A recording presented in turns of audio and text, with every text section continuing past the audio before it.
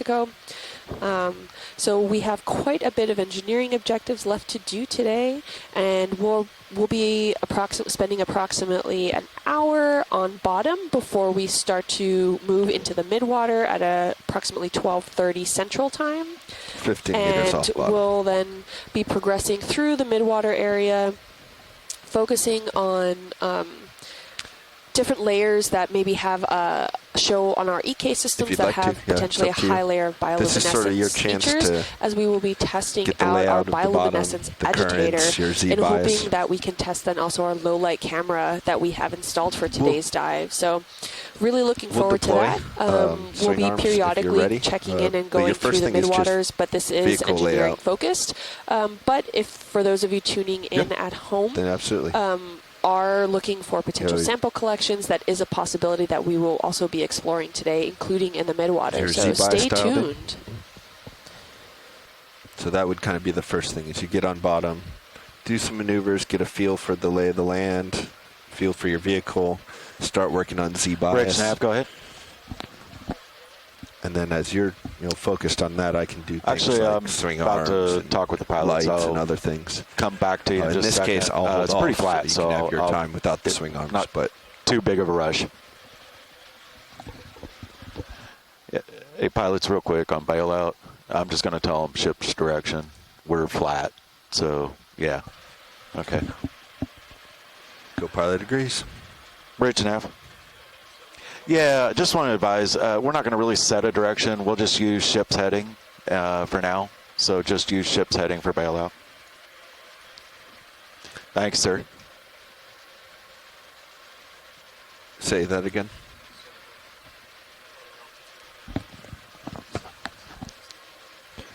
So to truly get Z-bias in, you'll have to take auto altitude out. Yeah, auto altitude out.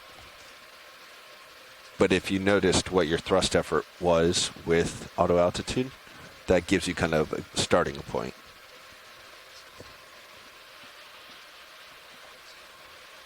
So once it stabilizes, so somewhere around 25 on your verts is going to be Z-bias. It's going to be neutral. Remember, those numbers aren't matching.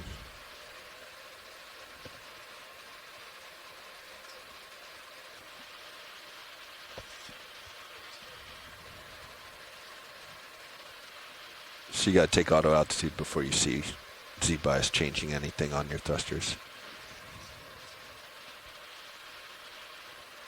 Yeah, so 27 there corresponds to like 29 on your thrusters.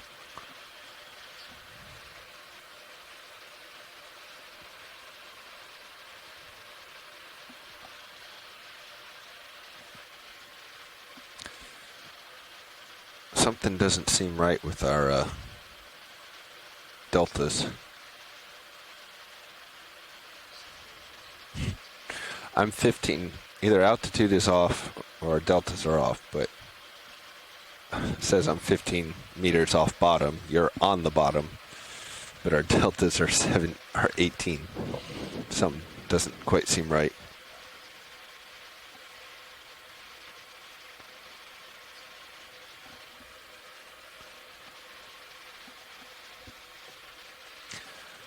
So as you're doing this, you're slowly getting pushed back into my starboard, so you might need to just push out again a little bit. My camera's only at 80, so you're not too bad.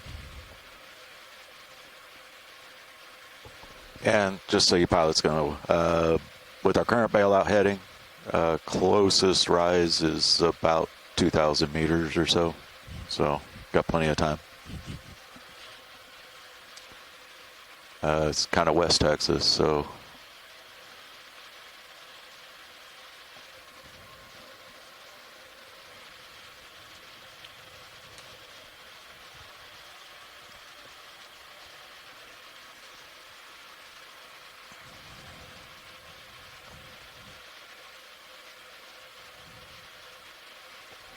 tilting up.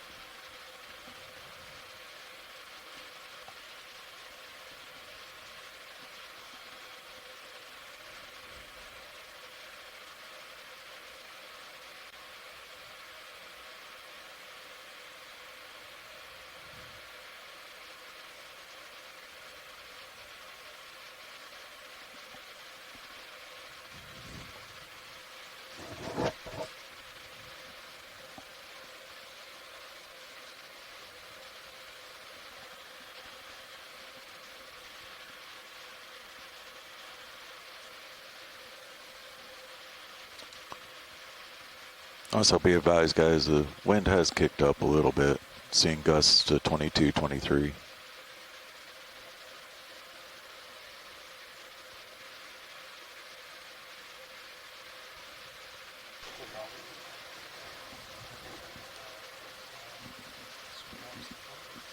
Yeah, or you want some time just driving around without it?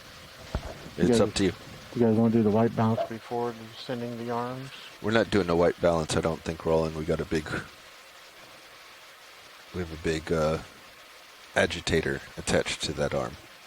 I think in the shop we checked it, or at least I checked it with... I think it would be better if you just use yesterday's sets.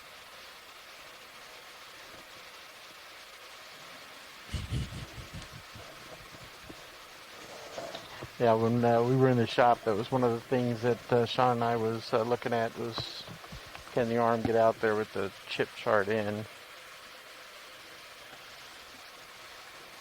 But honestly, I don't remember the results. It seemed like we had it worked out.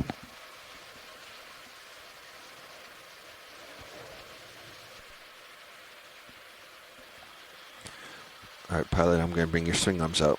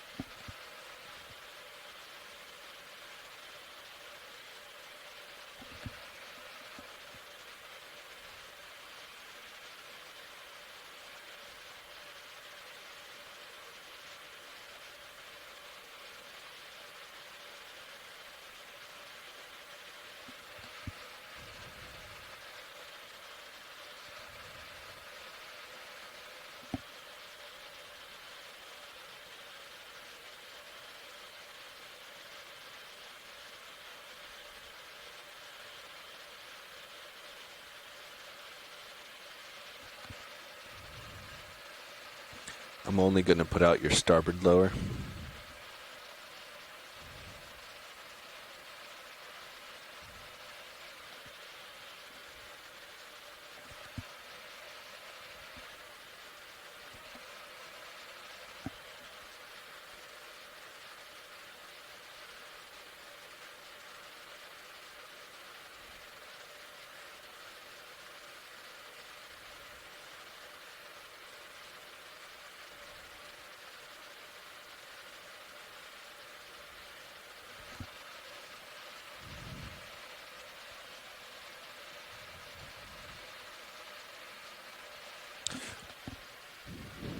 And I'm going to do a Niskin test.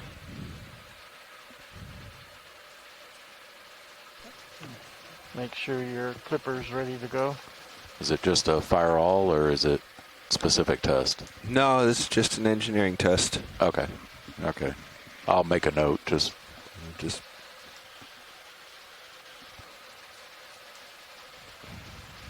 All right. Resetting. And firing bottle. All right. Ramping down hydraulics.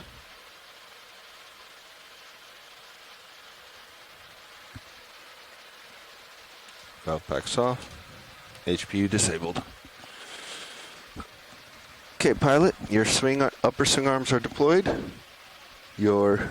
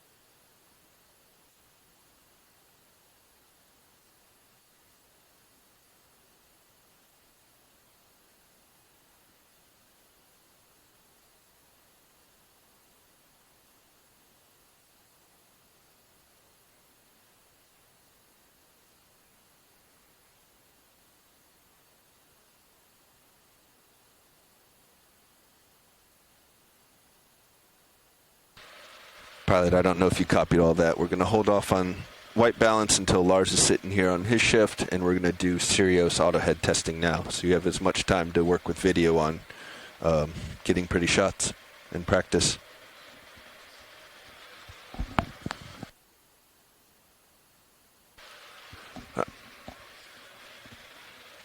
I'm here with you, Andy.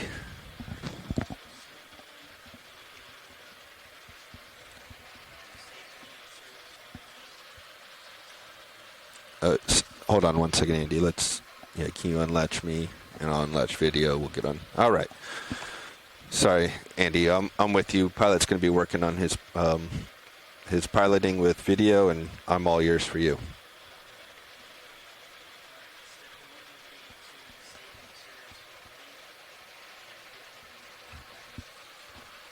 All right, auto head coming out. Auto head's out, and here's to starboard.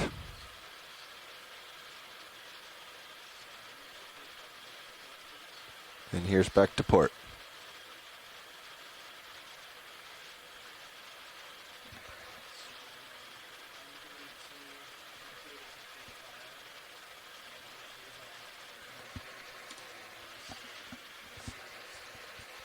Copy.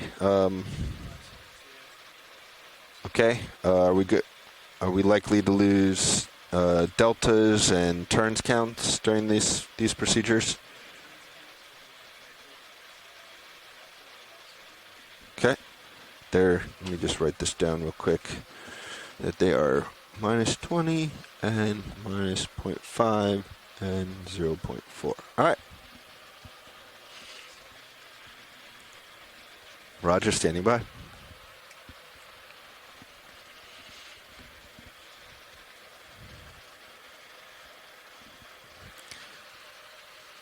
It's totally up to you, pilot. You may find that auto head fights you on real tiny changes. It may also really help you. So feel free to take it, in and out.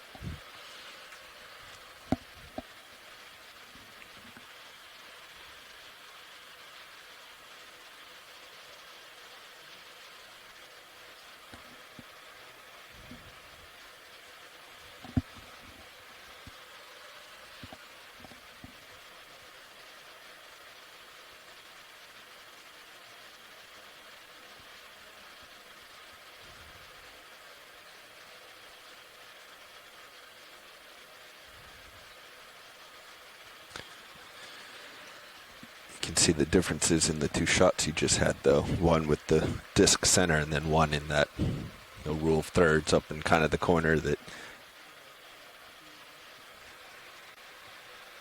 Yep, moving you. But you can see, one is good for science, one is really good for the photographers in the group.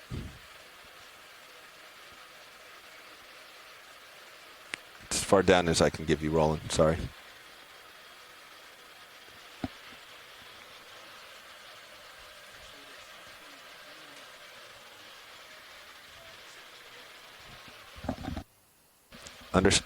Understood. Bumped out of auto heading. You're clear. Yep, auto heading out.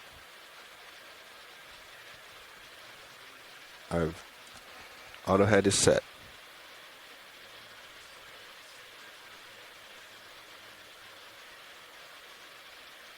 All right, can I command a move? Yeah. I'm going to center up on my pilot and then see if it holds.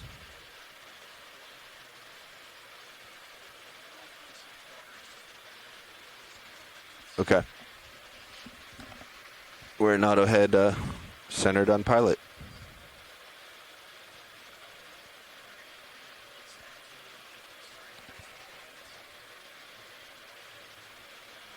Roger that, standing by. Go for it, Chris. Get that shrimp. Hey, co-pilot, you had a little port light flicker, just as a note. Okay. Okay.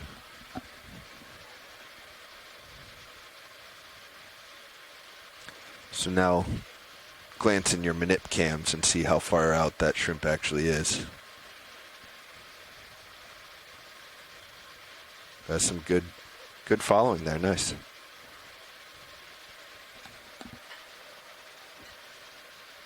For those of you that are tuning in, we are going through nice. some engineering objectives for foot or two off the bottom. Dragging your back toe a little bit, but that's okay. It doesn't matter off the ROV's communication for now. with each other, just to get it by an overall overview of what's been going on. Right now, we're following. Stand by 1 second, please. Little shrimp. So you're about at the end of your tether here, pilot. He's actually we can either give you a ship move or on the seafloor you'll need to come back towards me. Here, so we're testing out if you let him go and turn to ROV starboard, there's an dive, object that might be of interest. Although you may have kicked up some dust for it, but you can see it right above your football. There's something there. Nice job with that shrimp.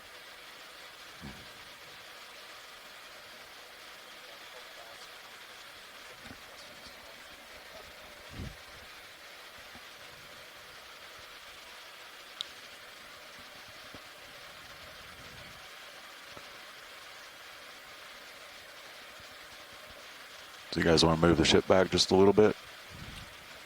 Due south? Give you some more tether. let's do a due south move, 15 meters. 15 meters? Yeah, just put me on top of him. Nice, easy decimal 2. So you can see it in your minute cams now, yep. Yeah, decimal 2 works. Yep. Bridge nav. You guys ready for a move?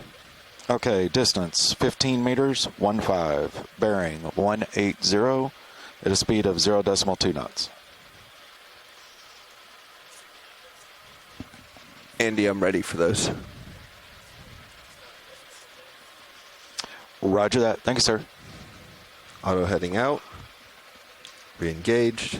Ship's move is in. So keep a little bit of a wide berth on trash. If you were to kick that up with your thrusters, plastic will tend to go all over the place. And we don't want that getting sucked into a thruster.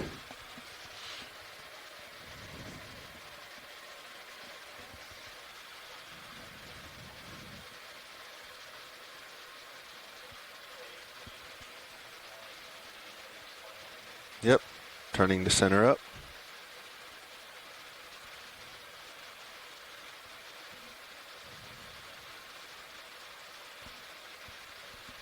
So you don't have much more distance that way, pilot.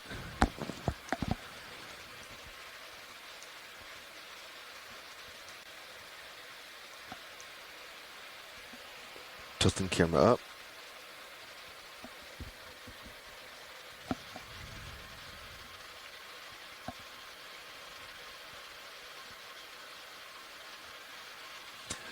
So why don't you just lateral straight to port, bring yourself in, kind of back towards me, and see if you can find some objects there.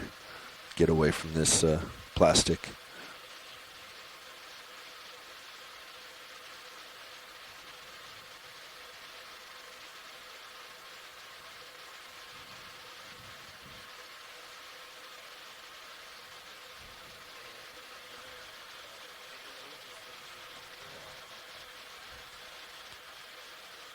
That's a nice sea star.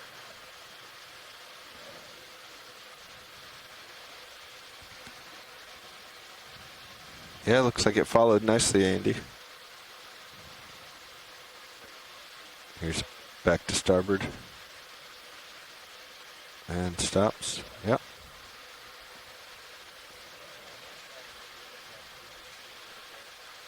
Okay.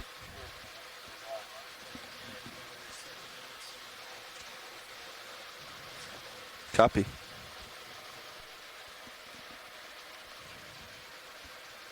It does. It's a big vehicle.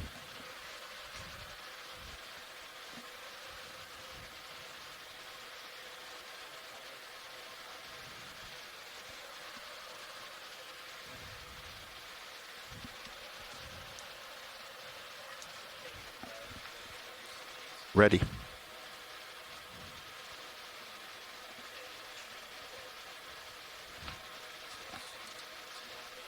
Auto head in. Big move to port.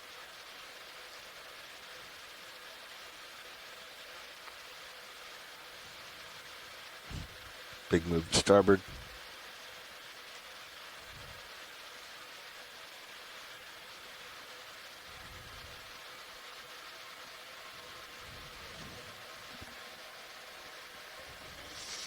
Go ahead.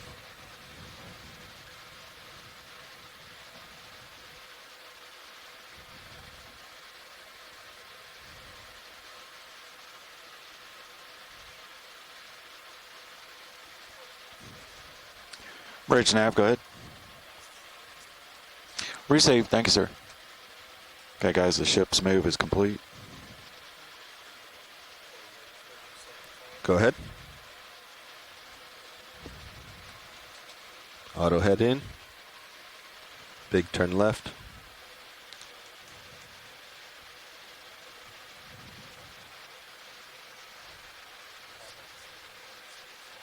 Yep. Big turn to starboard.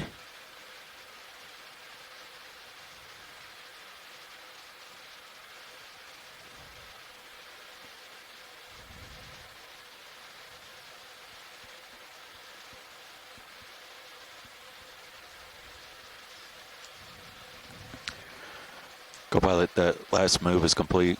I haven't really seen you moving too much yet, though. So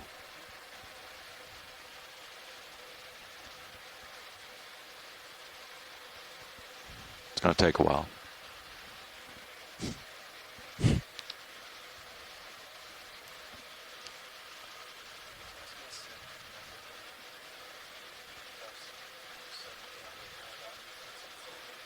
Go ahead, Andy. It's just real soft mud, and I think there's a local slope that has you going down slope. So every time you're setting down, your back toes or your back corners are hitting. You can see by all your footprints. So I think you're just kind of stirring up with that, because it doesn't look like your toes are going down. I think it's your heels keep hitting. Auto head in. Hard to starboard. Hard to port.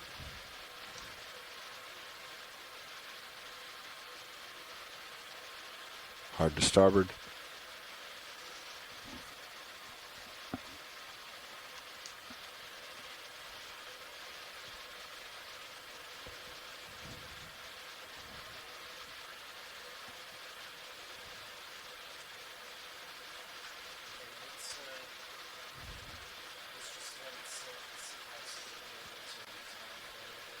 Copy. So you can see how close your heels are. Is that does our agitator hang down below the vehicle when it's stowed like this? Does anyone know? It's possible you're dragging its rim in some mud. It doesn't look like it from this camera over here. No. We can zoom in and look at it from Sirius's perspective. I don't think I see it moving. I mean, that's more just a question of Lars, where the yellow tape in line with the rail, what that means at the bottom end of the vehicle. Yeah. I would assume that means it's above the skid.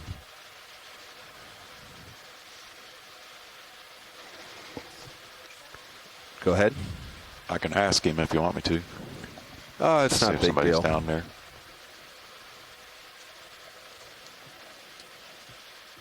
Lars isn't down here, and I don't know. Auto head. In. Received. Thank you, sir. Hard to port.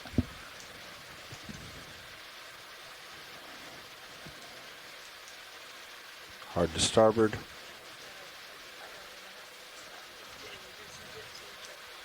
Yeah.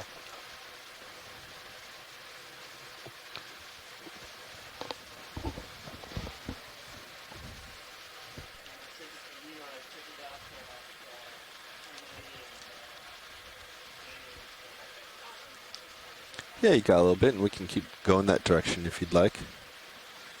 So, Nav, why don't we do a move 30 meters at 125. 125? Okay.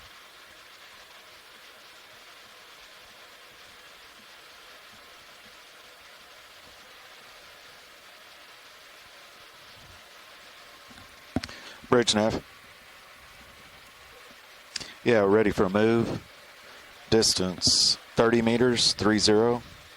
Bearing 125 at a speed of 0.2 knots. We only have about...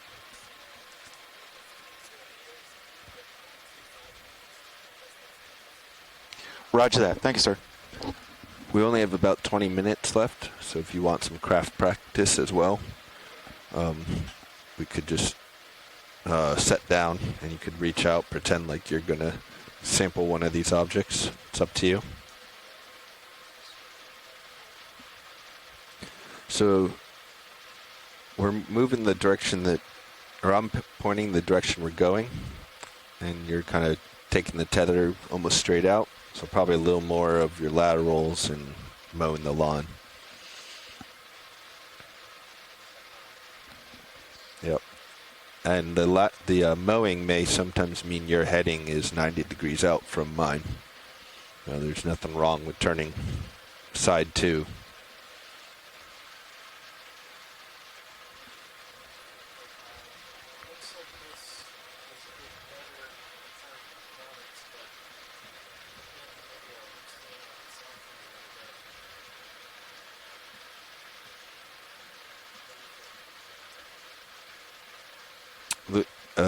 My video, like the camera, like the jitter, yeah, I mean, I'm seeing some wiggle here. Okay.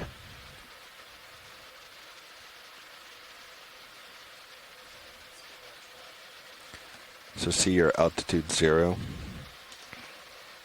Auto head in. Turn to starboard.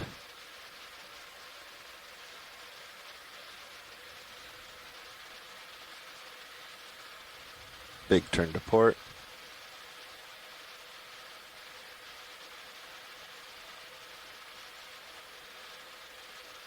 And back to the way forward.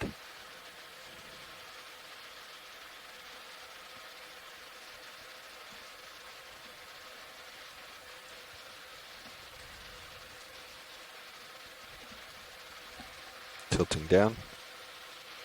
Camera's at 60. Camera's at 70.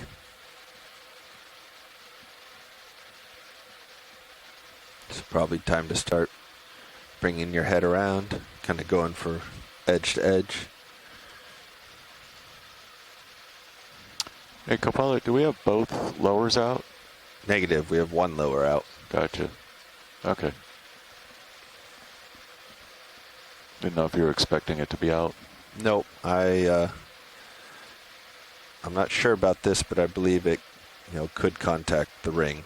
Gotcha. Even if it doesn't, I don't really want it that close. Should we start moving the arm? That makes sense. Okay. Tilting the camera back up.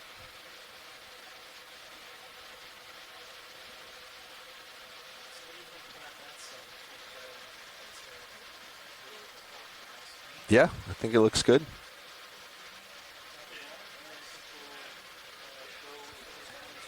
Yeah, I think this is a great starting point. Thanks, Andy.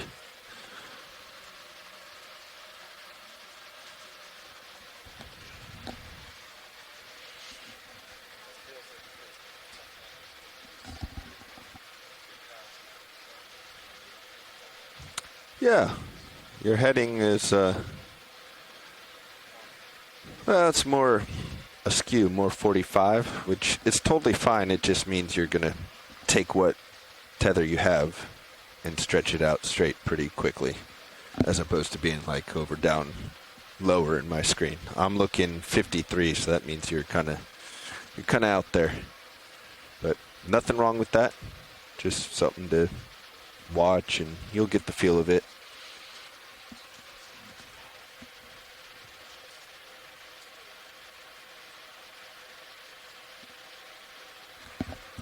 going to come down a little on winch.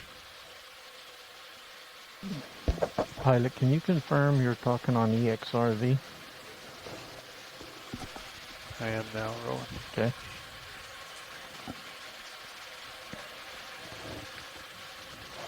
Why don't we have you on OKEX unless science starts talking? Let's take you off of the XRV and just use OKEX for the pilot. Good copy. On OKEX now. So you're getting out there, pilot. Bridge nav, go ahead. Yeah, just sort of laterally now, buddy.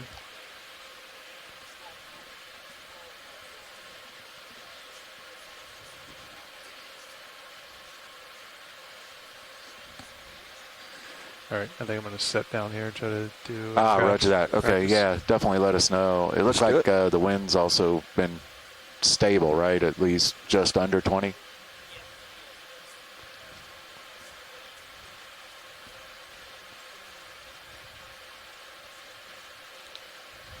Yeah, roger that. Appreciate it. Thank you. It looks like you're coming in for that shot.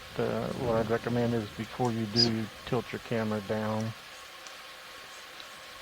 So you guys copy the weather report? Copy. Okay.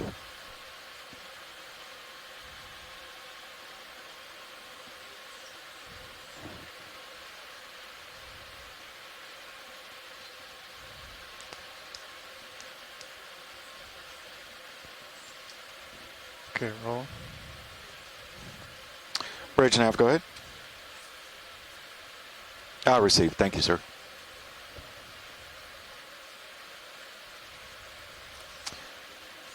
Ship is stopped. Good copy. Copy.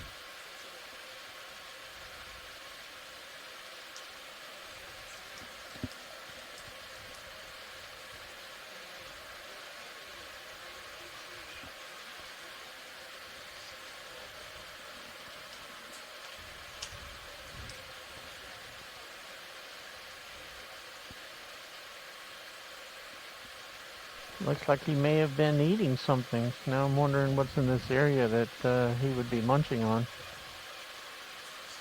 So you definitely don't need to change it, but you'll notice your verts are about 54, in that which you can arching start position kind of see the clouds come in. It's not clear if that's just like from your back heel hitting or I'm not sure. Combination of your verticals stirring some stuff up. Yeah. We'll see. There's something to watch. Good copy. Lasers on. Lasers on. But before we do any last minute craft practice here, you want to make sure you're kind of down, stable and firm. Between 5 to 7 centimeters long from arm to arm. Kind of a pale whitish. Lasers You see how you're drifting back now? Yep. Okay.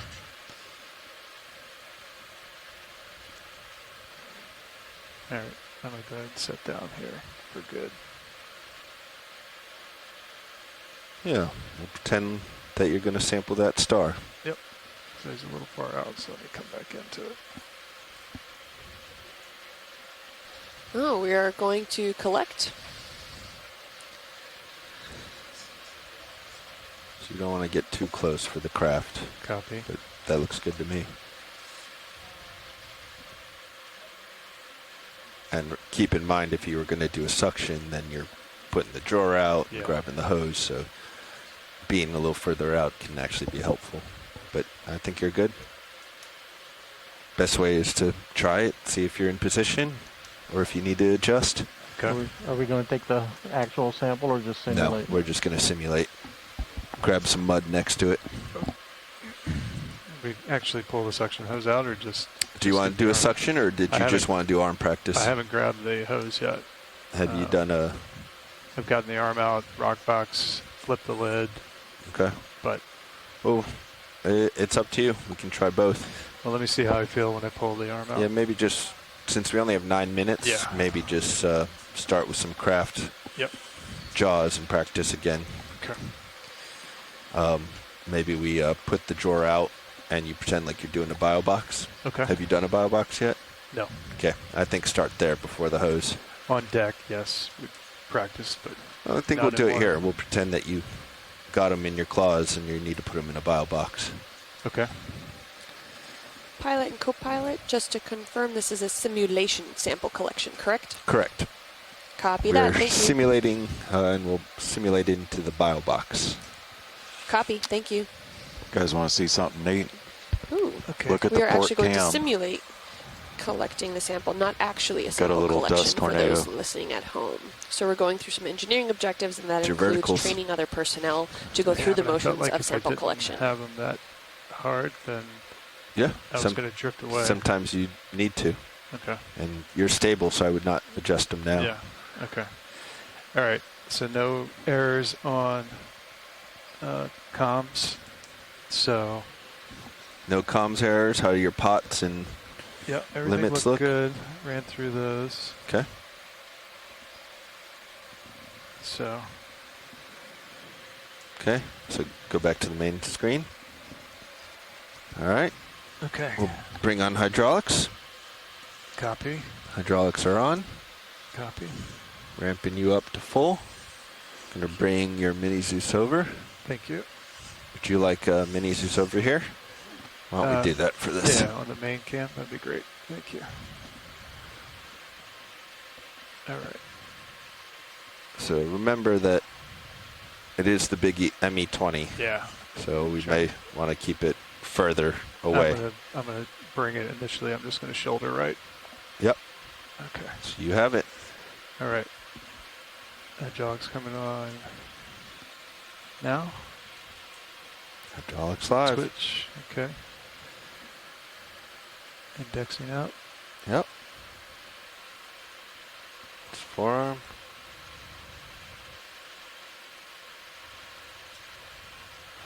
Okay, I'm going to move the camera kind of away. Yeah. Just Down. want to get it up there a little bit. Kind of point it away, not quite center up. Copy. You have nice views on all your cameras, including Titan. Yep. Arm come down.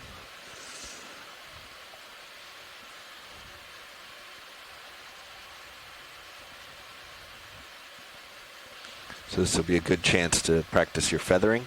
Yep. I'm just going to go just a little past him. Yep.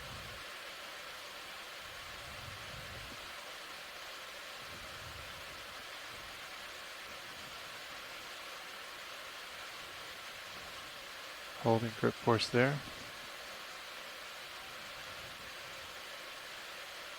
Holding there.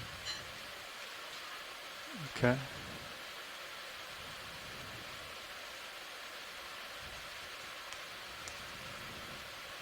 Very nice. So you can use your jaw lock function.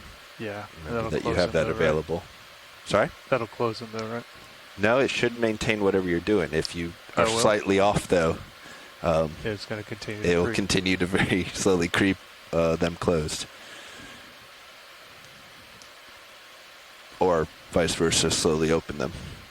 So you got to be careful with the jaw lock.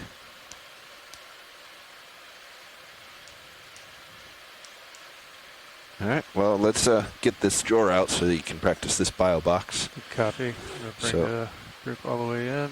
I got sample boxes,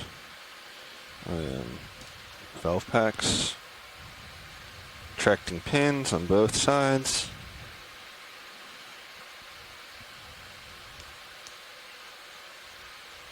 Retract to the drawer. All right, we're going to go with port bio box. So extending Copy. pin and extending the drawer out nice and slow. Yep, one open, one closed. Yep, we're clear of the suction. Let me just make sure that it was all the way. Yep. Copy. So the things to watch out here, let me move my ME20. Things to watch out here are that port manip cam. Yep. When you take out joy lock, your jaws are going to open unless you have exactly matched that jaw trigger. So a lot of people forget that and they don't put their finger back on the trigger. So when they hit jaw lock, it snaps open. Yep. So that could be into the camera lens, that could be to other things. Bridge nav, go ahead. So pause here for a second. Copy. See how your top shoulder's coming in with the ME20 here? You might have to actually shoulder out. Stand by just a second. And then bring wrists and such in. Stand by. Pilots, we need to make a slight ship heading change. Okay. You guys okay? Yeah. You're on bottom, so yeah. Bridge nav. I'm going to bring... Yeah, that sounds good on the heading change. Tighten up, Thank you. see how we're clearing on the ME20. Okay.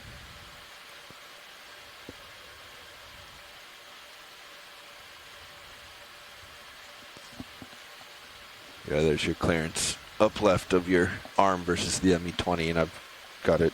Let me try tilting it up. Actually, you're going to lose some of your... Yeah, you got the idea, though. You're bending kind of your wrist in and leaving your shoulder out, where it's not going to hit anything.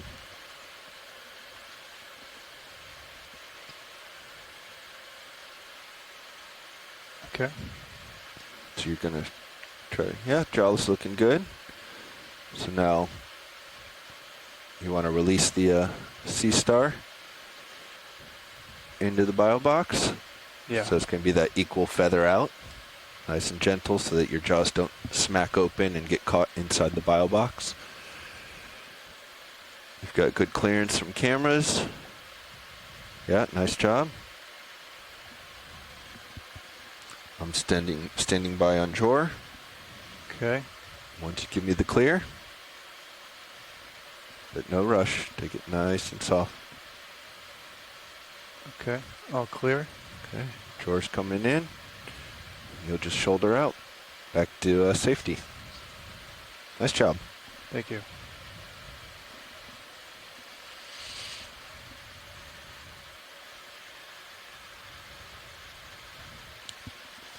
So we got a few more minutes here. Let me put that pin back, but why don't we try the hose? Okay. Bridge nav, go ahead.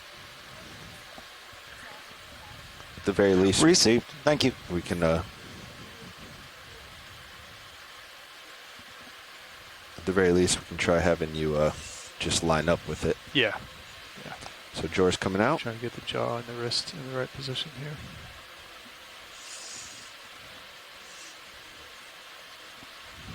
Yeah, you can practice just lining up with either temp probe or suction.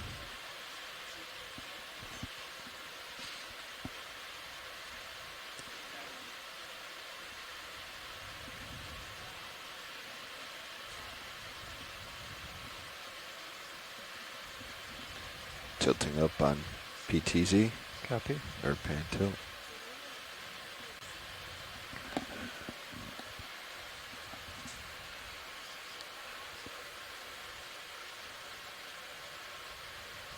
Yep, clearances look good.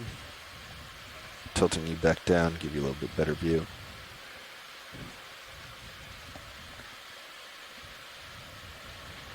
So if you pause there and look at your manips, you're kind of doing the opposite of what you just did in the bio box. Yep. Your wrist is kind of tending out. Okay. And you're correcting by bringing your shoulder in, but your wrist keeps going out. Yeah. So you want to make sure you straighten that wrist out again. Okay. Otherwise, you can watch people, myself included, keep getting in this negative loop. And Yeah. So like that. Yep. Okay. Keeping the arm all nice and straight. Keeps the, the peak of the elbow or shoulder away from the vehicle. About there. Yeah. Just feather in slow. You want to get the rubber holder out in the far teeth, those far curves of the jaws. So it looks like you're a little low. Yeah, you want to raise up just a little. Up there? Yeah, you kind of want it out in the fingertips. Not this far back into it. Yeah, not as close to the blades there. You want it. Okay.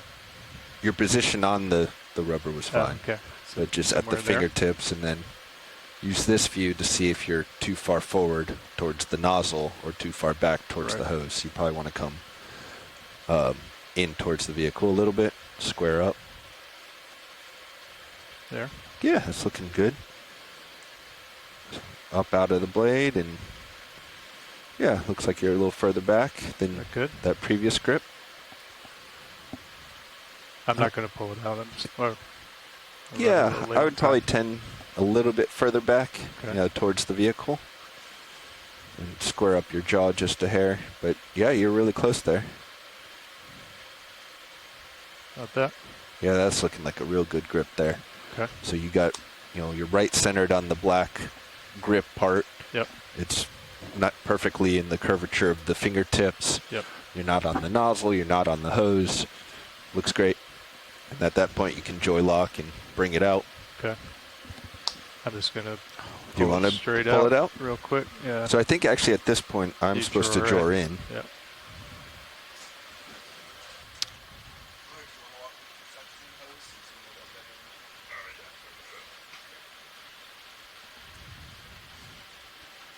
Thanks, Bobby.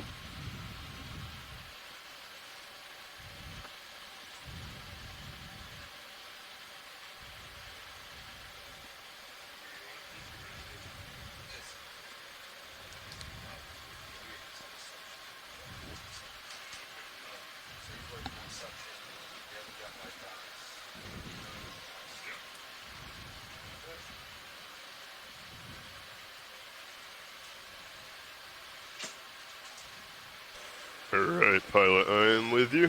Okay, Lars. So we're just going to have you retract the drawer, and I'm just going to hang on to it, Copy and that. then we're going to reset, put it back in, and then call it done, so Andy can jump in. Sounds good. All right, drawing in, nice and slow. And do we typically pull this out while you're drawing in, or I just keep it right? Just hold it right there, yeah. Okay. Okay, drawer's fully in. All right, I'm just.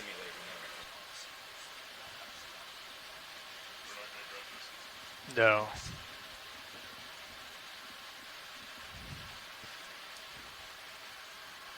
All right, so the one thing I would recommend is right now you don't have a good view of that yellow that well unless you look at your port manip. Yep. So just keep that in mind as you come out. This is as far as I was going to come out. I just want to get a feel for the wrist with it. Okay. I mean, you can, if you want to like try and like reach over to the port, reach over to the starboard, you can do that if you'd like. The biggest thing that we try and do is especially 90s. On, yeah, exactly. So no like real hard turns. Yeah. When you're going, if you're ever in a position where you have to do the inhale-exhale sample, yeah. So like you get it just on the edge of the nozzle and kind of suction it over. Yeah. Then when you reach to the port outer, it's always helpful to like kind of pull the hose all the way out to the starboard first. Yep. And then kind of bend around so you have some more hose to actually bend with. Like that? Yeah, exactly. Maybe even a little bit more over. So you see that piece of yellow tape now? Yep. Yep. So always keep that kind of in mind. Yeah. As we go forward. So another thing that you might want to think about is how you actually grab the nozzle. So you'll notice it has that little cut on the top of it. Yep. Or not cut, but the slant. So if you're going to try and reach into something, underneath a rock or into like a small crevice, sometimes you need to readjust your jaws. So you might not pick it straight up. You might come at it like a 45. So when you pull it out, you can kind of guide it a little bit like that. Okay. Yeah, and exactly. And that's another move right there that's pretty helpful if we do get something that's pretty large. So for example, like that sea star right in front of us. Yeah. If you start to bring it in and it goes past a clear tube, but we don't see it in the suction jar quite yet, we'll keep suction going, have you kind of like level out your hose, if not lift it up a little bit, and then do just what you're doing. So like try and shake it. So you're basically trying to shake the hose to coerce the sample down the length of it into the jar. Copy. So getting comfortable with that is also pretty big. Okay. Right. You feel comfortable? Yeah, I think if you want to bring the drawer back in, we can. Okay. So that. The drawer is going to come out. So when I'm starting to come out, just watch the guard as it comes out and try and line up. Yeah. With that. So you may have to either lower or raise it. Actually, that's perfect right there. Okay, so that's full. So now you could just let it go. However, we like to try and guide it right back and get as close to the guard as possible and then let go and seat it correctly. Okay, I think that's it. Yeah, it looks pretty good.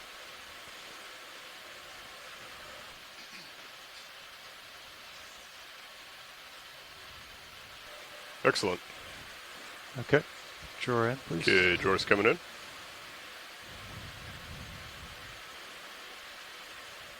All right, drawer is retracted.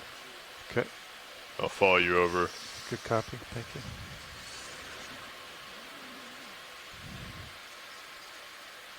There's your stow.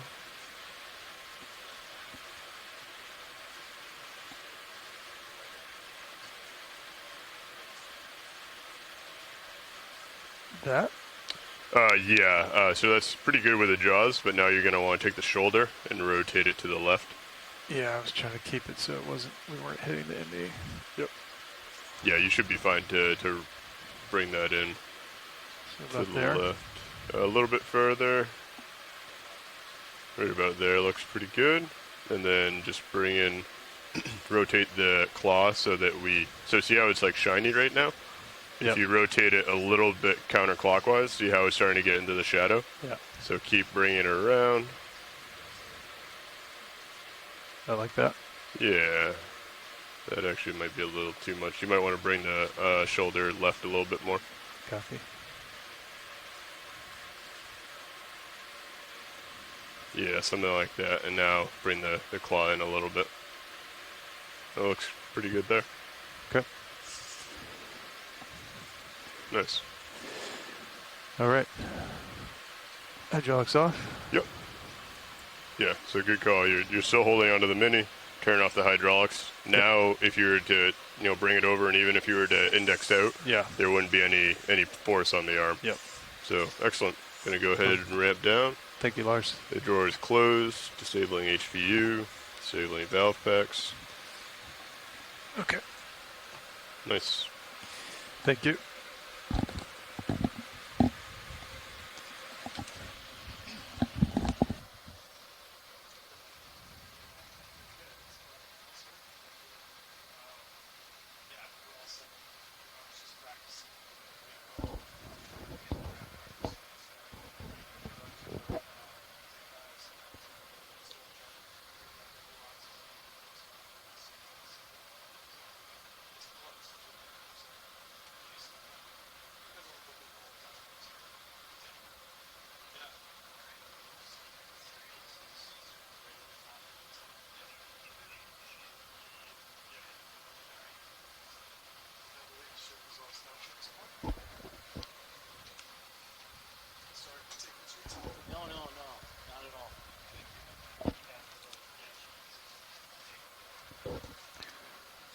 Hey, pilot, I'm just going to take my camera back if you don't mind. Copy that. Give you guys a quick update. Ship is stable after a move. I believe Cirrus is done swinging. The winds have started to kick up a little bit, and we do have a squall coming in potentially. They're watching it, so just as a heads up. Copy that. The bailout right now is whatever the ship's heading is, so we've just left it at that. So that's where we are, guys. Excellent. Yeah, pilot, I'm looking back at you 101. Copy. I'm going to push out. Yeah, we have a Delta 19, so as you push out, I'll follow you up with my camera. Copy. And then I'll come down a little bit as well. Bridge nav, go ahead.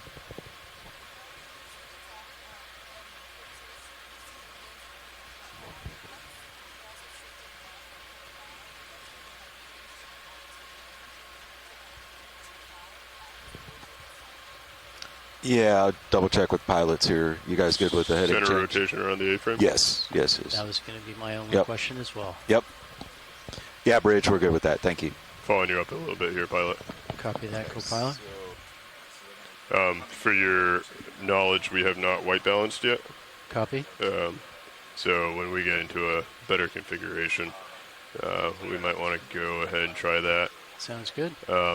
What else were we trying? Were you able to do the Sirius heading or the compass calibration? Excellent. Yeah, so if you noticed anything off there, especially hunting or like really kind of large overshoots, let me know. Copy. Or actually probably just log it in the co-pilot and engineering log. Will do. I got you there at 80, so still pushing up a little. Copy. Looks like one of our swing arms is not out. Maybe that was in order to Yeah, they didn't deploy it due to fear of the agitator. Well, makes quite a lot of sense. The agitator does not interfere with the swing arm. Unless you're deploying it, and then you're definitely going to want to pull it up. Okay, I'll bring you to 45 maybe. And I'll start coming down a tad. Got you there at 45. Okay, looks like we're almost in our normal flight configuration. Good afternoon, video. Just saying good afternoon.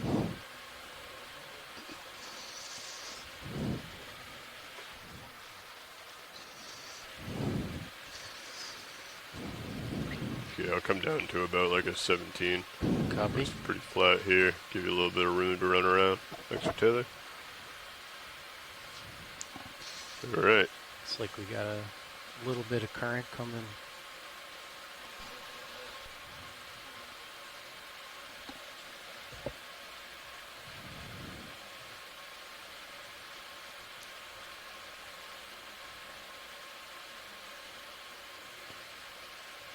Oh, you think?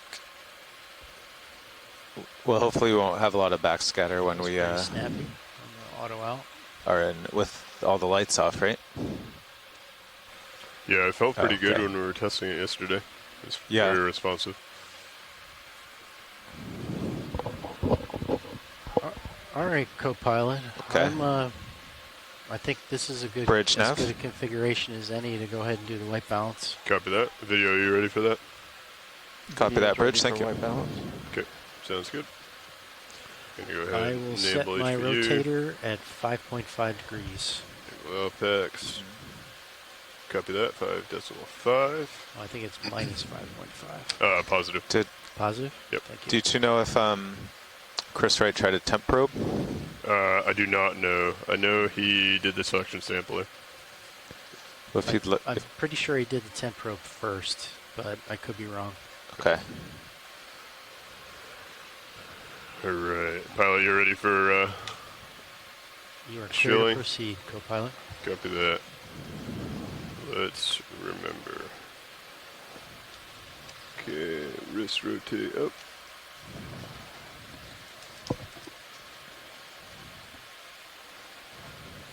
Ooh, looks like that was in the mud a little bit. Got a little dirty.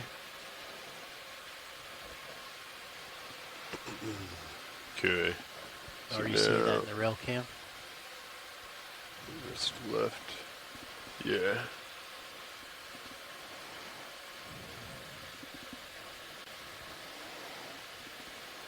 Okay. Now Okay, I'm while going you're to doing this, shoulder. I'll work on dialing in the Z-bias. Copy that. Shoulder left.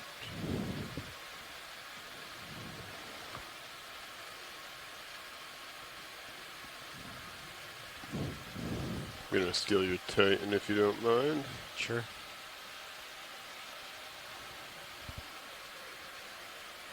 Ooh, it's been a while since I've white balanced. Okay, I think it is elbow.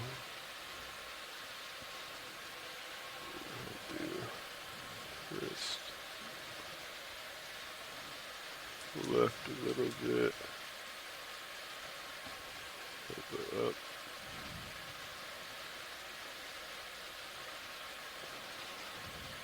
I think you guys also do the white balance with the lights inboard.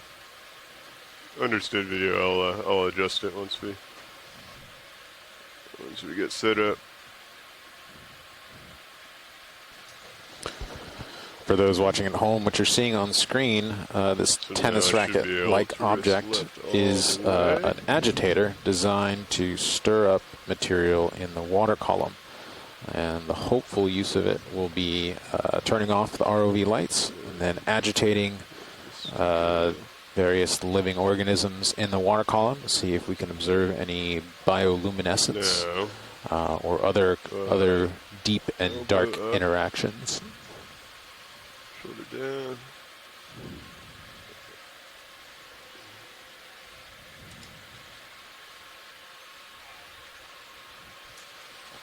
This is a new addition to Deep Discoverer and something we're looking forward to using in the coming field season. Yes.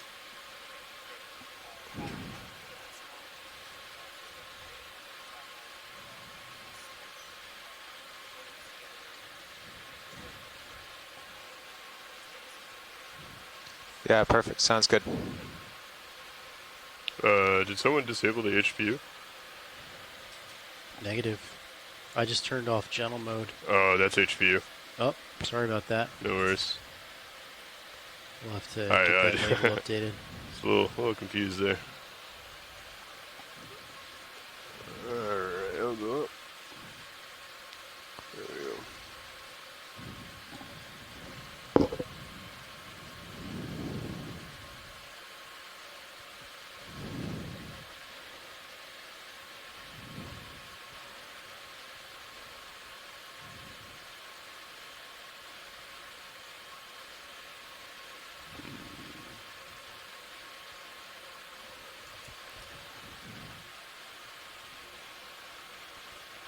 Just gotta take your rotator if you don't mind.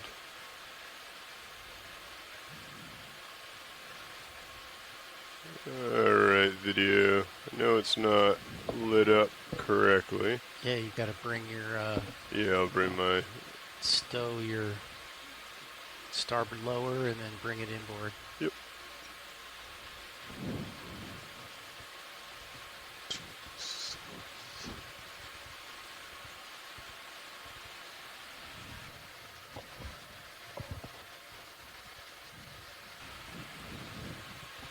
Looks like it's just a little bit further out than usable.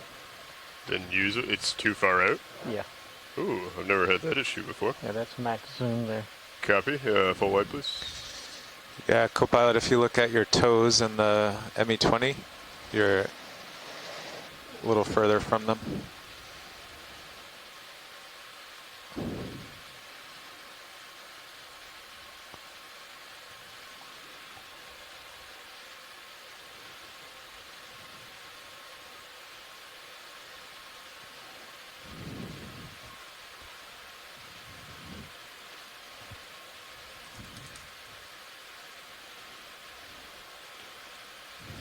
Okay, how about that?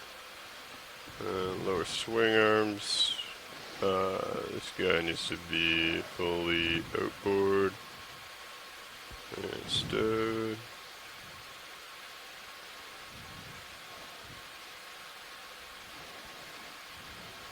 And then fully inboard.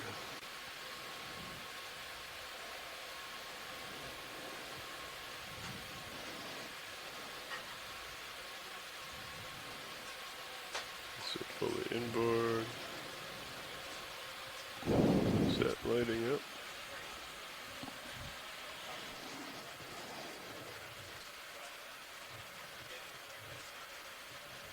Oh, there we go. Alright, if you want to come in on that video, might be getting close. Okay, we'll bring it over a little. Oh, sorry. Distance-wise, it might be good.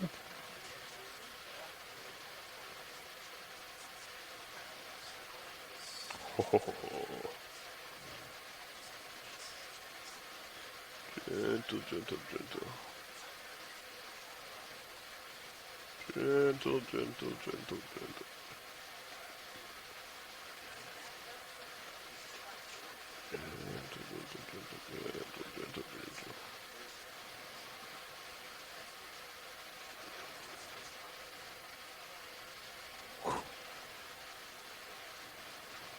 Give that a go. Perfect. What do we got there? Exactly what I want.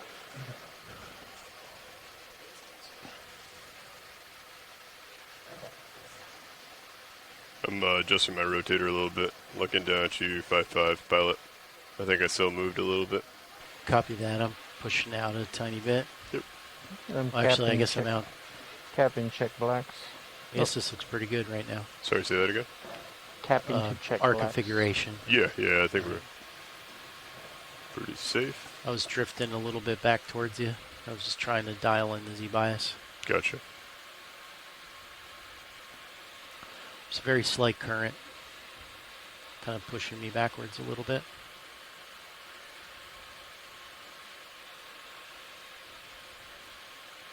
Okay, so this is going to be the tricky part. I need to rotate the wrist and the forearm at the same time so that I don't rotate the agitator up into the light bar.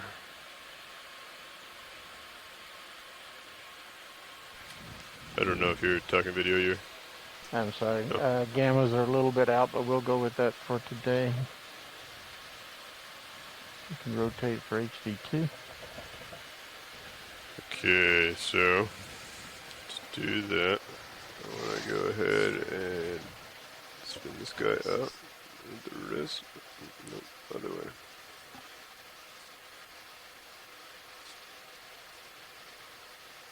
And the forearm.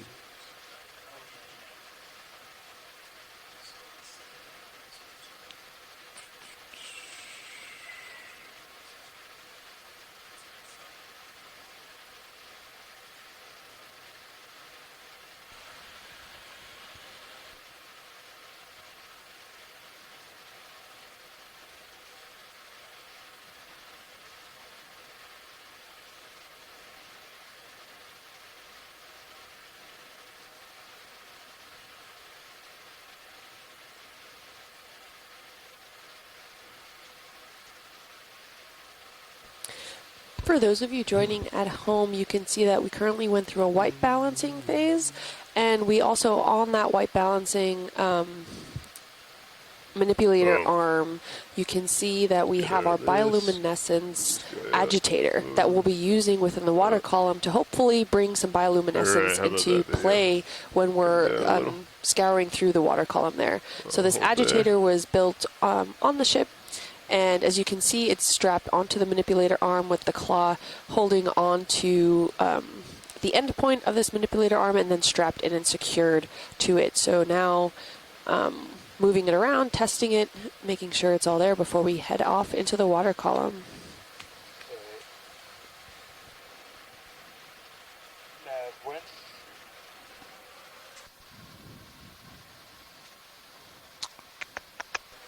Go ahead, winch. Okay, I think I had you on speaker, sorry. I think we're ready to put the mechanism on the wire. Yeah, we're stationary, so we're off winch until we come up when you are ready. Okay, great. Well then we'll put it on and then give you a call back. Copy, thank you.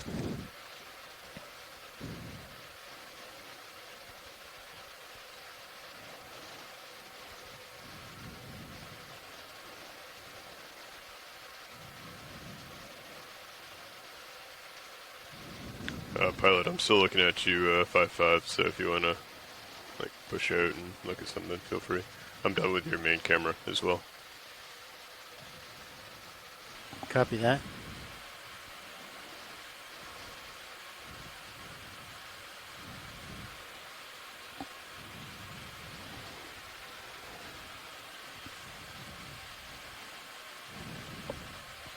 I will go off in search of different mud. It is spa night.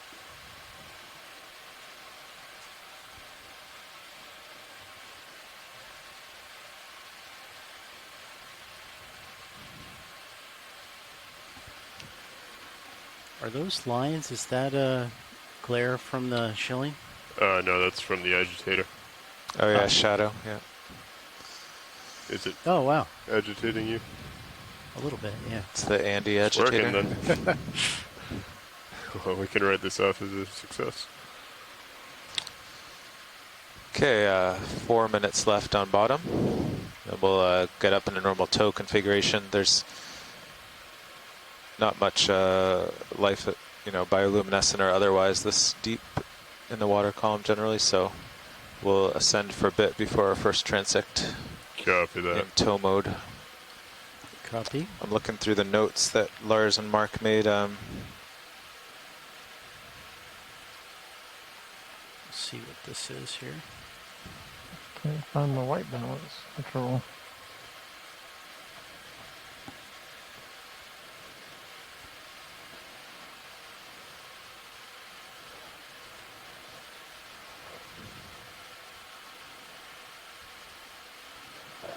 Would like to use the autos, but I will go with the manuals. Okay, that's good. You're all set? Yep. All right, co-pilot, I'm going to go ahead and stow the arm. Copy. You want me to rotate up for that? You might be all right. Okay. Just be wary that I'm going to be maneuvering things. All right, and I'll come a little bit off the bottom too. Copy, thank you. Now, are we going to fully stow it every time, or just going to move it Here, like between the three transects? I think we should just fully stow it now, but... Yeah, I think what we can do is kind of like just... I mean, we might be able to just leave it out in front. Because what's the SOP for transects? To look up above as we transit up into the light pool? I think if they're close, you can do that. Otherwise, we, you know, go back tail to tail if we have to go like long ways. But for now, we'll fully stow it. Good practice to... Copy that. I need to go right. And then this is right shoulder up, elbow down. Shoulder left.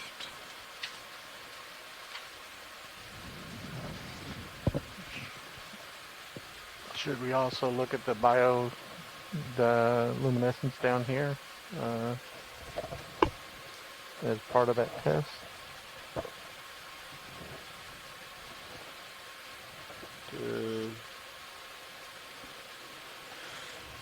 Forearm all the way over. You want me to stow the port upper? No, it should not touch. Okay. In this configuration. Okay, I'm taking this and I'm rotating it this way. Nope.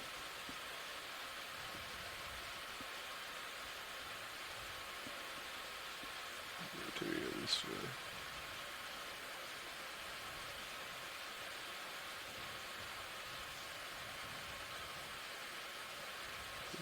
Easy.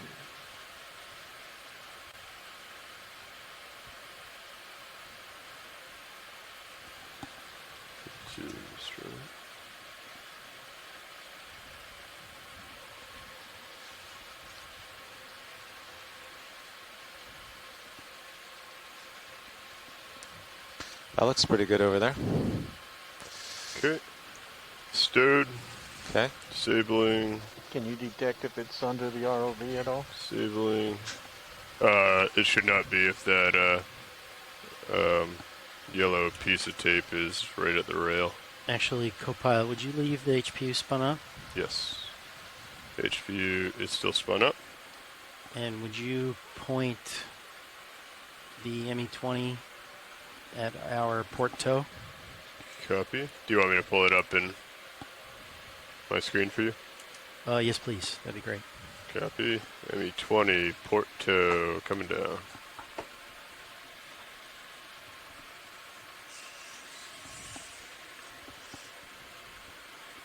Actually, would you start off with it on the craft? Copy. Coming over to craft. I have good visual of the craft. I'll follow you as you come out and around. Copy. Thank you.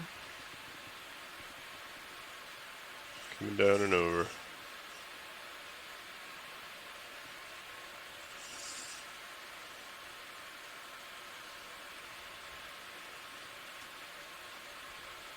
As far down as I can go. Okay. I also have Titan on it as well, but it might be blocked by the arm.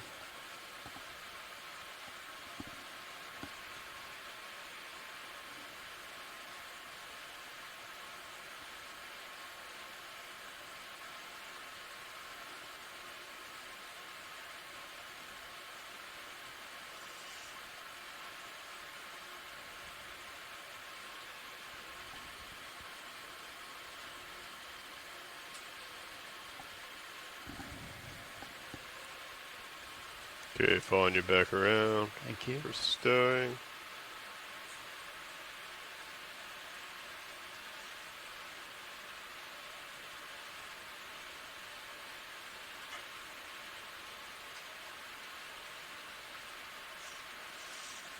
Excellent. Centering back up.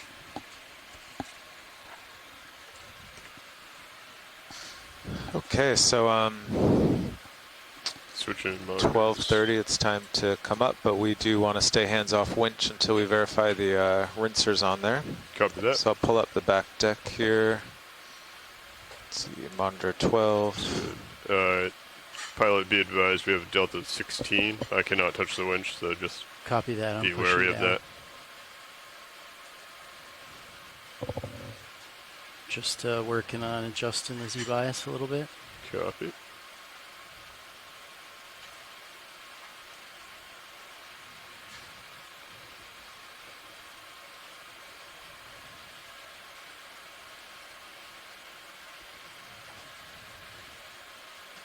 So about 10% corrected it fairly well. Nice.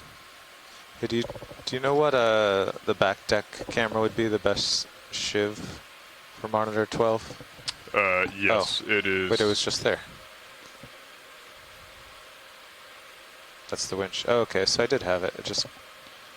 Oh, I had port SD. Whoops.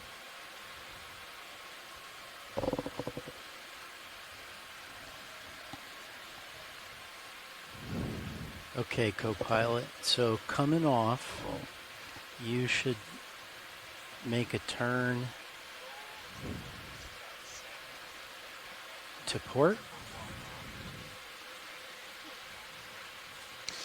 Get that half turn out to line up with the ship. Copy that. Let us know when we can move the winch. Thanks, sir.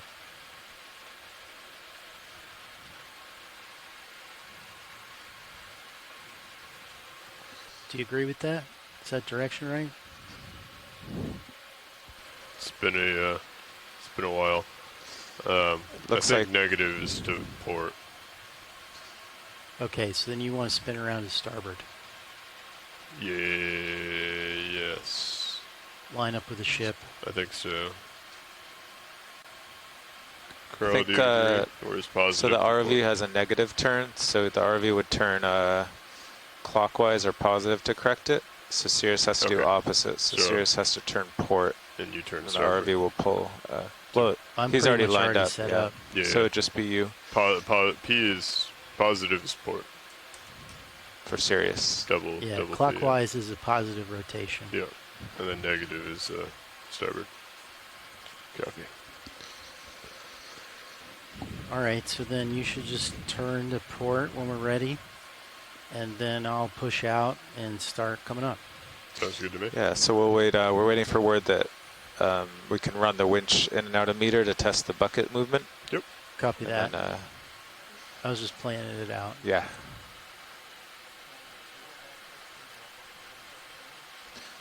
Yeah, video. I see starboard SD and port SD. Oh yeah, that's a good view there.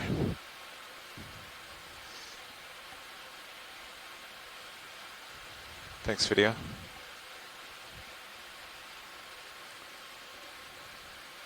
Video, D2's main, does it seem pretty hot to you?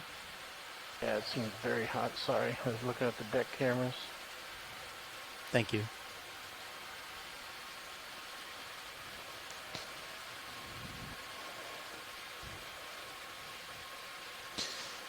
Deck nav.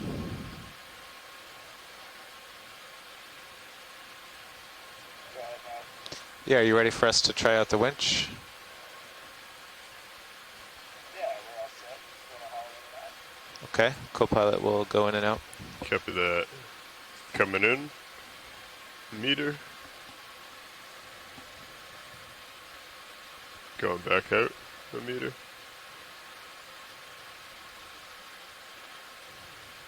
Off winch. How's that look, Deck? Yeah, we're still down here. I think we're happy we'll do some 5-10 minute checks for a little while here. Okay, great. We're going to come off bottom them and then start hauling up. Copy. Okay, you two are all set. 1 second, let me just stow the upper swing arms. Forgot about this. I was thinking the same thing. Okay. Yeah, the SOP has all swing arms stowed and normal, forward and down. So. And then the lowers, are the lowers supposed to be a little bit inboard, or are they just? No, it says all the way stowed? outboard. Okay. I know we played with it for a long time. All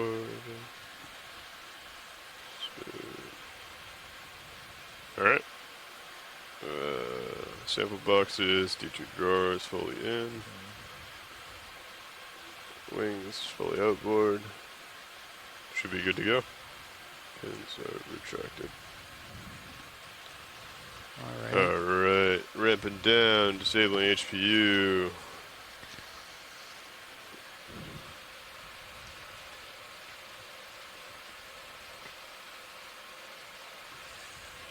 Ready?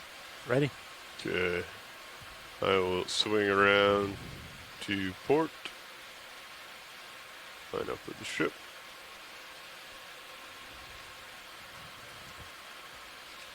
You want me to come up a little bit? Sure. As you come up. And I'm pushing out. Copy.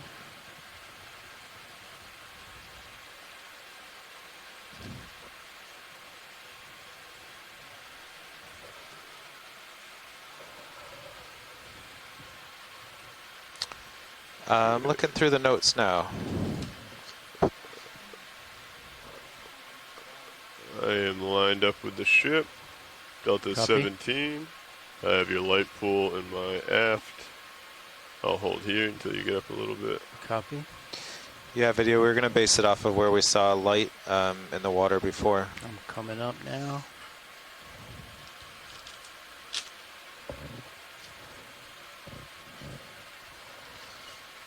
All right, 1839, ROV's off bottom. Copy that. Ready for me to start coming up? Yep. Are we doing 30 meters a minute, or how high are we coming? Yeah, I think we could start at 30.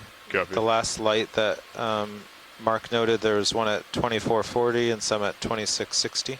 Copy. So that's, 600 meters. That's at least 20 minutes. Copy. All right, pilot dialing in. Go ahead, Bridge.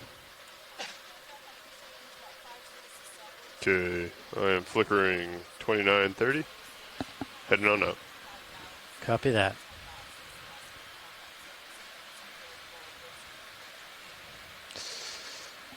Yeah, that's great. It's dying down. And yeah, feel free to make your heading change. Okay, I'm getting a little behind, Copy that. but I should catch up soon.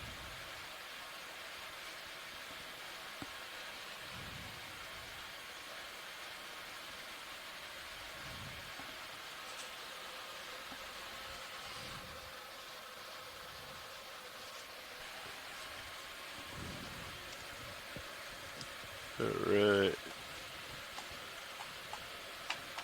Ooh, there we go. A little sea cucumber and serious view.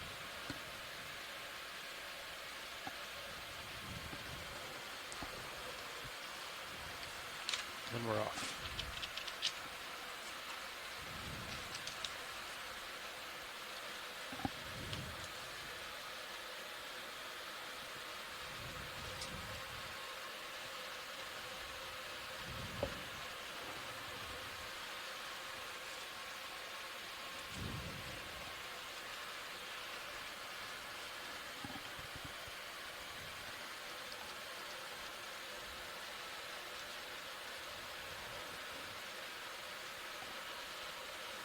Now I'm getting a little ahead, so I'll back off. Copy that. I'm still steady on 30.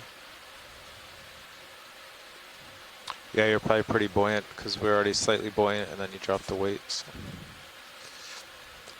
Bridge nav. Yeah, the ROVs just came off the bottom and we're ascending now to a first midwater transect.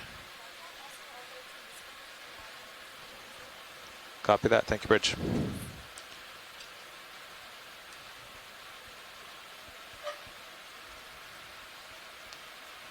Right. You're adjusting. Yeah. Okay. Yeah, I'm working on it. I'll probably just take it in manual.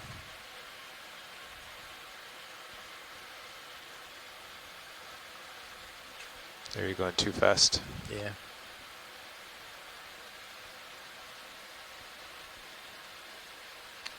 So I apologize, Nav. We're passing 3,300. You had mentioned 2,600 as a potential?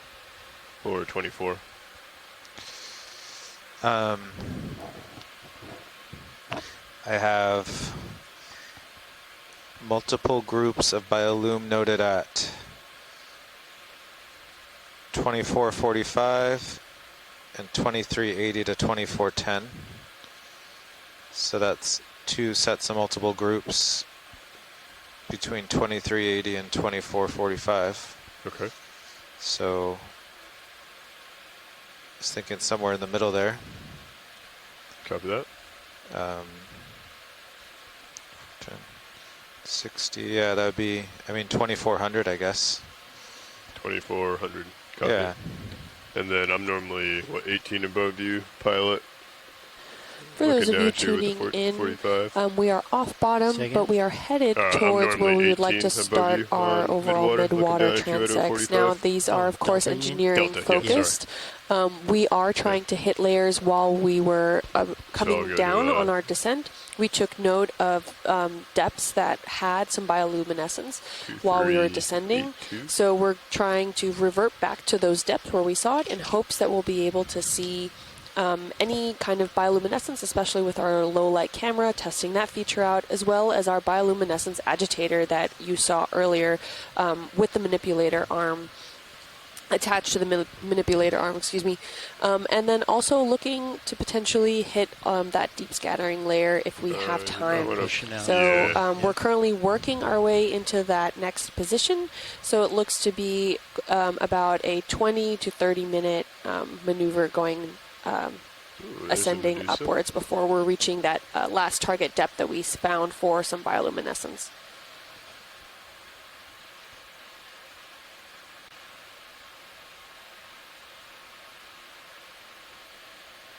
Yeah, ascent Z bias of 43 is really low, but it seems to be working. I'm giving a little stick too. Yeah. Until I can get in the ballpark.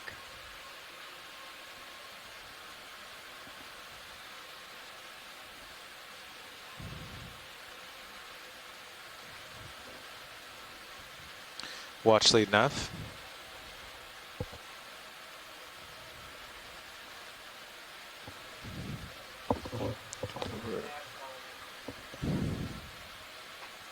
Which one's Kim on? I'm here. Sorry. Oh, you're survey 2? No. Oh, you are watch lead. Okay. Yeah, I am. Okay.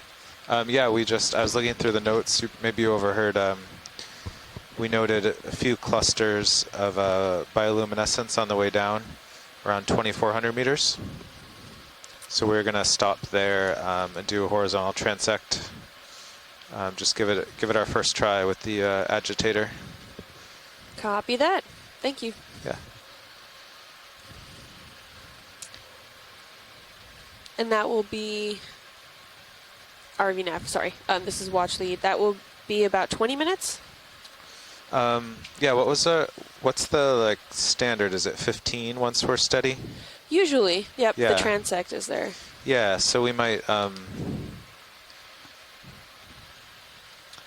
we'll at least try it, for 5 or 10, just get steady. And if there's just no bioluminescence at all, move it out of the way and then do 15 steady, with normal lights on to kind of, check that, the normal non-bioluminescent midwater transect. Copy that. Thank you. And then if it's amazing, we'll stay for a while to tune in how we focus, zoom, and collect bioluminescence. Sounds good. Thank you. And to reach approximately 20. Oh, go ahead. Go ahead, Bridge.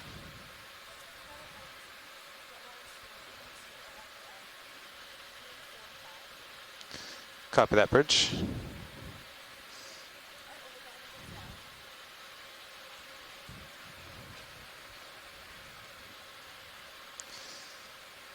Well, actually, did you have a question before? Yeah, thanks. Approximately how long will it take to reach then 2400? Let's see, 32, about 20 minutes. Perfect. Copy. Thank you. Okay, co-pilot, I think we're finally trending in the right way. For those of you tuning in at home, the ROV navigator said it'll approximately take us about 20 minutes to get to the depth of 2,400 meters, and that's where we'll begin our first test using our low light camera as well as our bioluminescence agitator. That was the deepest depth that we were able to record so any last bioluminescence on our descent down at the beginning of this dive. So stay tuned. When you saw the 43, I had about probably 20 from the sticker, so. Okay. I was kind of you're doubling it up, yeah. Gotcha. Using the stick to. Okay. Just so you're aware, you're out of my tail cam. Yeah, I see that.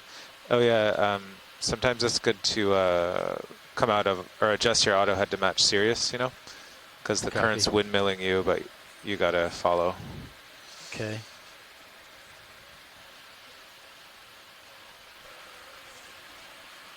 Then you won't be driving off in that direction. Okay, and I should have auto heading disabled right now, right? Generally, but if you're trying to like get back lined up, you can go into auto head and kind of scoot over to get there. But once we get lined up, it also might help to push out a little bit harder, just until we kind of get pulled together, and then we can keep that once we find the current. Yeah, so if you take auto head off and push out, then you should end up inverse of Sirius. Yep. But for some reason you're swinging over. I guess we're going through some sort of current layer, although it doesn't show up on the ADCPs. But. Yeah, it definitely looks like you can see me going. Yeah, you're spinning fairly quickly. Yeah, maybe come out of forward there and look at your thruster page. Is one of your thrusters? Are they all spinning? Yeah, looks good. That's really weird. Yeah, you guys are turning like 90. Looking serious aft cam, looks like you're pretty low. I guess just try to force yourself over. All right, we'll do. It's unusual.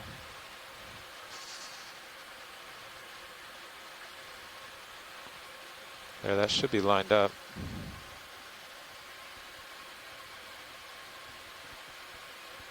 Yeah, the tether just isn't that tight, so.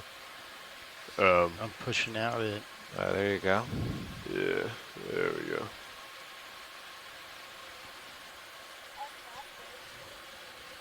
Go ahead, bridge.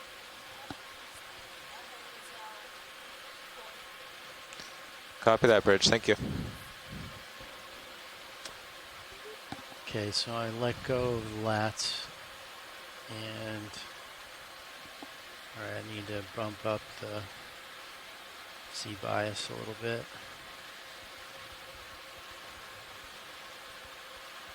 I think when you lat, you dive too, so that's probably what that was.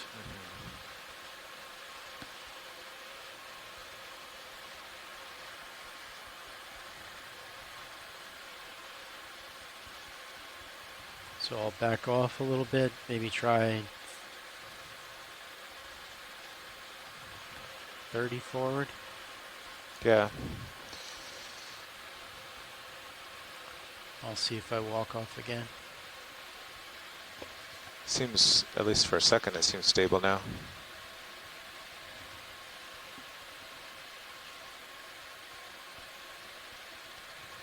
What is the expected current? It's just kind of the surface current tapering down linearly to 700 meters. That was southeast current? Yes. I can pull it up again, but last I checked. Yeah. It was 0.6 when I looked, when I sat down. Nice, which is drop. Good. Yeah, so it was 0.4 at 500 meters, like where the scattering layer was, it was down to 0.4. Yeah, something keeps pushing me off to your port. It's kind of slowly going off in that direction.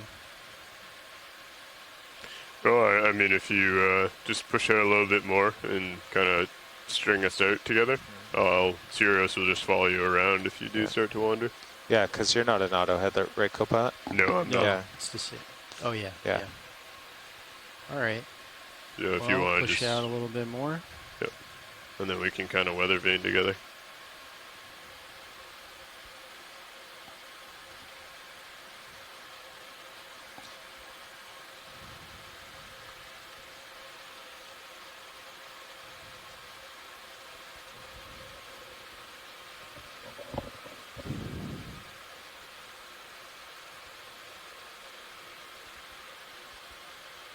Yeah, we've got 0.5 knots, basically southeast.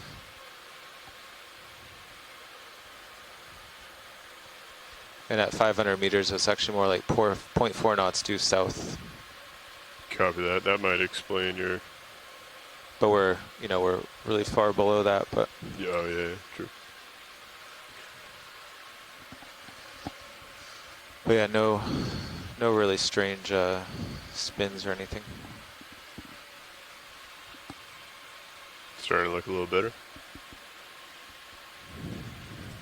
More forward was the key. Thank you. 60 forward is a lot, though. Yeah. Yeah.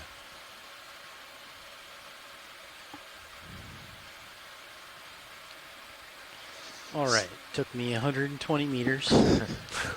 220, actually, I think. Well, normally now you'd get to relax for an hour, but that's not the case. So good thing, since you're both out of auto head and you're kind of weather vaning, we can assume the current's from the northwest. Yep. So if Sirius locks in heading that way and you drive under, you should be faced into a current, and hopefully the jellies will already be coming at you. They'll be lined up. Yeah, and then if they seem too fast at you,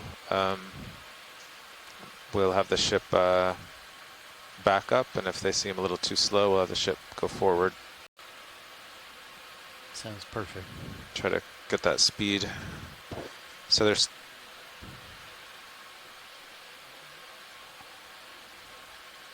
No.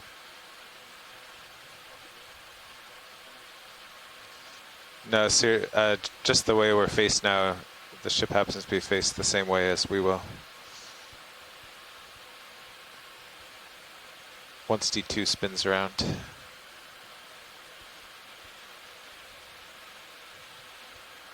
Things stay stable for a while. I almost want to fire up the craft and poke that pin in. Oh, yeah? Or spend 10 minutes attempting to do so. We have a little bit of time. Lars, do you know if Chris did the temperature probe before the suction hose? I'm not sure. Somebody said he did, which would be great. That was me. No temp probe. No temp probe, okay. So that's just a rumor. Okay, we'll have to test that tomorrow with the P clamp removed. We could probably pull it out on one of these transits. Yeah, I think things are looking pretty good right now. I mean, we're 10 minutes from the agitator. I think we should stay focused. Copy. Focused. Yeah. Just got a lot of moving parts in the next 10 minutes. Oh, well, I guess on shore couldn't operate the craft, right? What's that? Tomorrow we're doing the remote. Just, yeah. I was going to say, if Levi could take out the temp probe from Quantum, shore, that'd be...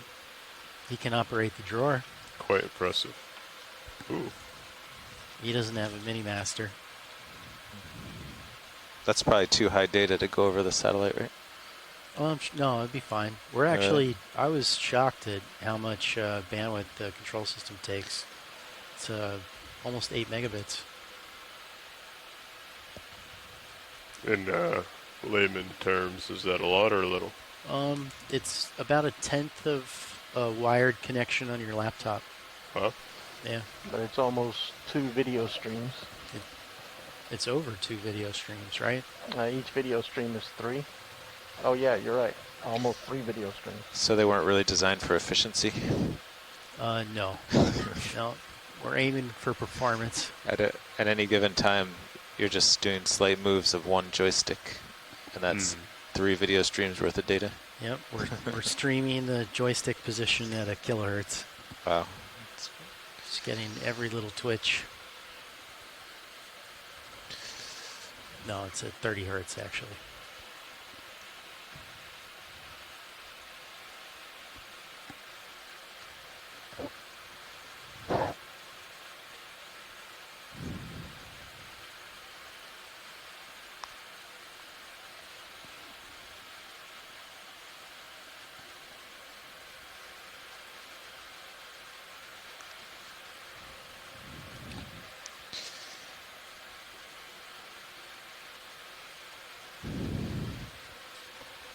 Yeah, so we're still showing the middle of the deep scattering at 480, so I think we'll almost definitely try that. Copy. And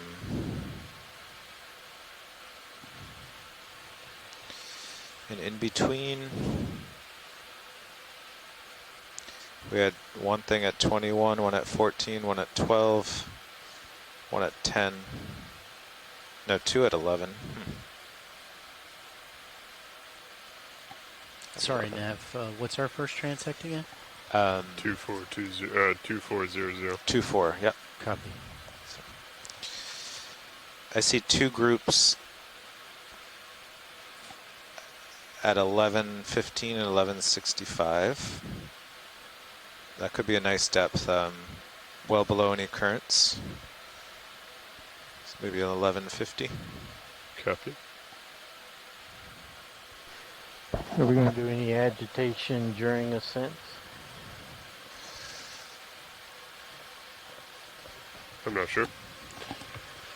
Nav, It's a lot are you of doing any agitation during the ascent? It's a lot of force on the agitator. Yeah, that's what I was thinking. Now, if you're doing 30 meters a minute, but if you're doing 10.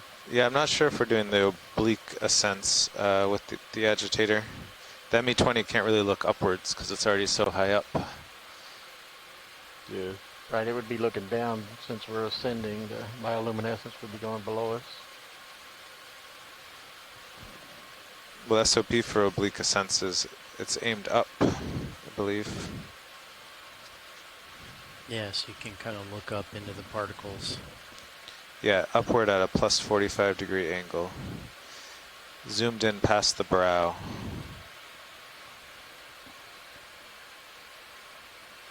Main LED banks are off.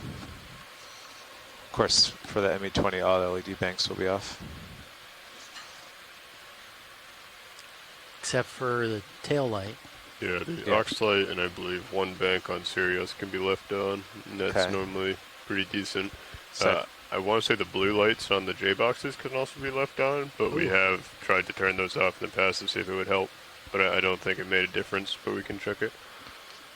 I would need a certain Bobby Moore's help to figure out how to do that. Ooh, I think I know how to do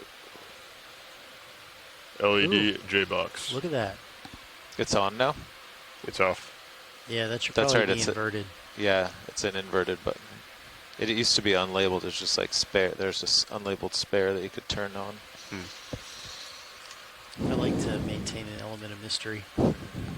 It's alright. We don't need to call the whole electrical department for that question. Gotta keep them guessing. Just like on the Joy box where gentle mode is actually HPU. Yeah, yeah, we gotta fix that. Oh, that's the spare Joy box, huh? Yeah, it sure is. Okay.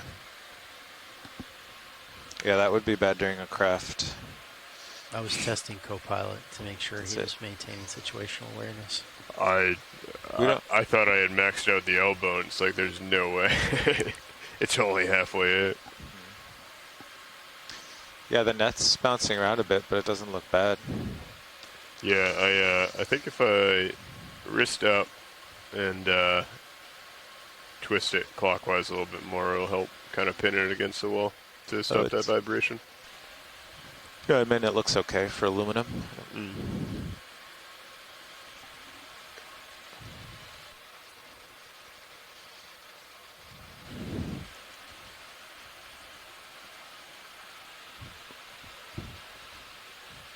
Watch lead nav.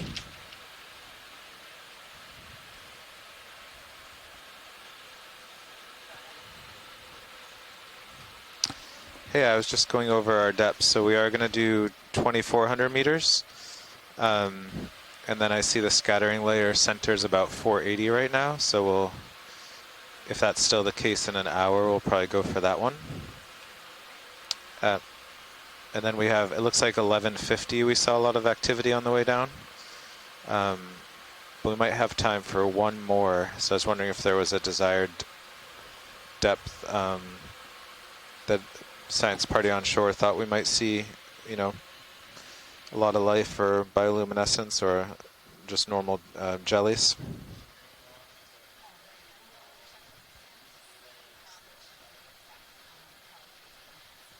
Okay. Great, thank you.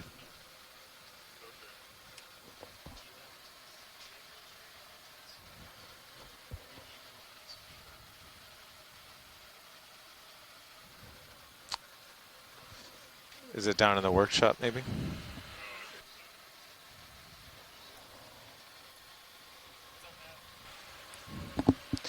Oh, I was asking if the engineering log was still in the workshop. Yeah, Andy wants it. Thank you.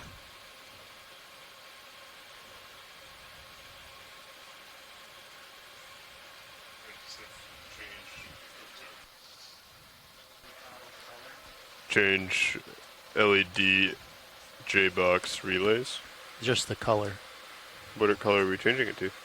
So when something is active, I want it to be green. Oh, I thought we were going to change the color of the lights.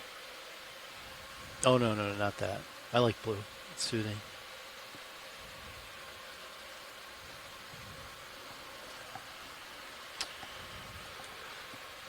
Next, we need to get LEDs into the transformers.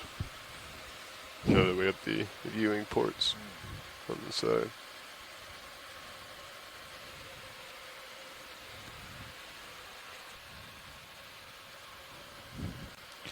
Probably picked that out fairly well, even without the aux LED. Tail light.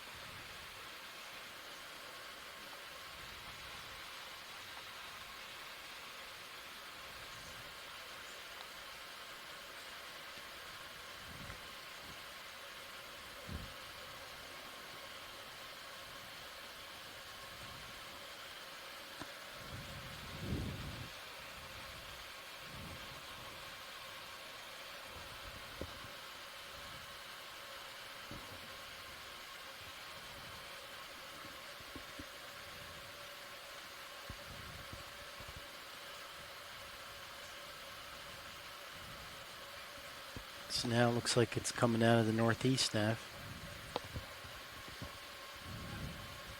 Yep. We'll just see where it settles at 2,400, probably close to this.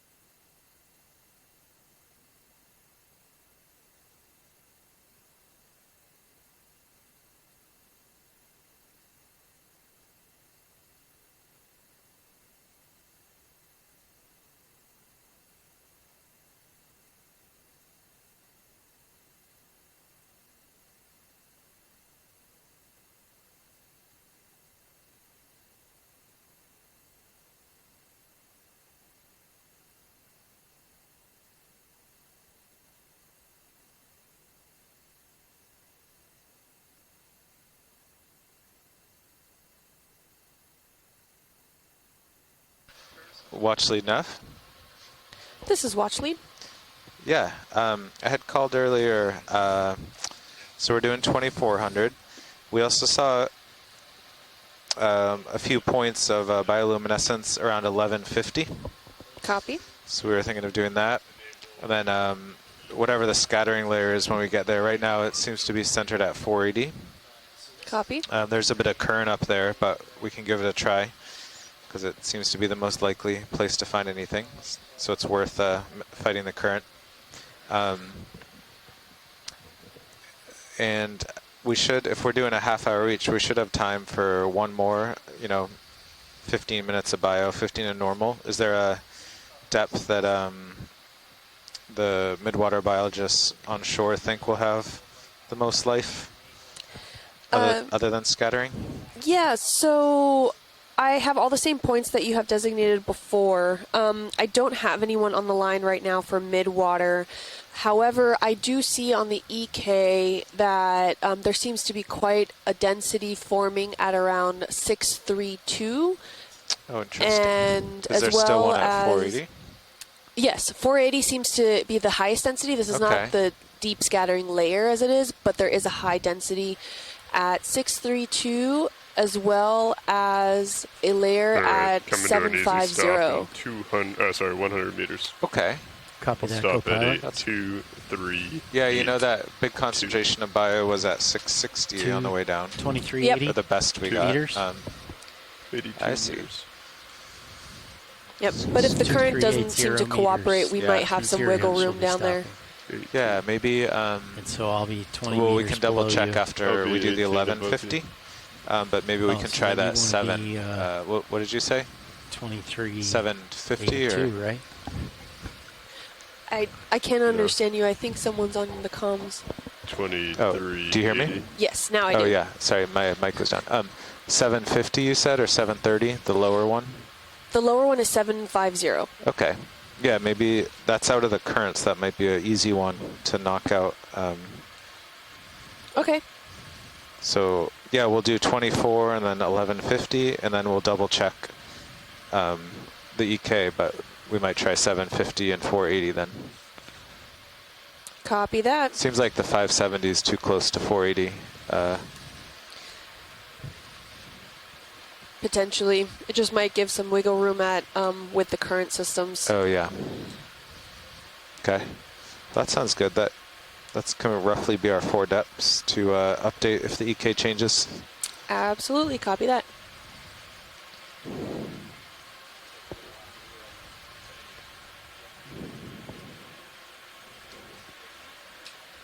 Okay, co-pilot, we're even For those closer listening now than when at you first home, mentioned right now we're planning on heading to the depth of 2,400 meters.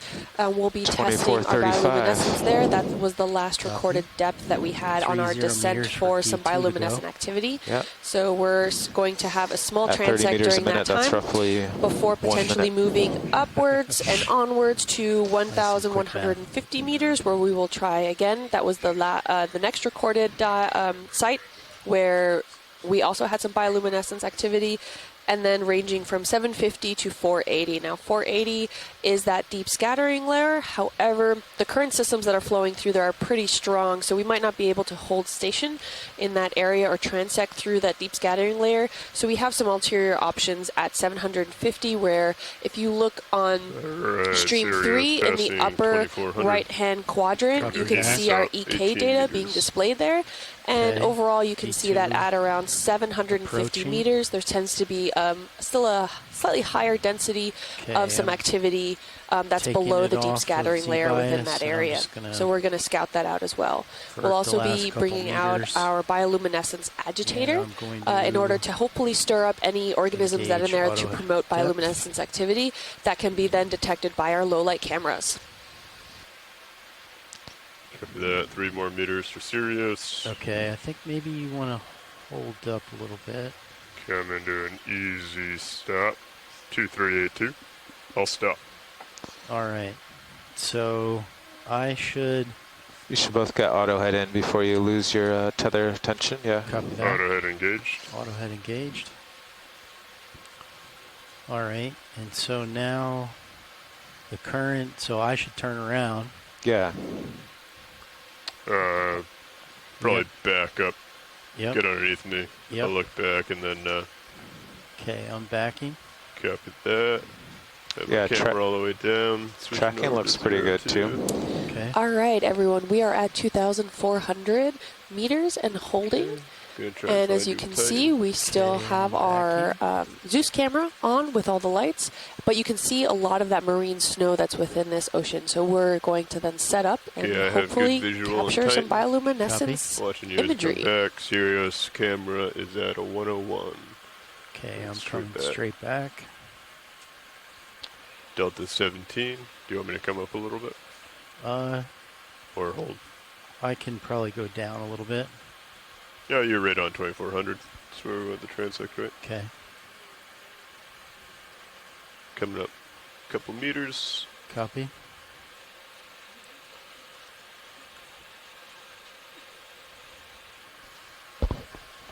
Sirius is actually running away from you now that you're not pulling. So this will take a few minutes. Okay. Sorry, following All right, you down. I'm backing it full. Oh, thanks for getting the Titan on there. I see it. Yep. And looks like I'm starting to swing off to Sirius' starboard. I would agree with that. I got you in my main There we are. camera. I'm going to go ahead and follow you up until you're at 90. Delta 19. Okay. All Okay, right. following I'm you going to up. swing around. That's not it.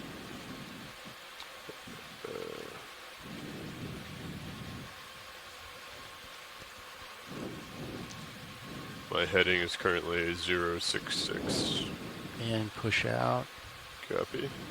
Looking down at you 90 right now.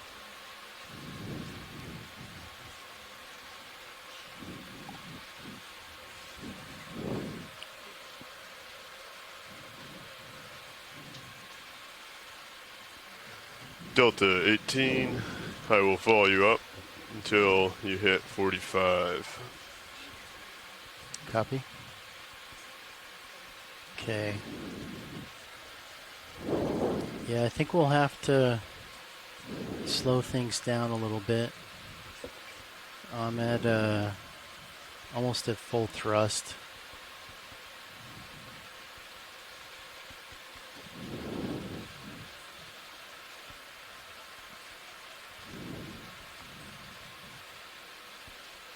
Sirius main HD, 45 degrees.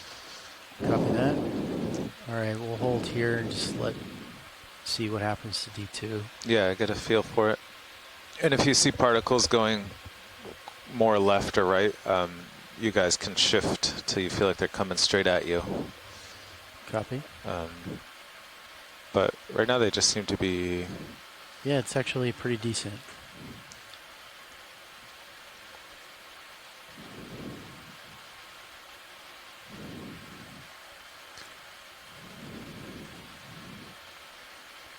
Okay, get my rotator straight ahead.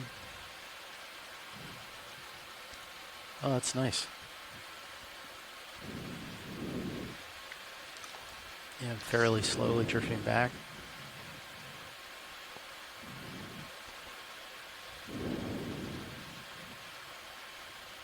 Okay, I'm gonna... Looks like it might be coming port to starboard slightly. Yeah, I'd agree with that. So then we would want to... Here, let me see if I can get straight into it. I'm going to recenter a little bit, and then we'll figure out if we want to change our head a little bit. Copy. Or bearing.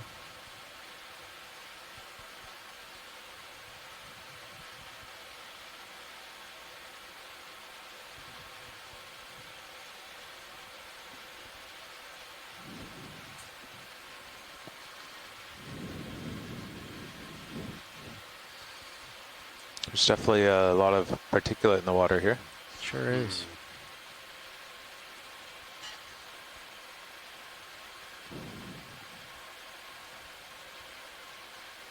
that a little tuna for?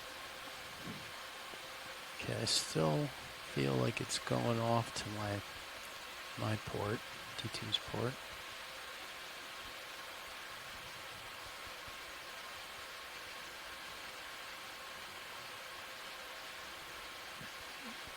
What do we think about that?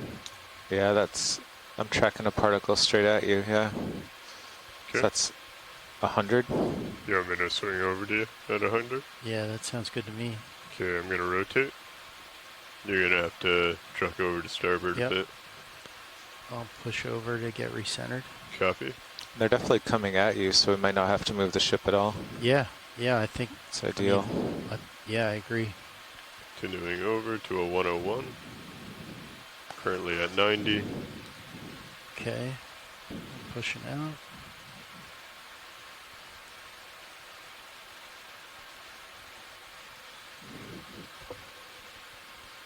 So you're lined up now? 1 degree off, but yes. Okay. Alright, settling in at a 101 here. Mucus sac, or larvation housing, I believe. Okay, I'll get lined up with Sirius. Get lined up again with the particles. Let things settle out. Copy. Is it ready? Are we ready, Lars? I think so. I think we can go ahead and enable HPU, get the valve packs going, and get the arm out. Deploy the bioluminescence agitator.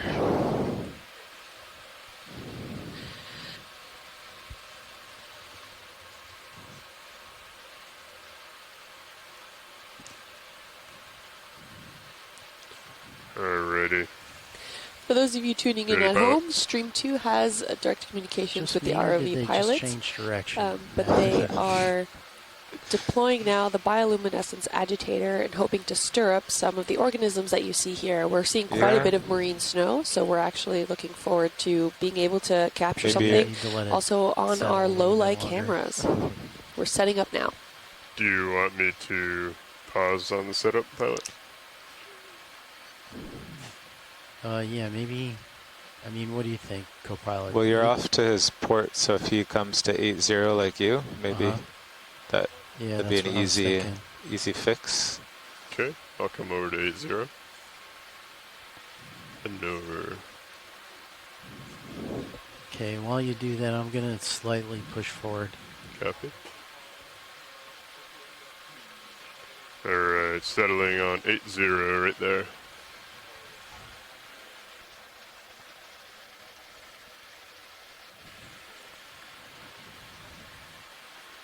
Now it's looking nice.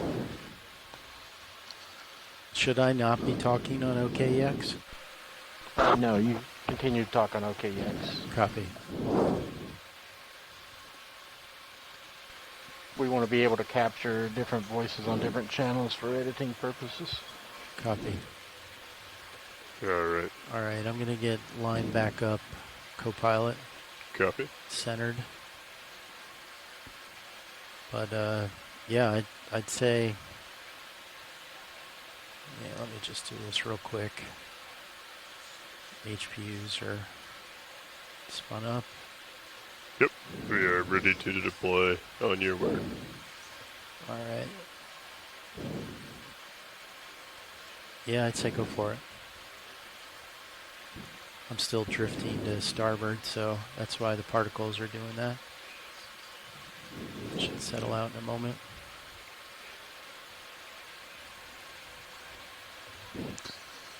Yeah, if we do 15 minutes of dark, there looks like there'll be some good light ones too at this depth.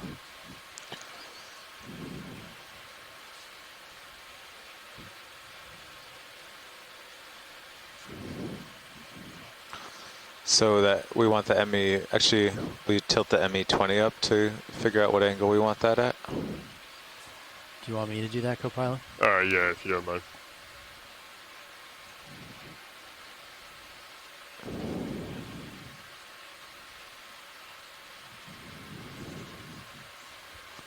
You want me to center it on the agitator? I guess. So get rotation to, pan to 90. I think that's straight ahead. Oh yeah, those angles are a little bit off. Oh, okay. Maybe look at the brow to square it up. I'm not sure. Yeah, I was looking at the toes before. Oh, okay. Cool. Okay, so you're already square. Got it.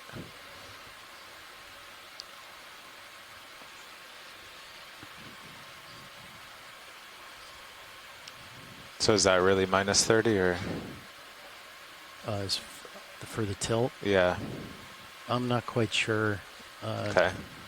We set the limits. I haven't updated those angles. Those are still Mini Zeus. Oh, gotcha. Biases. Is the the ME20 lined up right now? Looking forward. It's lined up in the pan direction. Like I'm looking straight ahead with the ME20, if that's what you mean. Yeah. I think. Oh. Yeah. You can compare the HD1 and HD2 feeds to see centerings.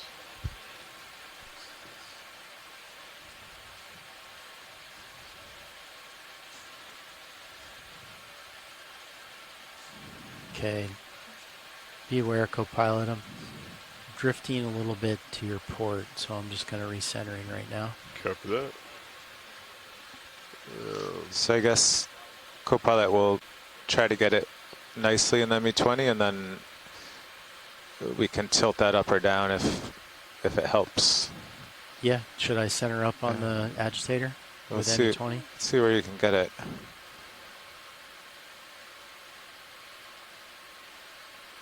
Okay. How does that look? It's kind of down and it's like straight out in front of the vehicle at the moment. So it's centered on main HD. I can bring it up if we want to kind of look out a little bit further. Yeah, I guess up would be good for the ME20, and then we can tilt the ME20 up a touch. Okay, coming up. Yeah, and it brings it a little closer. Yeah. Okay, I'm tilting up on the main HD. Okay. Or ME20. ME20 should also come up. Okay. I'll do that the same. There we are. I mean, that looks pretty good to me. So that's ME20 is 95.2 and minus 28. Okay. Looks good. That glare will be gone off the main HD pretty soon. Yep. Yeah, let's make a note to paint that piece of aluminum black. Yeah, well, once the lights are off, it'll be okay, but yeah. Just for setting up purposes. All right, are you happy with that, pilot? Yeah, works for me. All right, I'm going to go ahead. Here, I should tilt up just a tiny bit. Just going to disable the arm. I'm going to leave the HPU up and running. Okay. So we don't get any sag. I'm going to center up and go off stick for a bit. Ready for me to zoom in and focus? Pilot's ready. Co-pilot is ready. I'll take care of your lights as well. All right, you happy with that video? Yeah.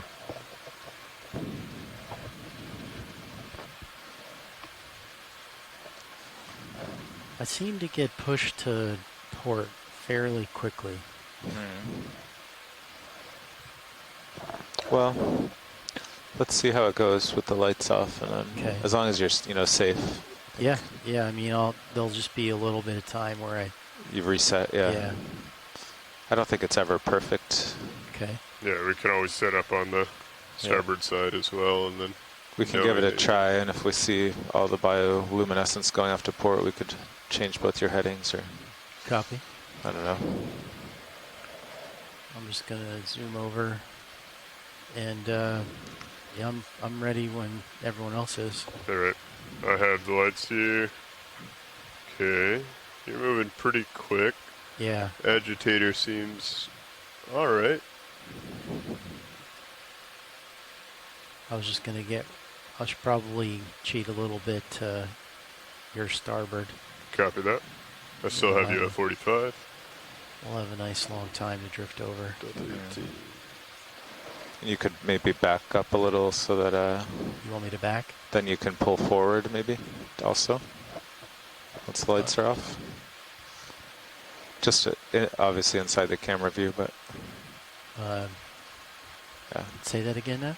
If you just come back a little bit closer to Sirius, then when the lights are off, you can just slowly push forward. Get a little more agitation. Got it. Yep. Okay, backing.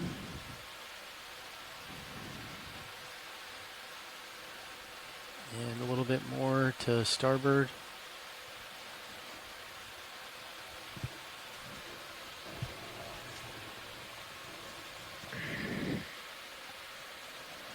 All right. You feel comfortable, pilot? Yeah, I'm ready to go dark. All right, first step will be Sirius lights video. I'm going to take off 2 banks and leave on the middle. Lights are coming off now if you're ready. Video's ready. Copy. Port and starboard coming off.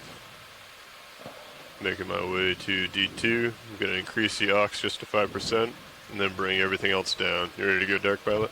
Ready. Coming down. That's 1, 2, 4, and mains are coming off now. Video, is that dark enough, or do you want me to try and turn off the last Sirius bank? I would say turn off the Sirius bank and... I think it's reflecting off the pole, yeah. Yeah. Alright. Pilot, you comfortable with that? Yep. Coming off right now. Sirius bank off. I have a single aux light that I can see you with. Alright. You can even dim that one. Alright, that's at 5%. Okay. But we have good tracking. You've got your auto head locked in, so... Auto head is locked in. Good tracking. Good Z, or Delta Z. Let's see what we can find. Oh, should we pull ME20 up on the big camera, on the big screen? Yes, I can do that. I'm going to take your left monitor and bring up ME20. Great. I think it's already up. I just did it. Oh, Roland did it, okay. The view from Sirius almost looks like an anglerfish luring.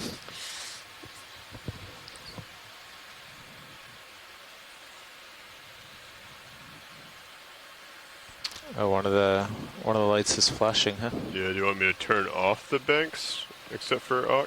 Yeah. Yeah? If it keeps flashing.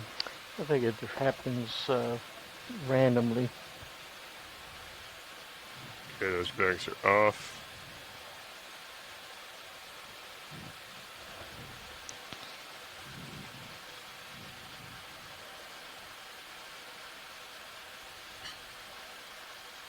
Okay, tether's passing in front of the aux light. I'm going to wait a little bit longer, then I'm going to start pushing back to starboard. Understood. I think if I turn on Sirius lights, you'll be able to see the vehicle enough, rather than turning everything else back on. Or do you want all lights on? I'm okay just with the aux and the instruments. Are you guys using your auto heading to keep so you don't twist? Yes. Yeah. Okay. Yeah, I'm aware of how the vehicles are oriented. Maybe on this route, try and like push up, kind of like what Nav was saying. Maybe have some more flow across it. Oh. Ooh, there we go. Just saw something. Yeah. Yeah, I'm moving forward and to the right. Copy. During the descent, they were able to make out the outline of the box. Are you guys seeing any outlines of the hoop on your screen? Only when something lit up against it. Otherwise, I don't see anything. I don't either. I could even waggle a little bit. My heading. But I guess I'm moving some water across the hoop right now. Yeah.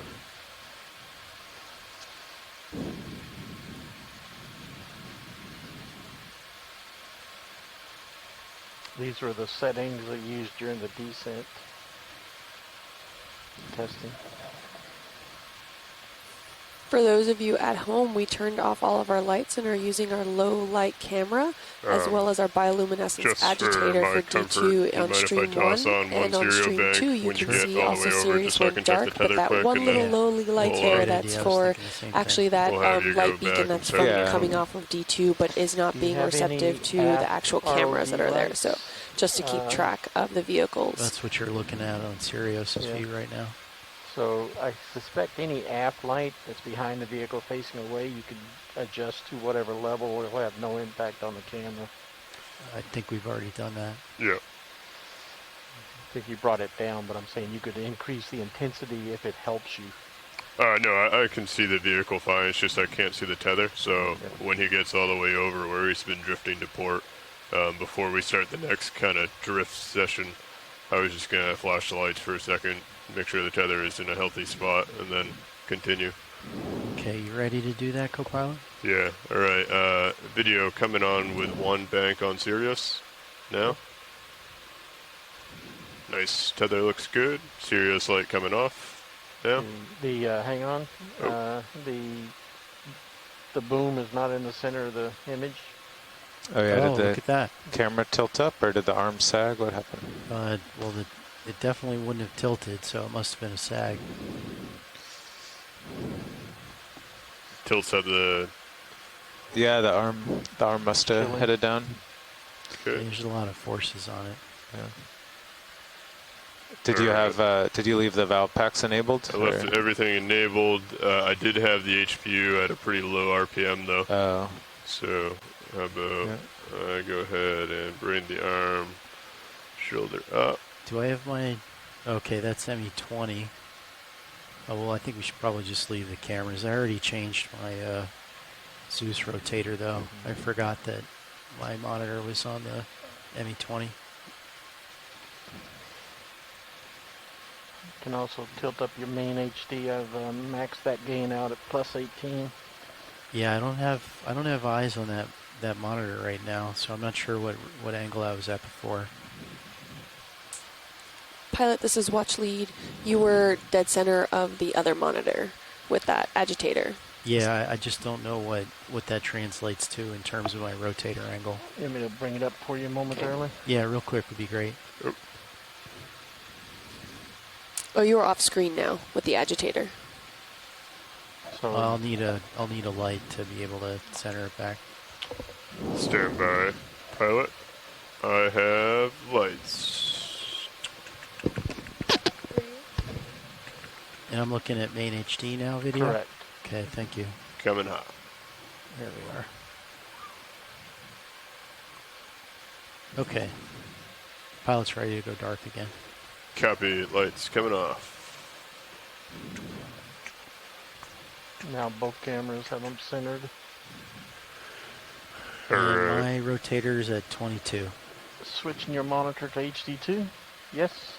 Yeah, that'd be great. Thank you. Alright, you might want to scoot back over. We've drifted a bit. So, co-pilot, maybe leave hydraulics on, but disable valve packs. Disable valve packs? Yeah. Okay.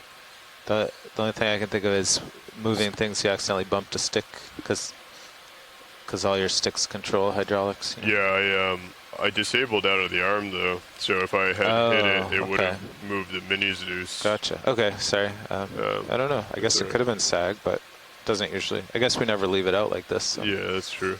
Do we want to do one run with like lighting like this, and we can see if it sags or not? No. I'm pushing over right now. Yeah. Let's try one more bioluminescent run, and then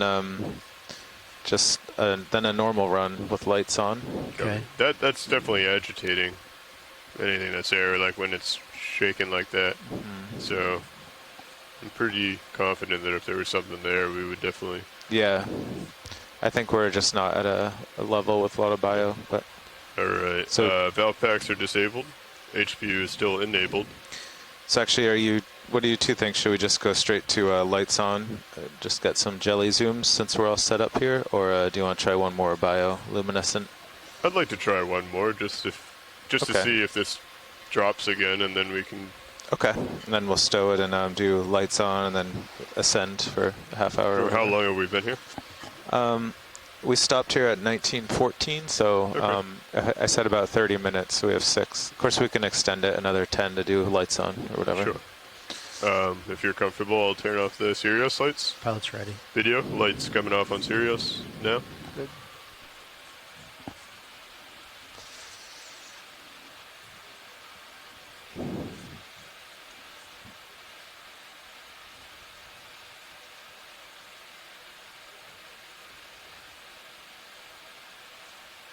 I think in your 2 drifts back and forth, I saw one thing light up at the bottom corner of the hoop, but it wasn't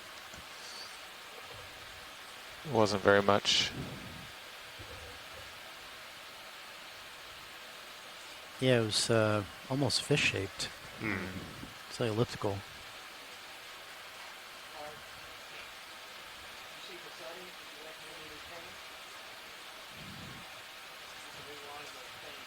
Okay, I'm going to push forward a little bit. Copy.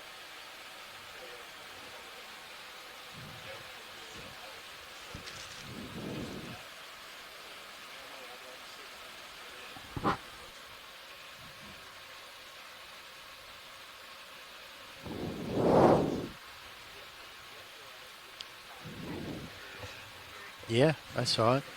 Oh, shoot. Here, I'll go back to the starboard a little bit, see if we can... Ooh, Oh, yeah. There we are. Agitated. Is that the new catchphrase? I don't know. Co-pilot has a special talent for it. Oh, there's one on the top. I went by.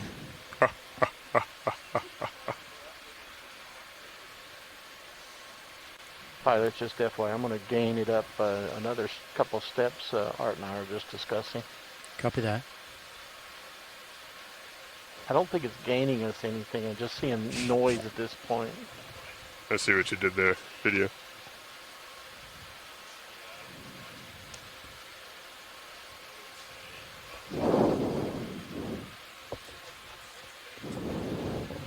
Go ahead, Bridge.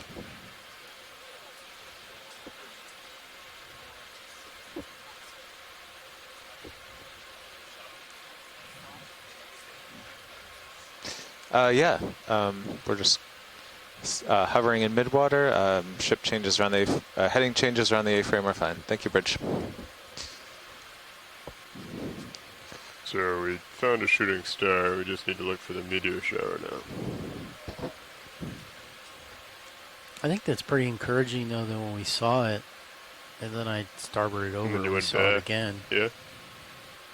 If we see something else, I might be able to try and follow it.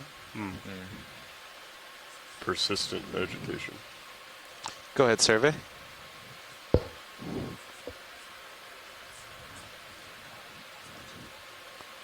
Oh, nice. See something top middle. You want to try and push forward a little bit? And you're just behind the tether now. Yeah, I'm pushing forward and starboard slightly. Copy. What do you think? Make another pass back to starboard, and then we can go ahead and lights on. Yeah. Do a little bit of normal, and then head up. Yeah, the default is 15 normal, so we could do that just to kind of get a count. Yeah. 15 delta? 15 minutes. Oh, and got it. I think since these are taking a bit, we'll instead of 4 half hour, we'll do 3 45-minute. Okay. So I think this is effective as far as making it bioluminesce. We just need to find the right layers. Yeah. I'm going to sonar now. There's definitely some, jellies at this layer that aren't bioluminescing, so I think we might get some decent shots of those with the lights on. Okay. And was there any desire to try and collect something if it's of interest, or?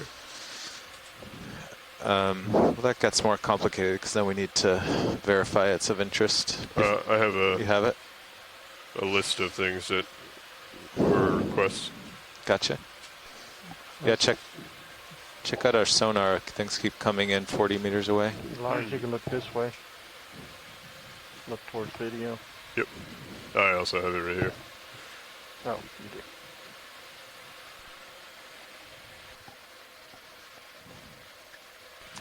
What do you think, pilot? Ready for Lights ready. Video, are you ready for lights? Okay, let's start off with Sirius. Lights coming on. Going to D2. All lights coming on. Mains coming up. Gonna get bright rolling. Coming up. Swing arms. Lowers. Half bars a little bit. And pulls. No sag over that last test. Yeah, that looked pretty good. I wonder if it was a potential bump. And it would have been multiple bumps because I adjust shoulder left and right and up. Or shoulder right and then shoulder up. So share a stick though, so could see. Yeah. Yep. Okay.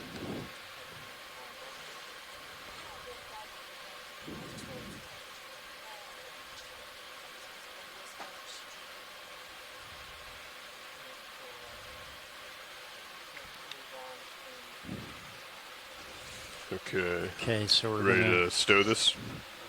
Sounds good. All right. That's still the ME20 though, right? Oh yes, thank you. Okay. Here, I can fix that. Going to elbow down. No. Straight. Velvex.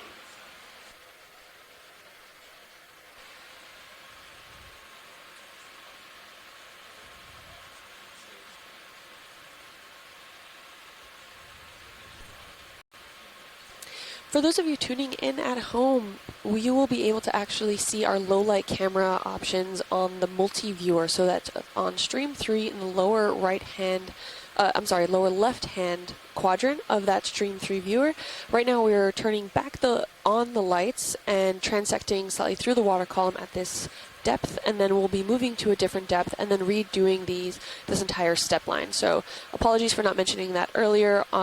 The low light camera option that will be able to capture the most bioluminescence, if there is any, would be on stream 3 in that lower left-hand quadrant.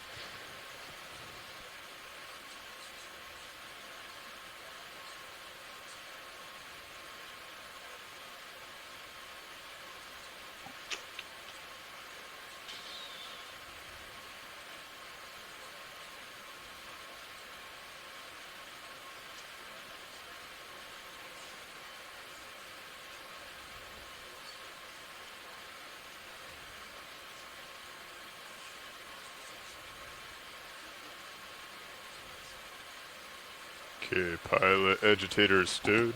Copy. Disabling that. Disabling hydraulics. Belt packs. Gonna leave belt packs and hydraulics out just in case we want to go ahead and do a suction sample. Copy. Sounds like a good plan. You've sampled Midwater before, right? I have. Okay, yep. excellent. A drawer out. Then I'll line up the hose with the drawer out and tractor beam. Okay. Yep. So let's see. Let's get your rotator back to 0. That looks a lot better. So are we still aimed into the current, or should we adjust a bit? Yeah, I'm thinking we might want to. That's what I was doing. Yeah, that's right. We had 100 before, and so we at least have to go starboard a bit because you kept going starboard to port, right? Yeah. So. All right. Do you want me to come over a little bit and join you? Let's find the angle first.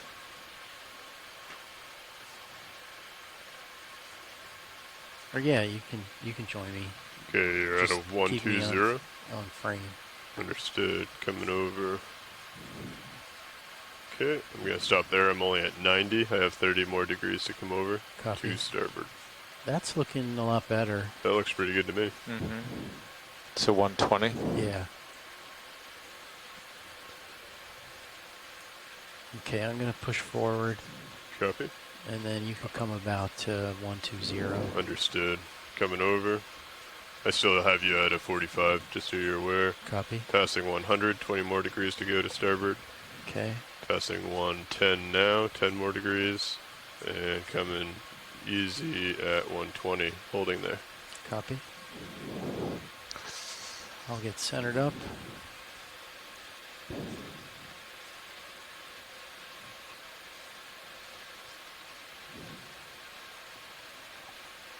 And get a tiny bit out.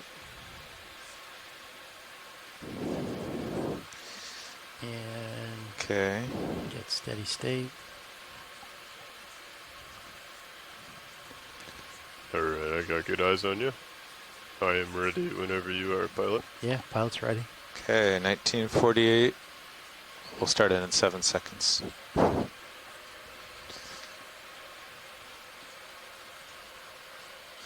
Okay, 1949, beginning our 15-minute midwater transect.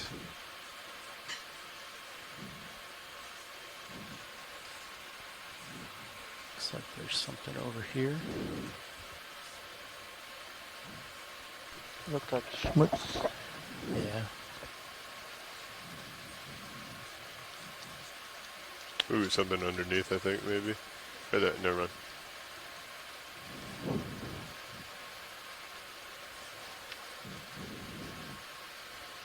So I'm dropping targets, but they're all on top of each other, so I think they're kind of not useful. Copy. Coming center left, maybe just a dot. Right in front of the lens, or? Yeah, I think it was just a dot. Swimming like a jelly, but when they're fuzzy like that, it's hard for me to decode them. We saw a ctenophore when we first came down. Okay, I'm gonna push forward slowly, reset a little bit.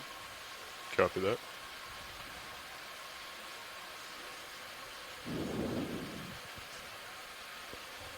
If I see something on the way, I'll slow down. Understood.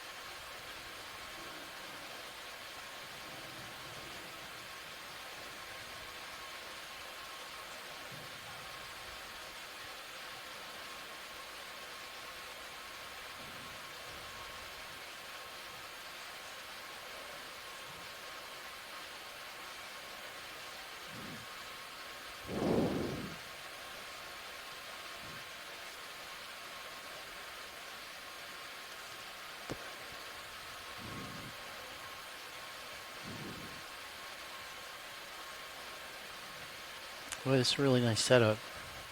It is. We just need life now. Got a possible shrimp center right. Oh line. yeah, I see it. Or is it this much No. debris? Well, if we don't see anything at the 10-minute mark, we can just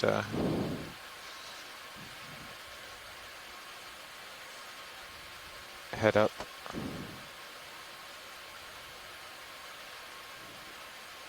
Copy that now.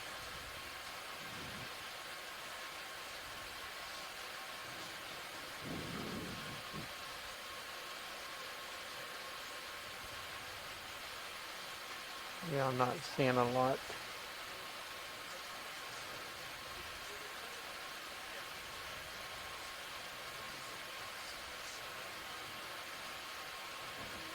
I feel like when we first got here, we were seeing quite a bit. Yeah. I mean, there's a ton of marine snow. It just doesn't. Snow day.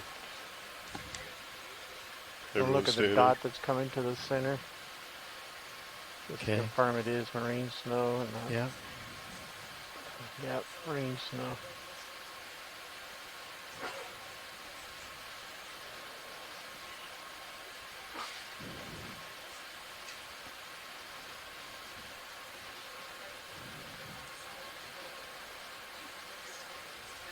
What is our next depth, Nev?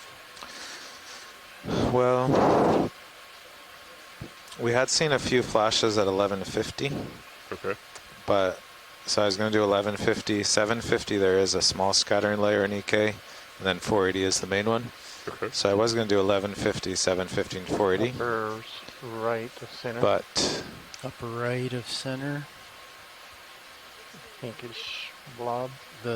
What I'm bringing into the center of the frame? To the right of that and down.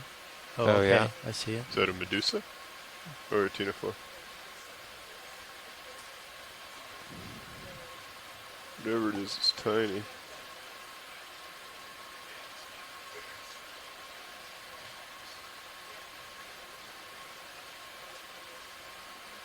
is Tina for?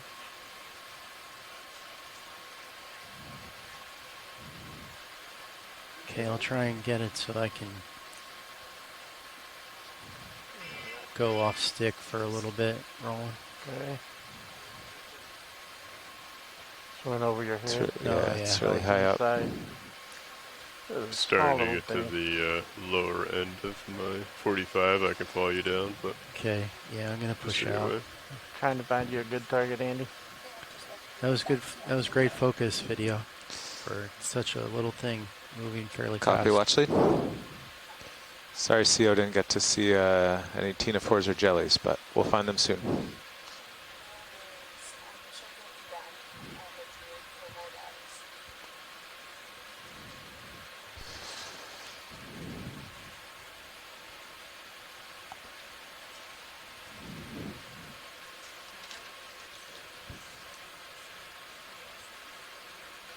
Okay.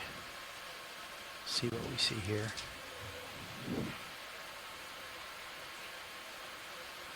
It's been 6 minutes.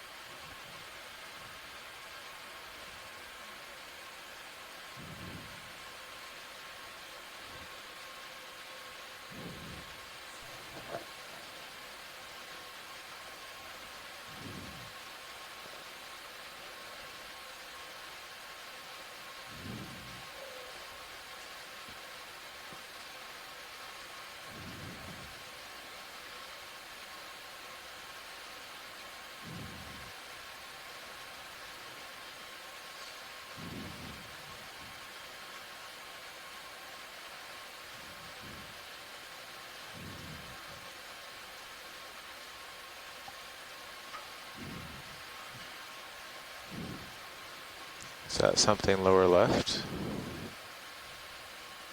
You talking the white stuff? Yeah. Rain debris. Yep.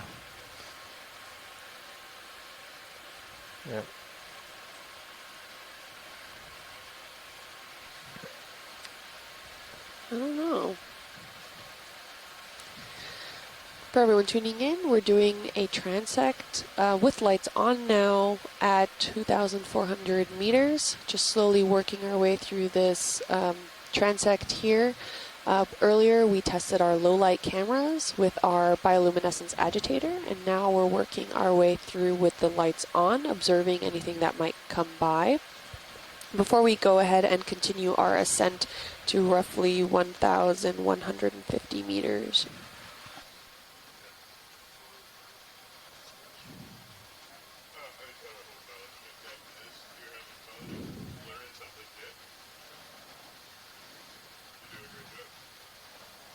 There's a line to the lower left of center. Ooh, what do we have there? It's something. Oh, that looks like a pelagic shrimp. All right, you have 5 minutes on this, Andy. Go. And that's as high-end as I can go. It's a pelagic shrimp. Is that sampleable, co-pilot? Yeah. Yeah, we could grab it. Yeah. All right, looks like we're setting up to do a sample. We're going to sample this guy, this shrimp. Okay. See where it's still coming in at us? Yeah. It's pretty close. Just happened to be at the wrong place at the wrong time. Need to back up. Oh, no. Bring it out the door. Oh, he's going down, I think. Don't worry, that's right where we want him. Right? Small moves now. Drawer out? Yeah, drawers are dead. Okay. Oh, wait. He's pretty quick. Oh. Can you tilt down a little? Yep. Could you bring up my suction jar, please, Nev? Oh, yeah. Oh, let's see if we can grab him. We're getting set Okay, up. Go out of auto depth. He is above me. All right, there we go. Ooh. Now the dance begins. Yeah. Oh, yeah. Actually, watch your relative to Sirius, too. You're off the screen. Okay. All right, you're rotating, co-pilot? I'm not sure where he is now. Yeah. I think I lost him. Okay. Well, we'll be ready for the next one. Okay. Ah, he lived to tell the tale. Yeah. Okay, let's get you back in view. Yep. Back in auto depth. Yeah. Oh yeah. Co-pilot, I think you're off comms, by the way. Yeah. That's intentional. Come back down. Yep. Heading back down. Oh, there he is. Oh, there he is. Oh. All right, it's back on. I don't have good eyes on you. Oh, you do? I do not. Oh yeah. Let's get you back to the proper depth.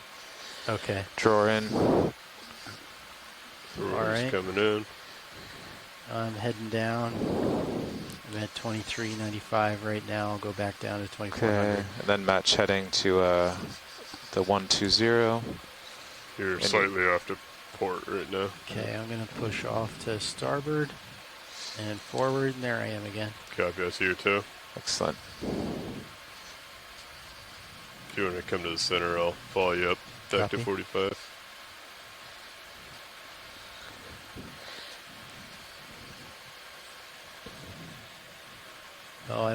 Oh, part of that was I went out of auto depth. Yeah, you dropped quick. But I don't have a Z bias. Yeah, so you just floated, yep.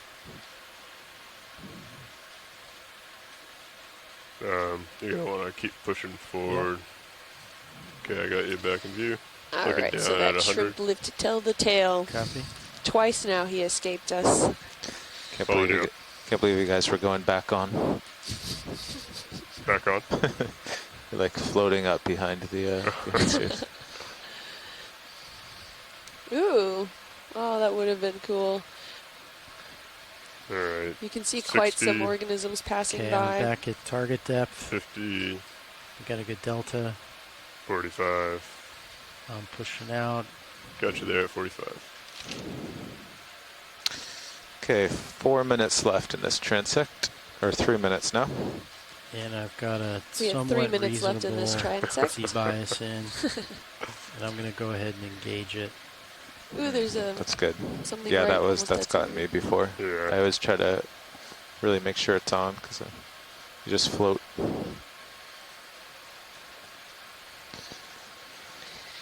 Ooh, pilot, there seems to be something on the lower end of the screen. Yep, exactly. Oh, might be.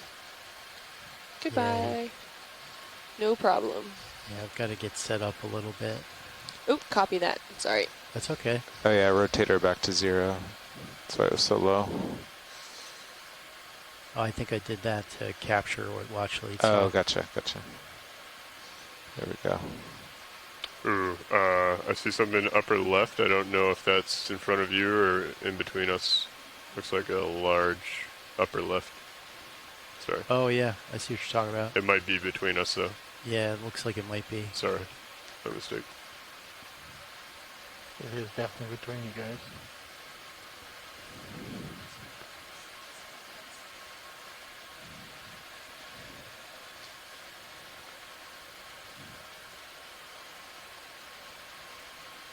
I think your camera's tilted up a little high with the flares.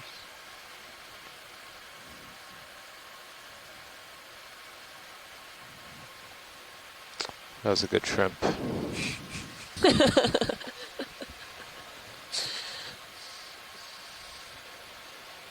Ooh, there seems to be something active on the lower left-hand quadrant there, but he's about to come out of screen. Oh, yeah, there you go. Yep. There you got 2 of them.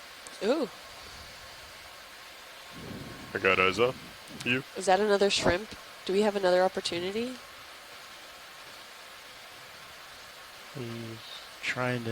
He's coming straight at me. Yep. I don't want to back up because I'll throw him.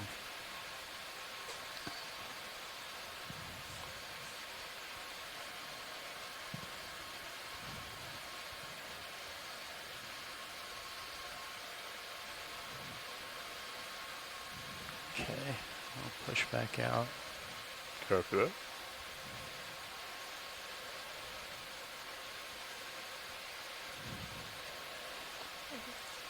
Right of center, round blob. It's coming towards center. Ooh, zooming in. Roundish blob. Yeah. Old house. Oh, I can't tell what that is. It almost looks like a mucus blanket. Lower center. Ooh, lower center. Oh, lower something. center. I can get eyes on it. That is a Tina-4. Maybe? A Tina-4. He's coming back at me. I don't know, actually. It's not moving. No. Is that a larvation house? Looks like it's... Okay, I'm trying to tilt down smoothly video. Yeah, trying to track your focus. He's about leaving the light pool. Okay, that ends the 15-minute transect. Here after that. 20:04. So the next one's going to be at 11 or 7, so you'll definitely want to get into tow mode. Okay. Alright, do you want me just to string over to port? Real quick, Ooh, 1 second. What is this? Schmutz. I just want to take it out of auto depth and see what the vertical does. I want to get just even a rough C bias in. Yeah. See what that number is. All right, this ends this transect at 2,400 meters. We're going to go ahead and move up to 1150. That is 1,150 meters to see if we can see anything. And if we're not so successful, we'll then continue to move up at 750, but we're going to check first. Ooh, look at that. Goodbye. Something just swam right in front of the camera. So we're going to go ahead and move up transects, getting into those slightly denser zones that where you can see on the multi-viewer or stream 3 in those quadrants there. So which is kind of surprising. We have approximately at 750 a layer. I'm ready. Below the deep scattering layer, which is currently at 480 meters. Copy. The current systems might be a little strong at that depth from the Gulf Stream, so we're trying to make sure we're getting some D2 drops down and drives. I'm not coming up yet. Yeah. Of the deep, some dense, high density bioluminescent layers if D2 C scattering layer. If D2 goes down and drives under, then he'll be streaming with the current to continue weather veining. If you turn, then he'll just keep drifting back into Sirius. And copy that. You want to put it in auto, or just I guess come underneath me. Okay. All right. So. All right. Yeah. I'll let me go down a little bit, or you come up, or both. Get a little bit more of a delta. Copy. I'll come up slightly. And then I'll back. Holding there. And you'll turn to starboard. Copy that. All right, I'm backing co-pilot. Okay, following you down. Got you there at 60.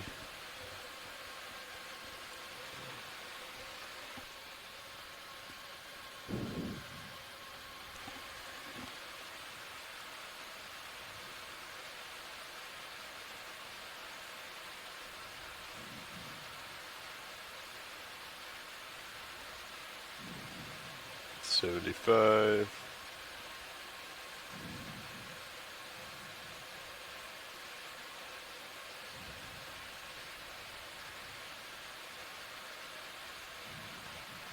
Okay, I think I'll just go ahead and 90. make the turn to starboard. Copy that.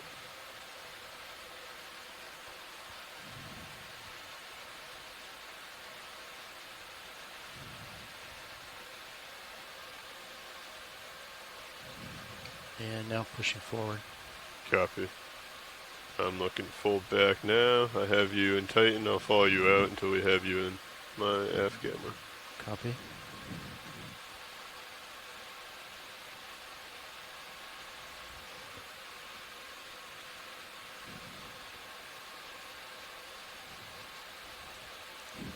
Well, not a lot of life there, but it was a good test of concept. We got some good shots at shrimp and one shot of some bioluminescence, so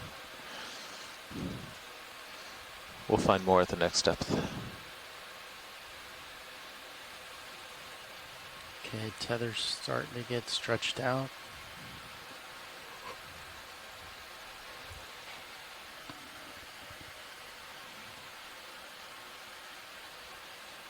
And there we are, tether stretched out, I'm coming up.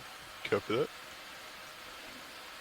Okay, and I'm going to come out of auto depth and start verting up.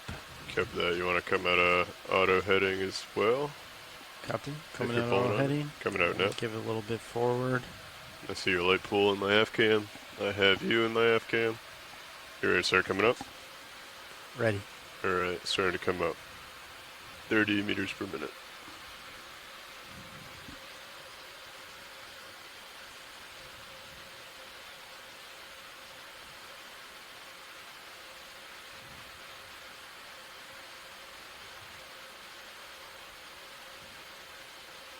Okay, locked in 2930. Copy.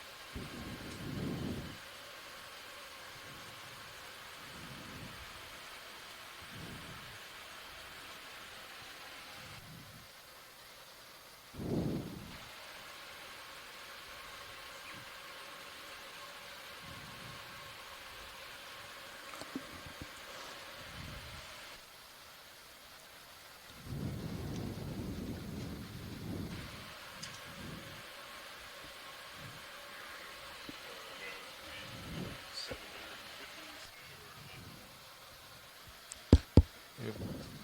750 or 11? I was just debating that. I was just trying to figure out time left to see how many more transects we can do. So stand by. Copy.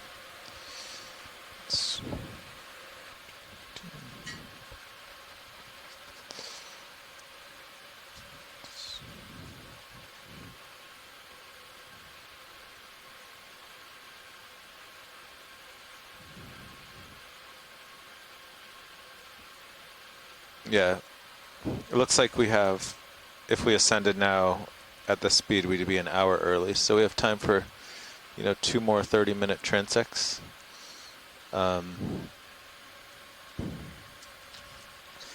So kind of thinking maybe we skip the 1150. That was just a depth where we saw a couple sparkles, just like the last one. Maybe we go right to the 750 scattering layer and then the 480 scattering layer. How does the current look? Is it still pretty low? Well, at 750 it's basically 0. Excellent. And then at 500 it's about 0.4 knots to the south. So not too bad. Okay. Yeah, I feel like we should just get into that life. And so if there's life at 750 and no current, it could be the ideal spot. Yeah. Yeah. All right, for those of you tuning home, we will be ascending to 750 meters. Currently the current there is pretty stable, so we'll be able to work off that. And that's another slightly denser area that the EK is picking up from the sonar. So you'll be able to see that in the multiviewer on the upper right-hand quadrant there. So we'll be working with 750 meters where we'll be able to do a transect, and then we have time for one more.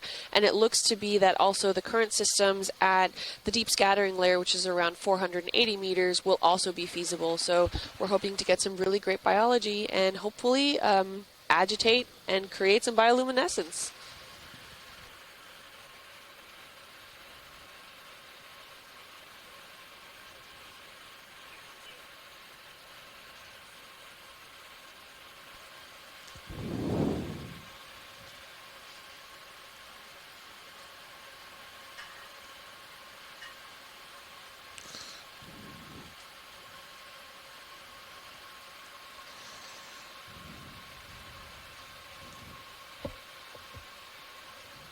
So co-pilot, you're pilot next shift. Who's with you?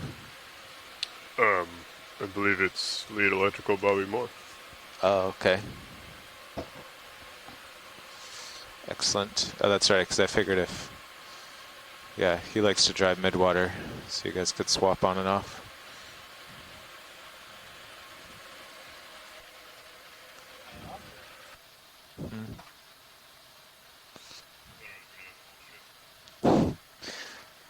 Well, that's between you and Bobby, but I think you're the only human who knows how to operate the shilling with a 4-foot-long aluminum thing on it. You've created a very specific job and position for yourself, Lars.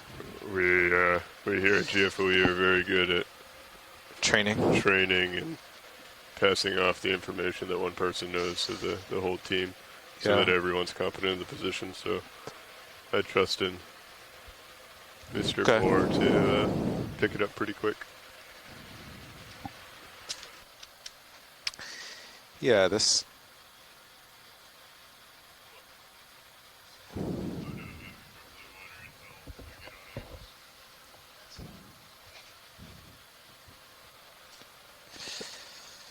I think the only trick now is I'd like to do 15 lights off and 15 lights on at each, but that leaves 0 minutes for setup. So we might have to do 10 of each. And then of course if there's a huge fireworks show, we'll do that a little longer. Guess we'll just have to see how it goes. Because this is, you know, testing out the equipment to get it ready, so.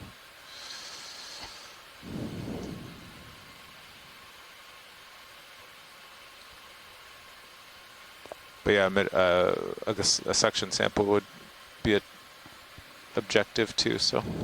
Was it already set to filtered bottle? Ooh. It was last second, yeah. 5, okay. Yeah, 5's got a screen on it. That, I think, yeah, having they all should have a screen. Oh, they all do now? 6 didn't. 6 does not. 6 is a bypass. Yeah. But all the rest of them have course.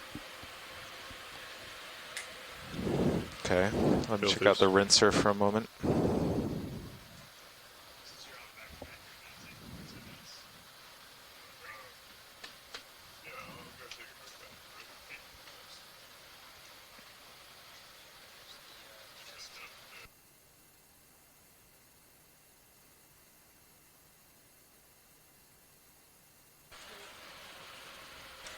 Hello, co-pilot. Gentlemen. We welcome aboard.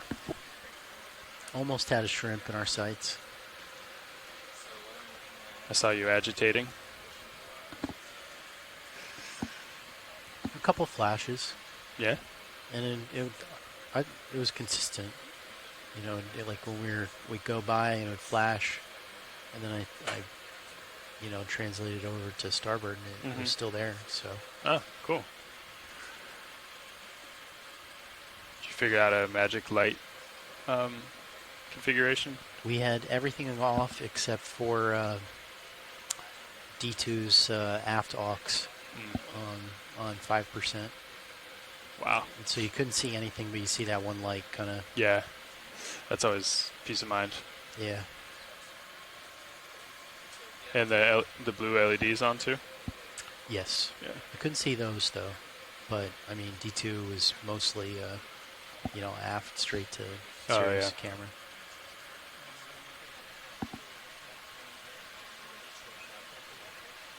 Okay. I mean, yeah, that would probably help.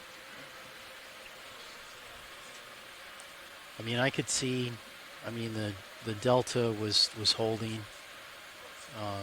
You know, the vehicles weren't changing heading. You know, so it was pretty safe. Yeah. Yeah, we did a little bit on the way down, but didn't turn off near as much as you guys did. I was thinking if the Tasman was still on, I wonder if you could see that LED. Oh, that was yeah. blinking. I bet you could, because it's facing forward and it's like bright green. What's the Tasman on?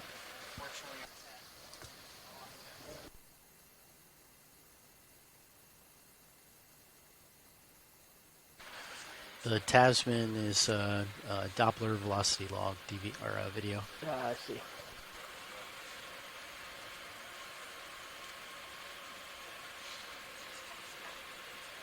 I don't think I ever talked to you again about Sirius altitude altimeter. Yeah, it's so that's the data from the altimeter. Okay. So the consensus is building to purchase a replacement. Okay. We don't have a spare. Not that I'm aware of. We may. I can check the inventory. I don't think we do. So it's not. So when it does not have an altitude lock, it grays out and it doesn't spin anything. But yeah. So the way that you can tell that the instrument is giving information, we just don't have lock, is the lock LED is amber. Okay. If the lock LED is red, then the instrument is not functioning. Okay. And then also on the sensors page, if you happen to be looking there. Gotcha.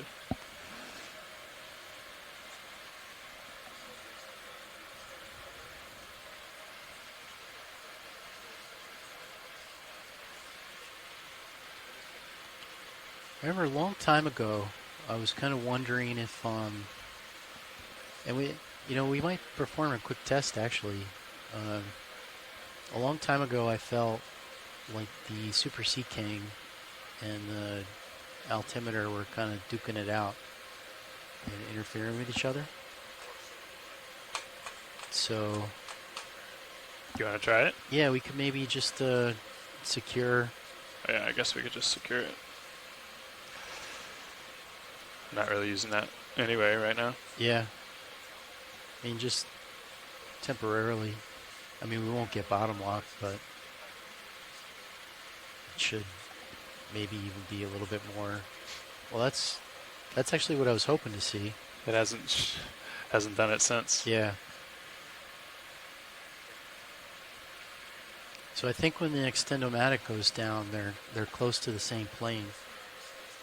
Why is the Sirius sonar on the high frequency? But I could definitely do it too.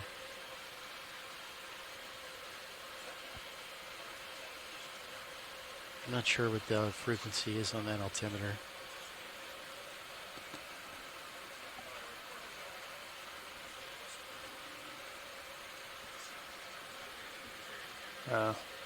Seems to be back, maybe even worse.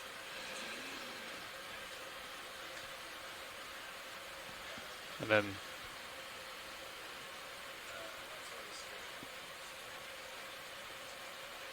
I'll secure it again.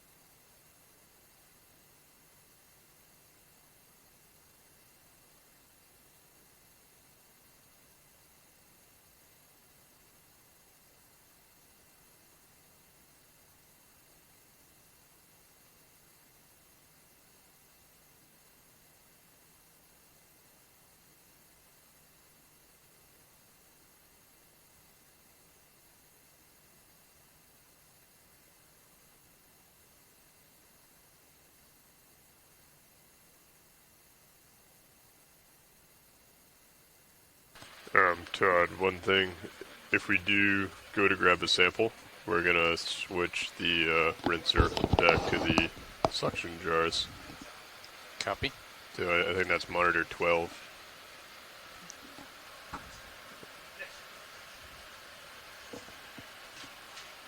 Okay. Copy that.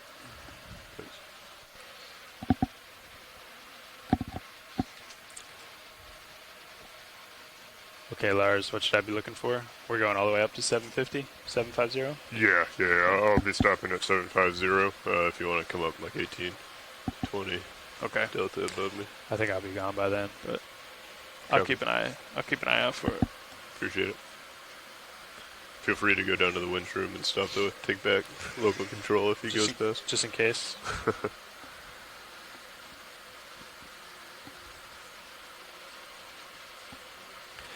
So Andy and I were just doing a test, and with the brief time that we had, it's pretty obvious that the Sea King sonar on Sirius interferes with the altimeter on Sirius. Okay. Really? That's interesting. Since we've had both of those instruments on there for over 10 years, I think? Yeah. Don't we normally run 720 or something? Whatever the other was, the 725. Yeah. So I always thought that it made sense to have the lower frequency on Sirius so that I could look out a little farther. Yeah, but it seems like the 720 does see out farther. Well, not on this. Not since we replaced or comped up the head. The 385 actually does pretty well. But either way, both of them, I switched frequencies and both of them interfered. So I'm concerned that maybe the extender isn't extending as far as we want. And then maybe... Okay. You know what I mean? Yeah, if there's oil in the air side, that could happen. And then the sonar's just blasting the altimeter. We should charge that guy up. I'll put a note. I think to test that theory, you'd have to take the camera and you'd have to lift up Sirius on blocks and deploy it so that when it bottoms out, you squirt out any oil that's in that side of the cylinder. Oh, yeah. Yeah.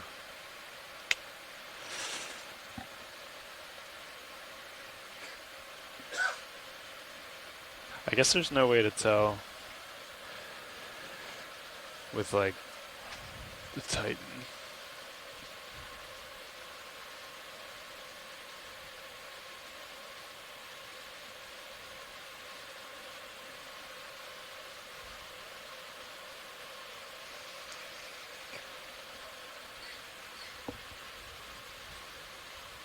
So according to the ADCP, at 750 meters, we should see just a little bit of easterly set, which is very different from what you're feeling right now. Yeah. You're not putting any forward. Oh, you're putting a ton of forward thrust on. Oh, yeah. Why don't you back way off on that? Just enough to keep it stretched out, but...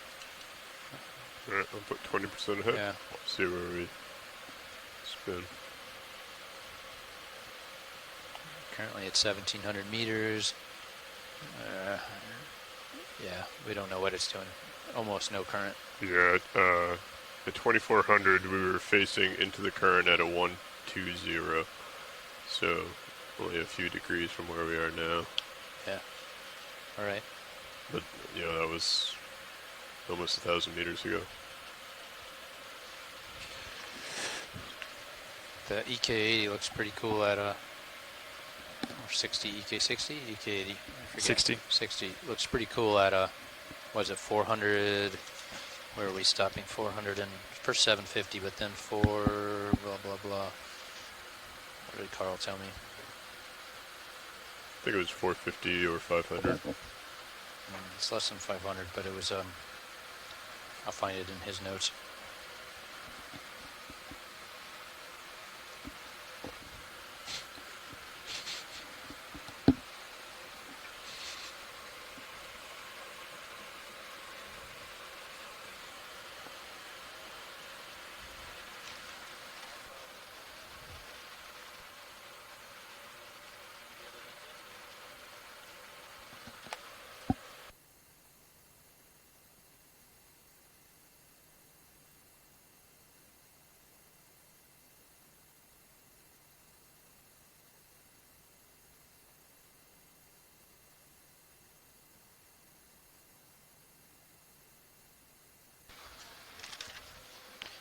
I see notes here. We did a successful weight drop.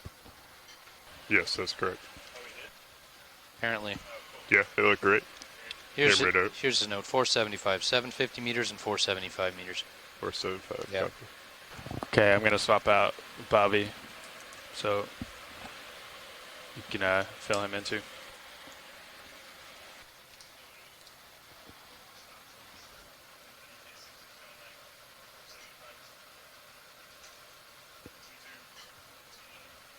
Lars, is the net stowed below where it usually goes?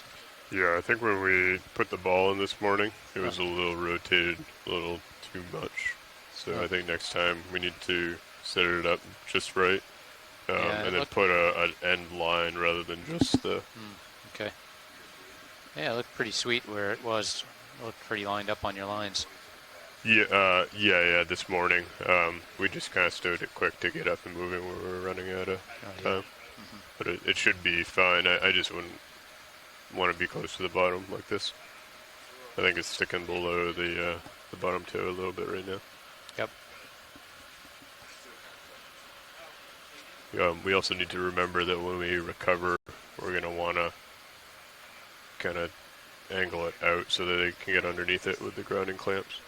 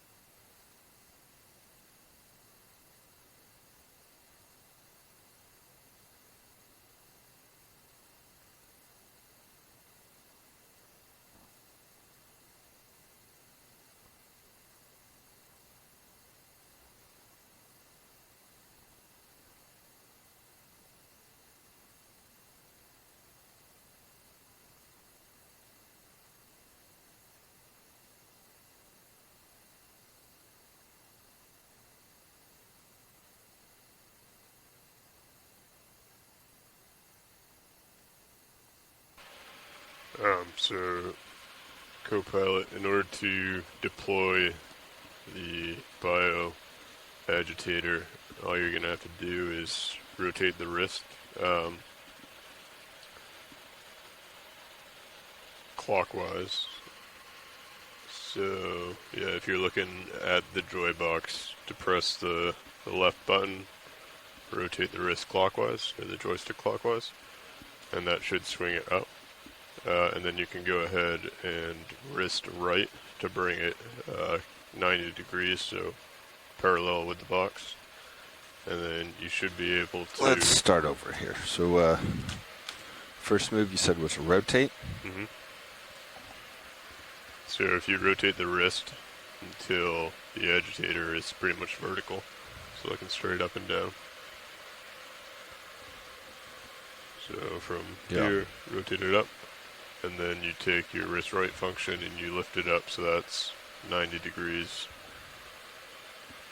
to the elbow in the forearm, and then it should be wrist roll, then elbow. Okay. Wrist roll and then wrist right. Oh, sorry, wrist roll and wrist right. Yep. Okay. And then you can shoulder right until the shoulder is lined up with the vehicle, and then you're just gonna extend the elbow, so shoulder down and elbow up to get it to come out directly in front. And then once you have it there, you can do a wrist roll again to bring it out in front of the vehicle. Okay. And then you might have to do a little bit of a forearm roll as well to line up all the joints. Okay.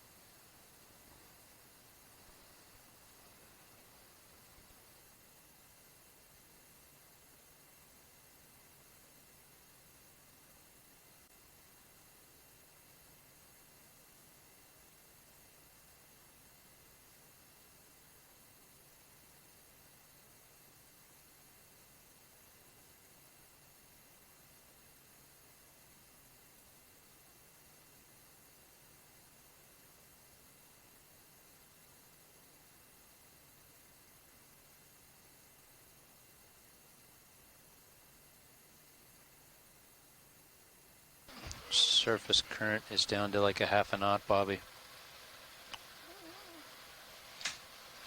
Down to 475, it'll be a little less than that. But we might have to make the ship drift along with it for you. Should be very light current at 750.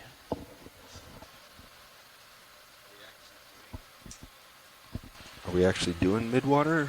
Yeah. Like pretty images, or are we just doing the we do 10 minutes with the ME20 without the lights, and then 10 minutes with the normal mode. And then we'll go up to 475 and do that again. Sounds great. Carl has timed out that unless you guys doink around too long getting set up, it's we'll have the 10 times for 40 minutes of, 10 and 10 and then 10 and 10. And then we should be up at 450 meters right on time. Roger, roger. Yeah. Actually, if you want to, I can stay co-pilot for both deployments. And then just... Don't matter to me. Okay.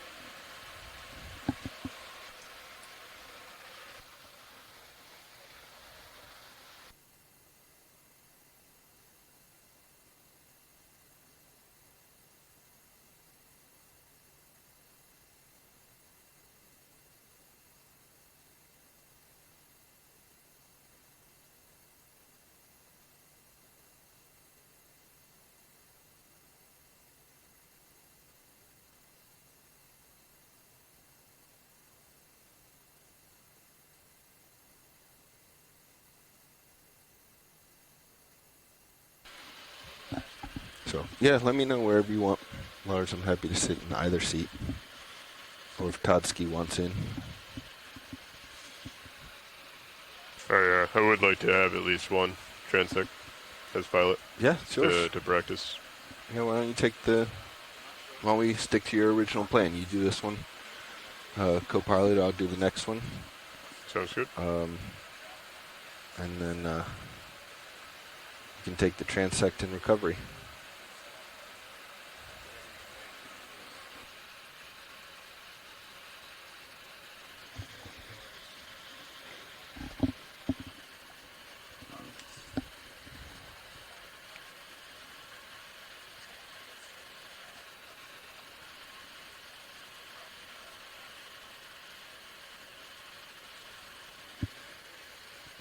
Is the ME20 set to a certain spot right now? Yeah, it is. Okay. Yep.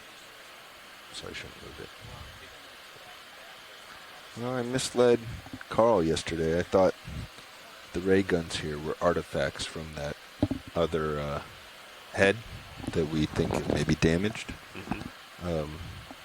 But here they are.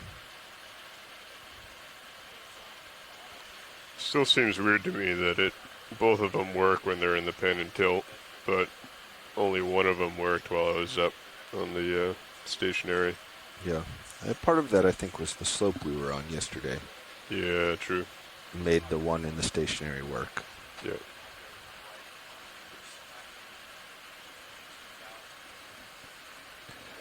But regardless, the one we packed up has those formations on the heads, the transducers, which we should probably get looked at. All right, pilot, just as a reminder, 750 is a target. I'll come up to a 732, 18 above you. Okay. Then I'll hold station there.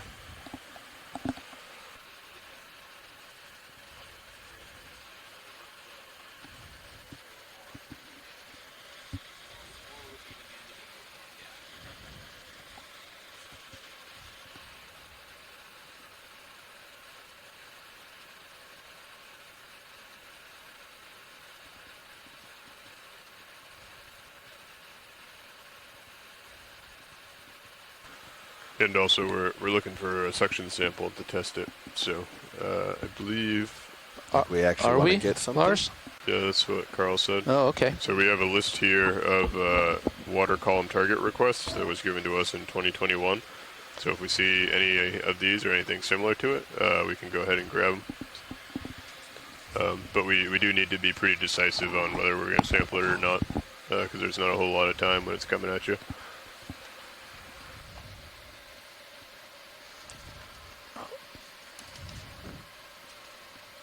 And also, we did attempt to get like a shrimp, so I think it's like anything that might be of interest is fair game. But those in particular, if we see one, to definitely attempt to grab it.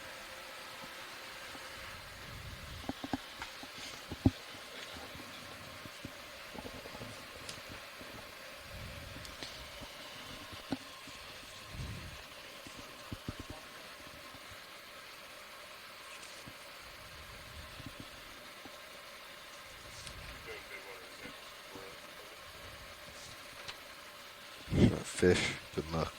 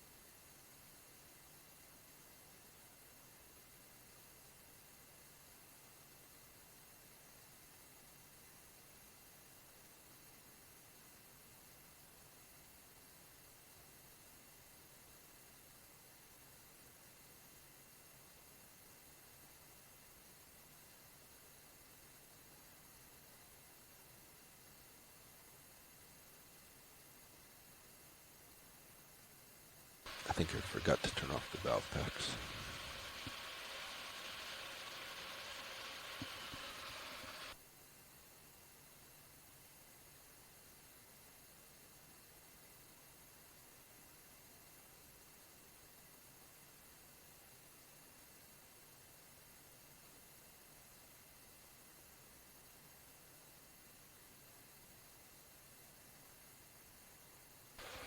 This is a good sign, seeing a lot of biology in the Sirius view. Ooh, and D2.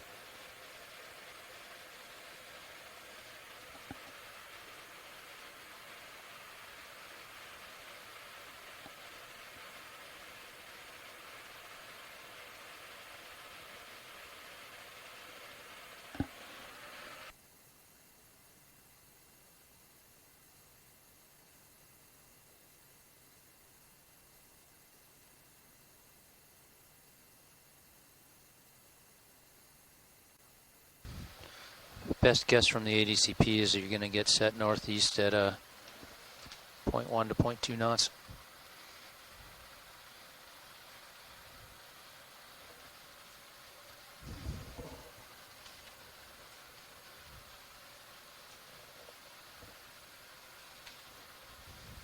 Pass that back. Pass that to Lars.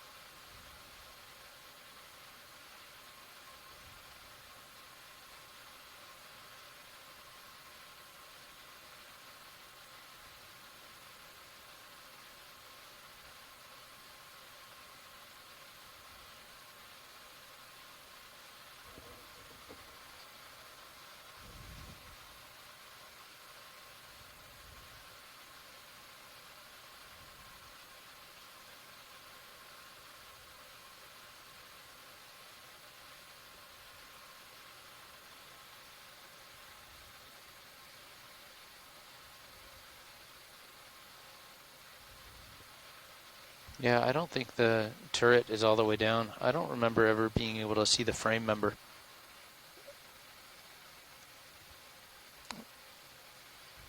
I thought it went so far down you couldn't see, unless that's not the frame member. Is that the edge of the housing, or is that the frame? I thought that was the edge of the housing. But if Yeah. you scroll around, you should be able to see change or not. Right. So. That's the housing, right? Yeah. So spin left and right with the edge in view. That's the housing. Okay. All right. Now I feel better. All right. Never mind.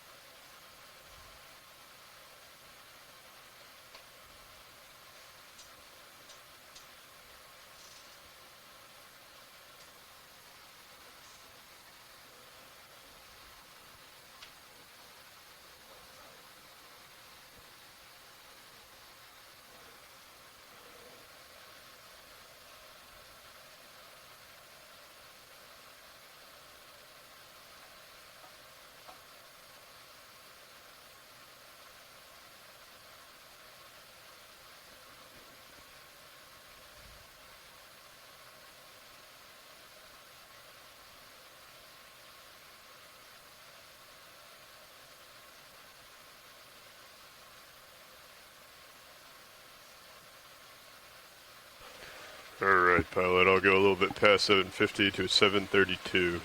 I'll hold station there.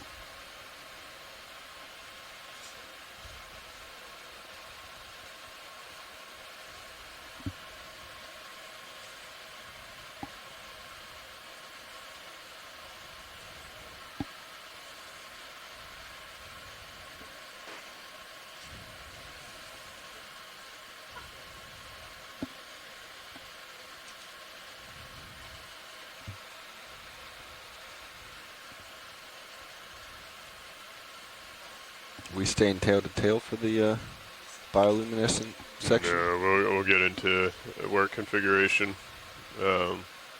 Slowing down just a bit.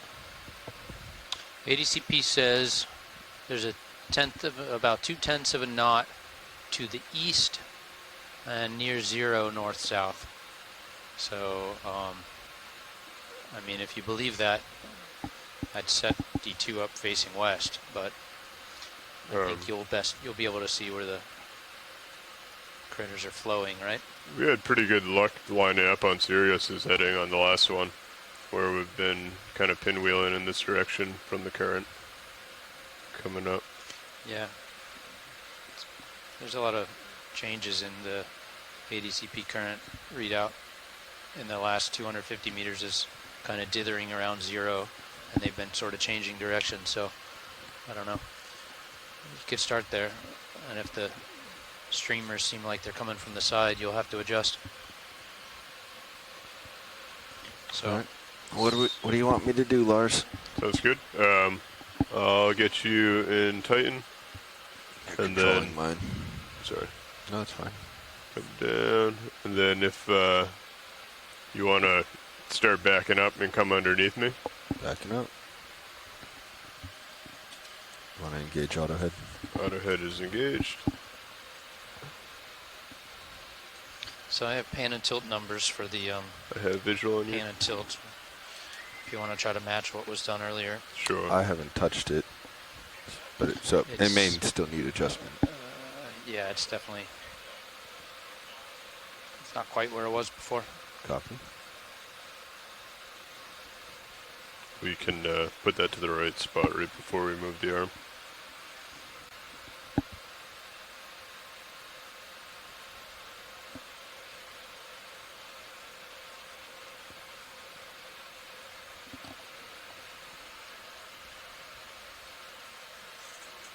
The pan is fine. It's just the tilt is a few degrees different, but. Copy that.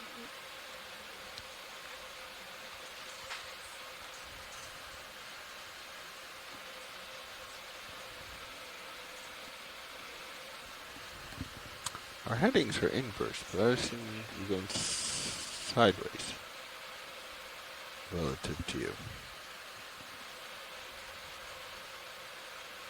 Might be that current Nev was talking about. If there is something from the west. Alright, well I'm going to turn port then. What do you think? Yeah, that works. I got you at 100 here. I'm also going to put some motion in it as I do it.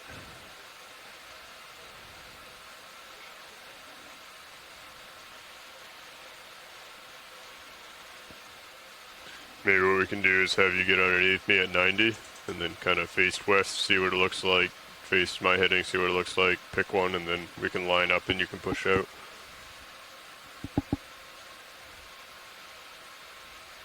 Okay, coming up to 90.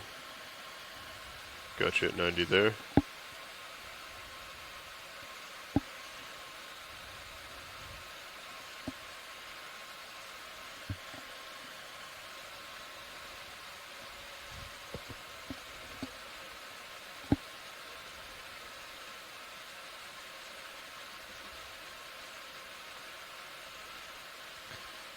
Your view would suggest that they're coming more from my starboard.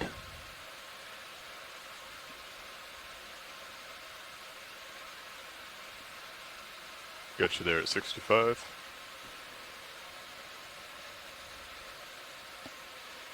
Yeah, I'd agree with that. My view source suggests that they're coming a little more from port. Yeah, you might still be drifting, right? Yeah, I mean I've been off axials here for 30 seconds.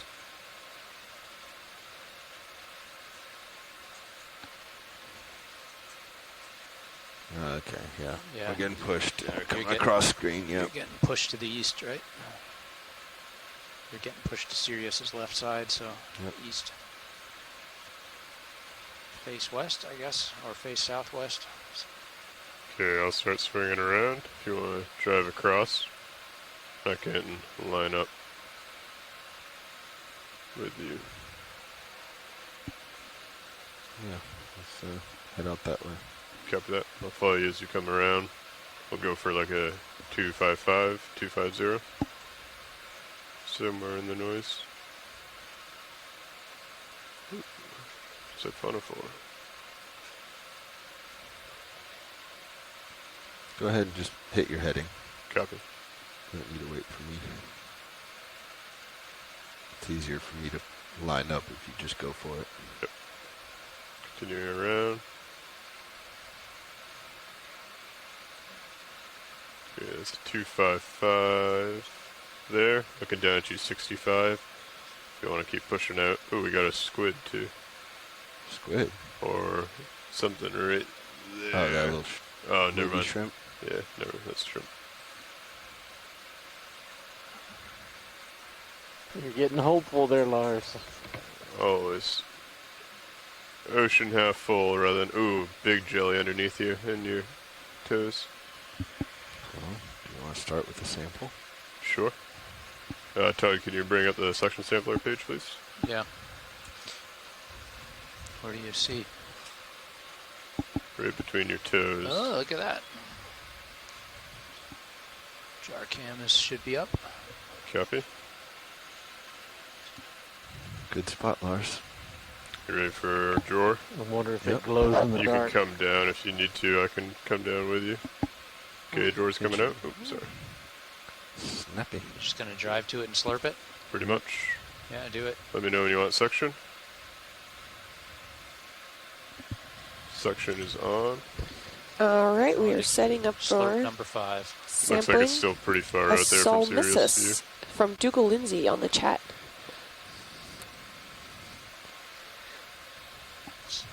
Stream 3 shows a quad split for our sampling mode. Is there any chance you can get... Are we sucking? Yep. Full. Okay. You got 22 meter delta. Probably come down a little bit. Oh. Never mind. You got him. And there he is. Okay. Oh. Off. Nice. All right. I think you've got a good lineup on the current, guys. Thank you. Maybe. Okay, drawer's coming in. What do you think? Oh, there's our fish too. They're all just wanting to be sampled right now. Drawer's coming in, pilot. Yep. Go ahead, video. Temp probe looks good, Lars. Yep. Pushing out. Copy that. Perfect, thank you. I got Canister 5. 79. Awesome, thank you. Stand by. Dropping a target. Sorry, can you say that again? What are we naming targets, guys? There's an official structure. I forget what it is for So over to your left, there should be a sheet that has the front of D2 on it that says for reference purpose only. Yeah. At the top of that, it's a naming convention. Got it. I'm going to come up until I'm at 45, pilot. I was trying to see if we were in the... yeah, based on yours, we were looking good, so I think I can line up. It's good heading when we get out to 45. Yep. Bring the camera up. I'm there at 45. Good spot there, Lars. Nice. What's today, dive 5? Dive 5, that's correct. Sample, what are we calling this sample? It's the first one, I believe, so 01B. 01, BYB. Biology. So we have biology, geology, and water. All right. Do we put anything in the notes? Nope. All right. Is it still bio, or is it C1 for canister 1? It's biology, and then we mark in the nav log where we put it. Yeah. Canister 5. Canister 5, yep. 21. All right, you guys get set up and start moving. Yep, ready. Go ahead and get the Orion out. Yeah, let's start doing that. Okay, coming up. Yeah, I think by the time I would have seen that jellyfish, we would have been past the sampling point. So, good grab there, Lars, or a good spot. Go back to.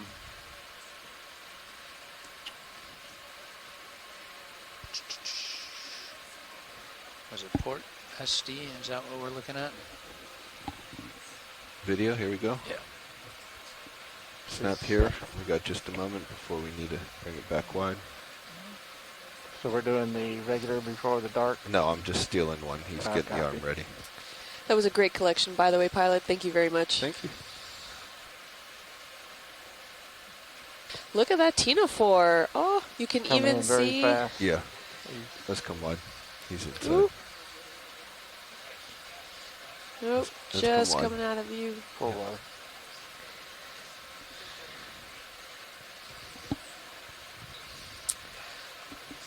We even have something on the slightly right So side I've got there. notes here from Carl. We got all lights off, auxiliaries at 5%, and only middle bank on Sirius. Another jelly below you.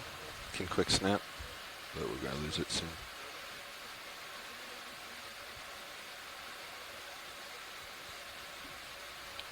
I might bring this in front of you. I'm going to try and avoid it though, pilot. All right. As soon as you got it, video, we got to come on. Yeah, we got to move this along, guys, or else we're going to run out of time at the 475 meter depth, which is like way more stuff than at this depth. If we could get the, what was the numbers for the mini Zeus, or sorry, the ME20? ME20, 22.3 degrees tilt. 22.3. Come down or up a little Duke bit. Lindsay identified that last jelly that we saw as Bathochorus Norcomus dusa. I'm sorry for butchering that. All right, I got 22.6. Okay, all lights, once you get it set up, all lights off except aux at 5%, and I'm only going to change Sirius your camera 2. to your ME20. That's all right? Yeah. Just so I can get... I'm just trying to fill the air here with the visuals. No. Both cameras should be centered on the net, on the agitator. How's that for good. main HD? Looks like the arm may still need to come to the right, Lawrence.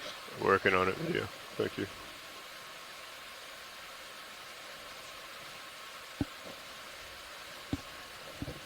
I mean, Todd, if we need to get to 475, let's just cut this one short. I think we've got it. I'm just keeping you guys moving along. I'm keeping you on schedule, Bobby. Cracking the whip. If you keep chasing targets, then we won't get it done. Just trying to fill the air while I know the arm was coming out. No, we're on schedule. We're good. We got here 11 minutes ago. We have 30 minutes at each step, so we're about to start the 10-minute run on this. Should be good there. And you get another 10 minutes with the Zeus, and then zoom up. Okay.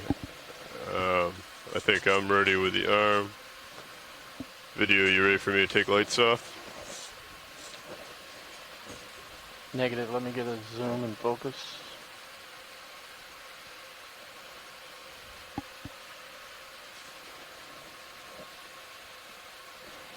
Okay, you ready for lights? Copy that. Pilot, you ready for lights? Yeah. All right, all lights are coming off. Starting this at 21. So I'm just driving from my aft flight, right? 21:17 Okay. UTC. And we'll do this for 10 Sirius minutes. lights are coming off. So you should just be able to see your aux. And what we were doing is we were drifting a little bit for ours, so we would start on the starboard side, drift all the way to the port, turn on Sirius lights real quick to check the tether, turn them off, and then go back the other way. So if you want to make your way to one side of the screen, we'll turn them on, check the tether, turn them back off, and then go to the other one. Were we doing that to try to agitate? What was the purpose of the back and forth? Just to help getting around and seeing something different. We weren't seeing any bioluminescence, and then we started trying to find a way to move around or see if we could cover some more ground. I think you've got a nice steady current happening right now. Carl said I'm seeing a little bit. You got 1/10 of a knot, just go with it. Copy that. Ooh, up here in Sirius view, you got something too. But there we go. Sorry. It just seems different than before. What seems different? I've got the camera. I've got the camera gained up and irised up. Oh, copy. There's a little. Get a little bit more of a view. Video, this is Watch Lead. We have a question from the chat. Is the gain on the camera turned right up?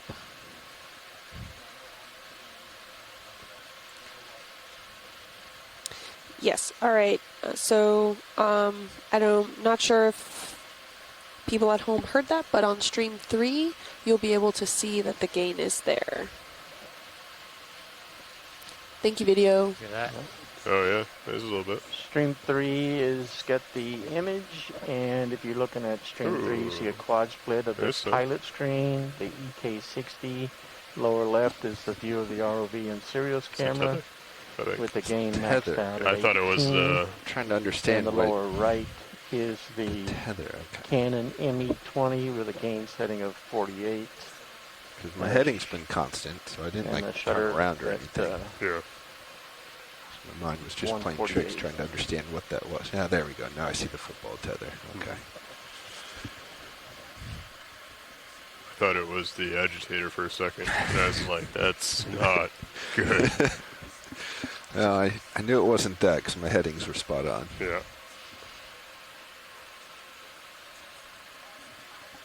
Okay, we saw a couple bursts.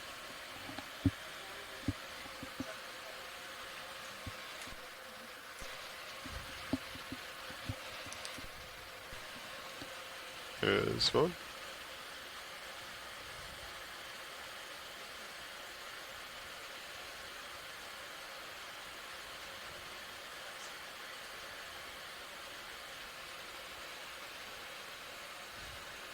I mean, if you want, sorry, I didn't follow up to my earlier question. If you want me to go from edge to edge, I'm happy to. I wasn't sure if that was just a safety checks or trying to agitate still, and we weren't seeing anything of note. So the thought was, well, maybe if we kind of move around and get more water flow over it rather than just the current, we might be able to stir something up. We also noticed that when we were pulling off to one side, the agitator would actually kind of spring up and down when we got a little bit of speed on it. Well, let's try it. So we didn't know if that might help. But the fact that just sitting here and having stuff hit it out in front of the camera seems to be doing all right. We also found that the arm sagged. Do we want to do a quick check to see if it's staying centered? Yeah, we can. Oh. There's your check. Good check. What was that? That was D2's that was LED suction. flashing. Okay. There's another one. It's alright, I just messed with the lights.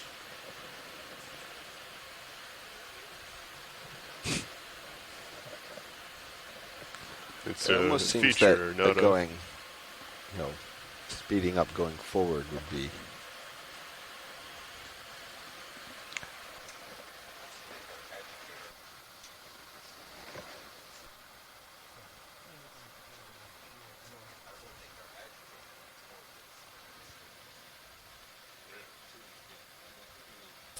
Alright, for those of you tuning in at home, we've turned on the low light camera again and brought out our bioluminescence agitator to see if we can promote bioluminescence in the water column. We could always put more strings as well. Have like a tighter That's when weave. like more strings. Oh, I thought you meant like thicker strings. No, like more weave.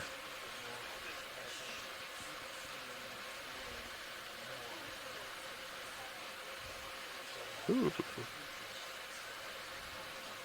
Yeah, but I think what we're seeing here is when the lines, are breaking up. I think we're going to see a lot more at 475, guys. Looking at the EK60, it's Okay. like a dense layer. This is kind of más o menos. Do we want to try and just get up there? Nope, we've got the time to be here. Right. I'm off my forward. I think I'm a little ways out there. Yeah.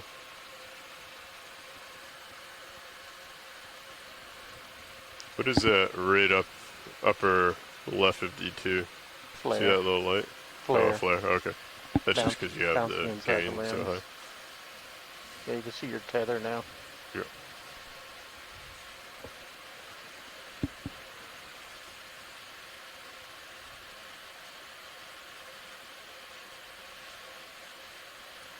Yeah, so potentially a tighter density weave and then more dense biology areas. I think we actually, and I think we actually would probably want to be moving faster than no. So we're not taking the pretty shots, so we don't need to move real slow. We actually just want more flow. Yeah. through the screen. The only counter I have to that is that we're flying relatively blind, so. Yeah, I mean, there's definitely the safety factor, but the more flow you can get through the water, the better your results. You could just kick a move in on the ship. That was an interesting one. And that's, yeah, you would just kick up the speed on the ship.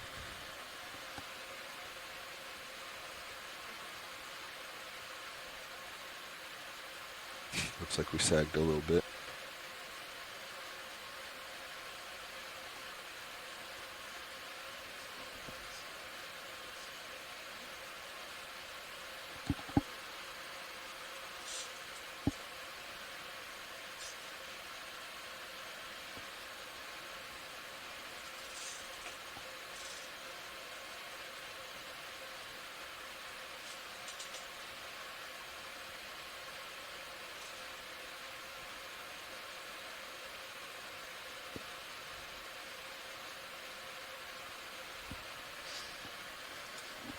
Okay, about 2 more minutes of this and we'll go to traditional midwater mode. Copy that.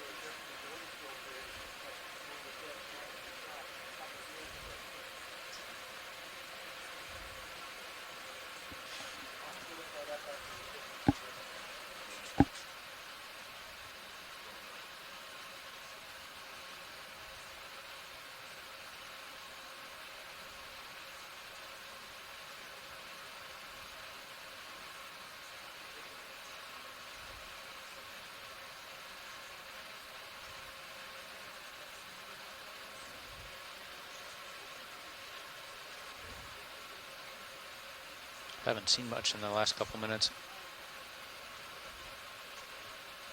Oh, we're way down. Sagged quite a bit.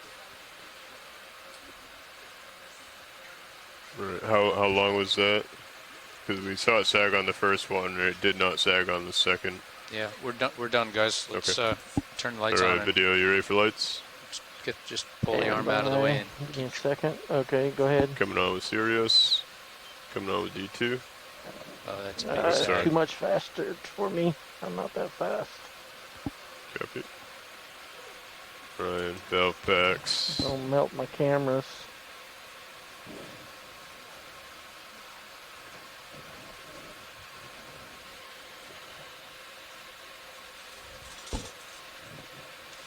Right, I'm just gonna. I think I can do it here. Oh yeah, it's at quite a bit. Oh, it's the wrist function. Okay, the lights came up a little bit faster. The wrist is what's the lights came up a little faster than I could deal with that time. If we could slow that process down the next time. Copy, will do. What I'll do is I'll turn on the forward ones first. If we could focus on the ME20 first, that will allow me to stow while we're getting the other ones in. Okay, pilot video, let me know when we're officially starting the normal transect mode so I can take note. I guess now. Can I take my screen back, Lars? Yes. That's your HD1. Oh, it is. Yeah, I got tilted up. Okay, Agitators stowed. Okay, starting, let's call it. I still have you at 40 degrees, 45, excuse me. Begin survey, 2128.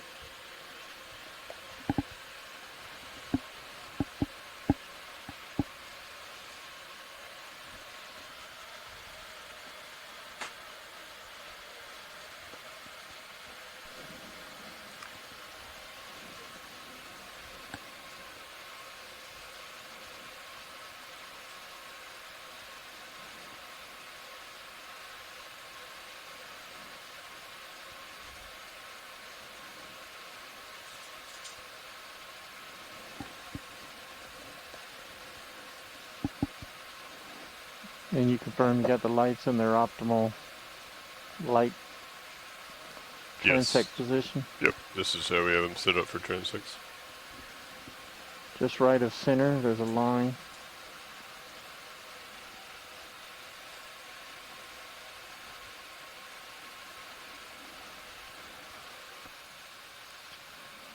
Yeah, there's a lot of stuff on the water. I wonder how much of this would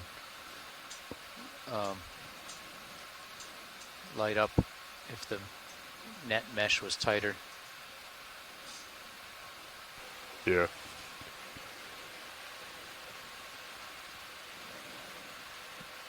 Do you think it would be a benefit to make like the outside ring a certain, like a different density throughout? So like rather than having the whole thing be tight, Go ahead, video. Have like different densities as we go along the ring. Yeah. Just leave it. Left. Start to go in.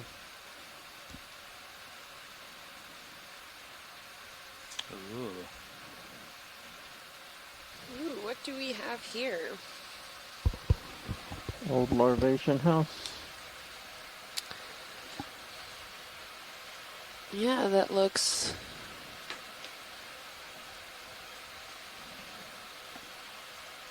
potentially what that is. Could have been larvae, or could also be some Still have you at 45. mucus You're lower of some other organism that has been left in the water column. Coming to the center. Gonna have to skip that one. We got a jelly there. I don't think that's a jelly. That's snap. Yep. Ooh, Dougal said that was a discarded larvation house. Maybe a mucus net. I want to find one like we sampled. Ooh, what is that thing that's moving? A fish. Oh, there seems to be a couple fish. Fish lower left. Too quick to capture. Ooh, what is that? Go ahead. He's real close. I don't think we're gonna get him, but we can try. Nope. Minimum focus. Yep. Nope. Full wide. Right. Oh, what is that next item there? Get the white. Go ahead. Screeners. Yep.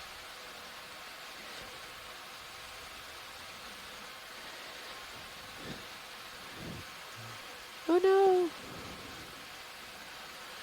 Oh, that looks to be various organisms that have put together. Oh, it's an arrow worm. Let's leave it. Let's find something Drop further out there. Lower port. Stripe right. I can pull you down as well if you need it. Go ahead. Siphonophore. Ooh. Great eye pilots. We have a siphonophore here. Quite active too. Gonna rotate down just a little, pilot. Yep. You're still safe. Dougal Lindsay said it's a radiozoa. Got you there at 6-0. Wow, look at that. That is It's moving so cool. quite fast. Go ahead, Roland, if you got any more. Oh, the previous thing that we were looking at. Whoa. Ooh, siphonophore. Ooh, wow, it's fast. Want it more? Or are you done? Go ahead, if you can grab one more. Alright, he's underneath me. Gotta move. Okay, I have you at 6-0, So pilot. siphonophores are actually colonies of individual organisms that have then We're running out have of joined time together here, guys. to form what looks like a single organism, but is actually different multiple organisms. So this colony forms together to form this siphonophore that we saw overall swimming around, and then that bell feature is then the top of it. Yeah, how long that helps propel the siphonophore through the water. A minute? Yeah, shouldn't take me long. I can do it fast.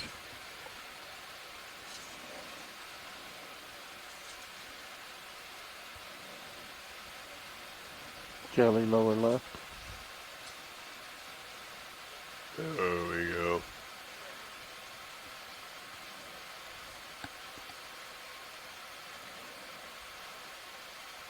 I'm bringing you to it, Roland. Trying to. It's a ctenophore, right? Yep. Ooh, this is a ctenophore.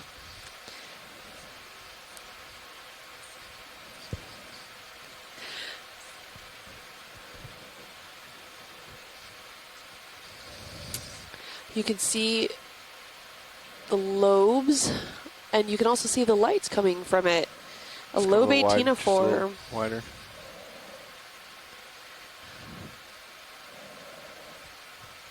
All right, go partial.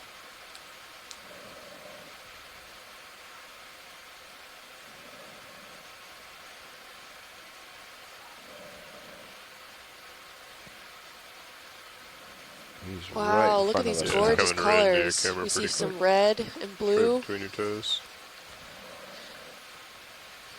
And this is part of the bioluminescence. This is actual production from an organism that's coming out of this bioluminescence and far larger than the surrounding organisms. So while the bioluminescence agitator would be good for like planktonic or smaller organisms, these larger ctenophores, we can actually see the bioluminescence without that need for the agitator.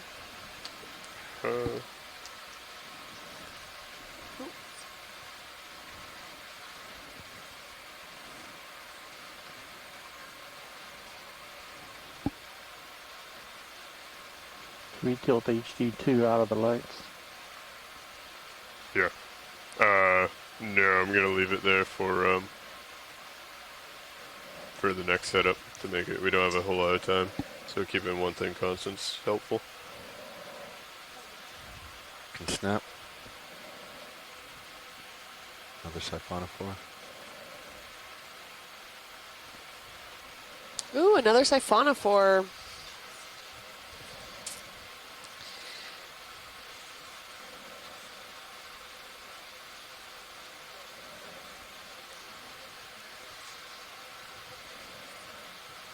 Very cool. Nice job, Bobby. Oh, fast little guy. He's coming in. Nice job, Roland. Thanks. Okay, got good eyes on it. You're fine to follow for a little bit. Okay, Dougal Lindsay is identifying this as a Physanect siphonophore. Below me, so I couldn't give you much light on him. Nice shot. Bobby, 30 seconds and then peel off and got it. Punch it up to 475, guys. One more rolling. It's going to have to be a pirouette because I got some momentum. Looks like you gotta come to starboard to line up. Just keep that in mind. At the next depth, it appears that you're going to end up facing southwest.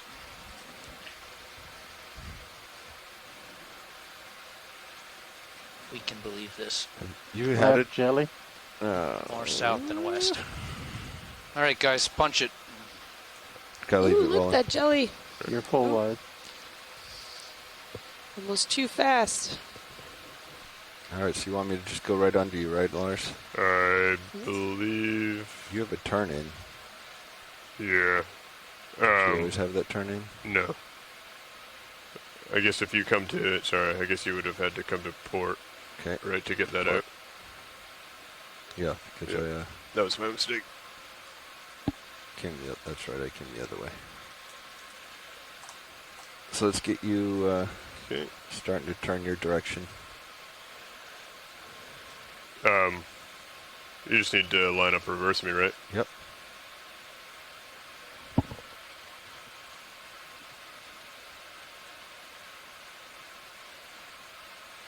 don't think we're going the right way. Other way, Lars. Oh, sorry.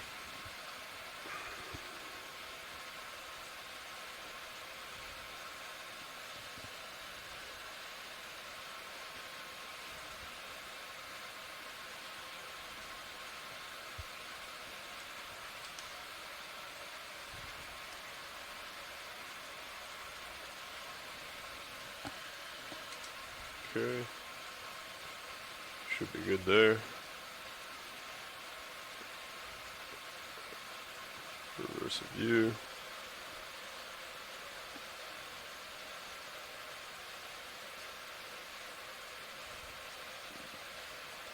I have you in Titan.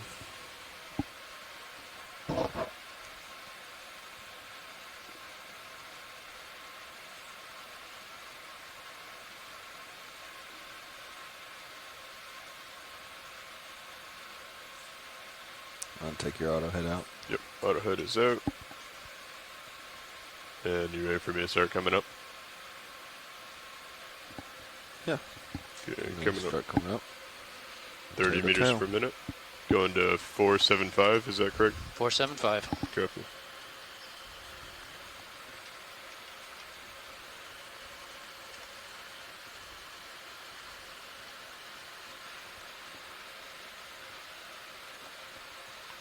Still a nice layer right at 475. Okay, I'm locked in 2930. It's going to be fun. Heading up.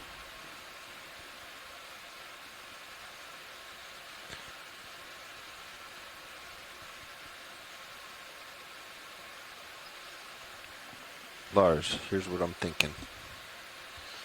Thinking maybe we keep positions for the agitator deployment and test. Okay. And I think maybe once you get it stowed,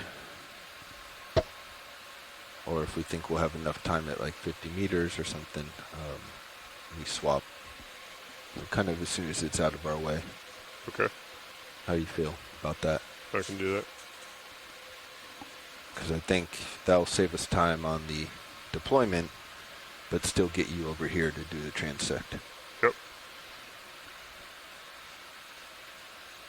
Because I will certainly move much slower on the arm than you do. Understood. And I want to get you plenty of time up here. Okay, guys, ADCP at 475 is mostly a northerly current with a little bit of easterly. So plan on facing south with a little teeny bit of west in there. That's the call from the ADCP. Copy that. Start deviating from there. Did D2 have a holiday, or is it streamed out? Let's see. Let me bump it out. There it is.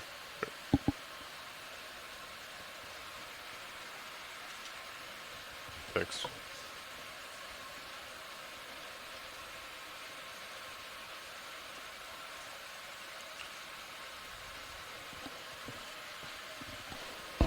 Pilot, then we'll be exploring the menus on the Canon ME20. Okay.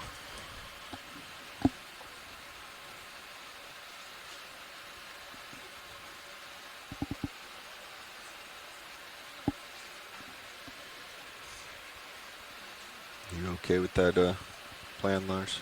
Yeah, that works well. So I'm thinking maybe I'll hold it until you get the arm stowed. How do you feel about that? You got it stowed pretty quickly there. Sounds good. So I don't think it'll eat too much into your transect time. Nope, I agree.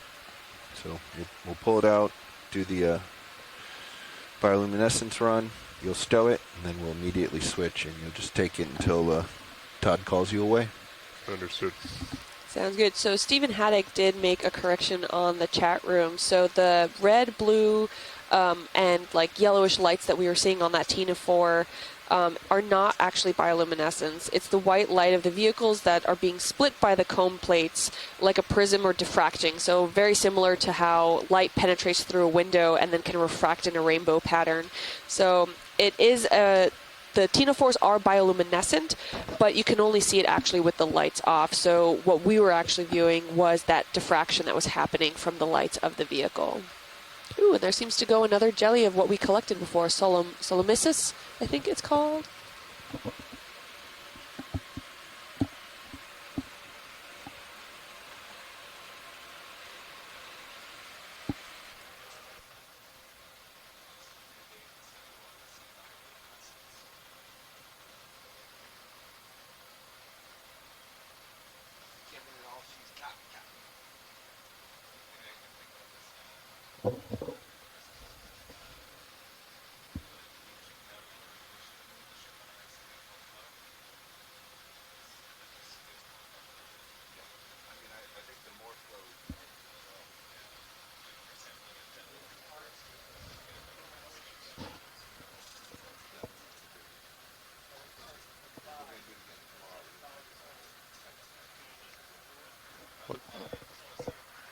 we're going to have quite a bit more current at 475, but probably double what we just had,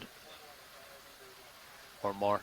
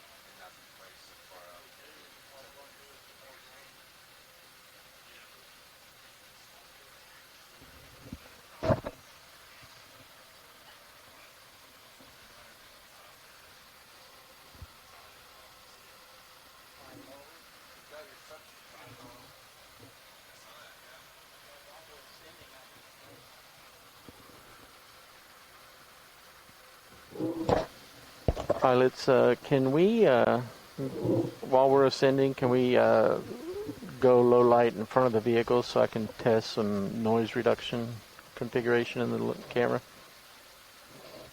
Sure. You ready for lights to come off? Yes, please. Pilot, you ready? All right, lights coming off. Go for it. Sirius lights coming off.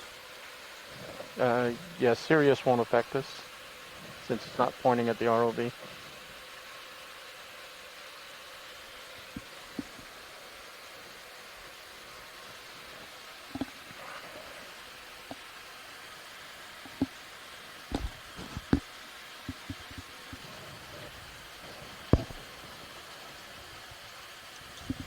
You on comms?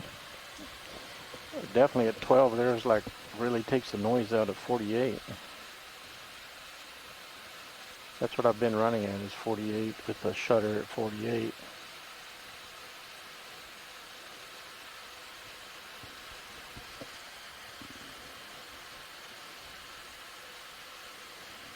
On HD1 up in front of you, Bobby? Yeah, and a little bit. Okay, Zeus. Yeah, IB20's up there if you want it. 525. 525. 50 meters to go, guys. 2 minutes. 3 minutes behind Carl's prescribed schedule.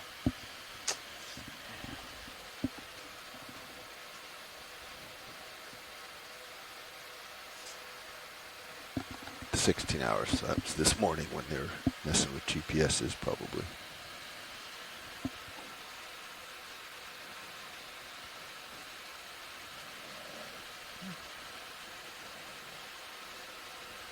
Quite a few of the jellyfish coming through Sirius cam.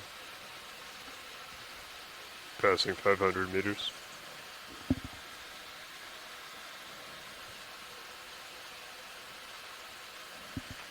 So you were thinking south?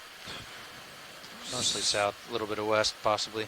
Okay. Actually, the latest update has a little more easterly in that, so it might end up being closer to southwest. 220, 2145 maybe. 215, all right. See how that looks. So I'm going to back up Lars, and you'll just bring Sirius about. Understood. I'll come to port. Video's clear with the test. Roger. Okay, you ready for lights? Yep. All right. Mains. Starboard mains. Uppers. Lowers. Half bow. Half poles. All the lights are on.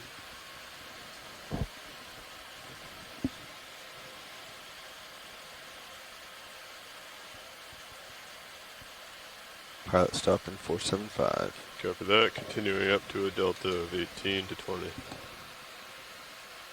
So Lars, I'm going to start backing towards you as you settle out. Understood. Do you want me to put an auto head? Yeah. Auto head in. Continuing up. Yeah, as you keep coming up, okay. Back nice and slow. Copy that. I'm at 16 if you want to. Yeah, delta's looking good. 17. Okay, stopping there. I have visual of you and Titan as you come back. When you're comfortable, I think you can bring your heading around Copy. port way. All right, coming port. I have my camera set at 60. Coming port. We're coming to like we have a little swift 225. fish coming by. Oh, and we have another Solemnissus drifting out in front of us, off into the distance. Okay. When you keep coming back, you're pulling on your tether a little. Understood. I should be lined up at a 225 here. Harder.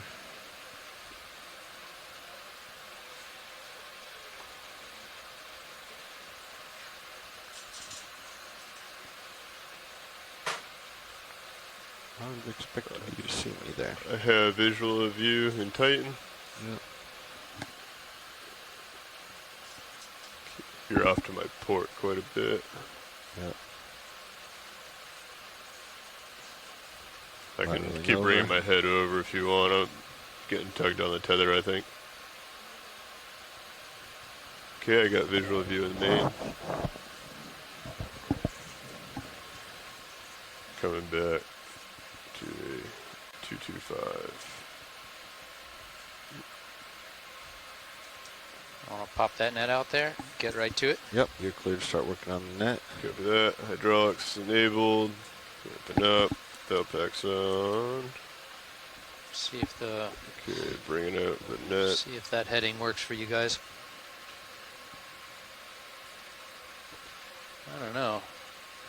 Look at the streamers past Sirius. I'm not sure that's right.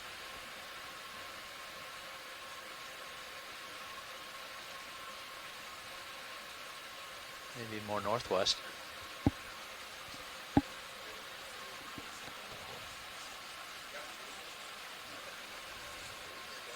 Yeah. Yeah.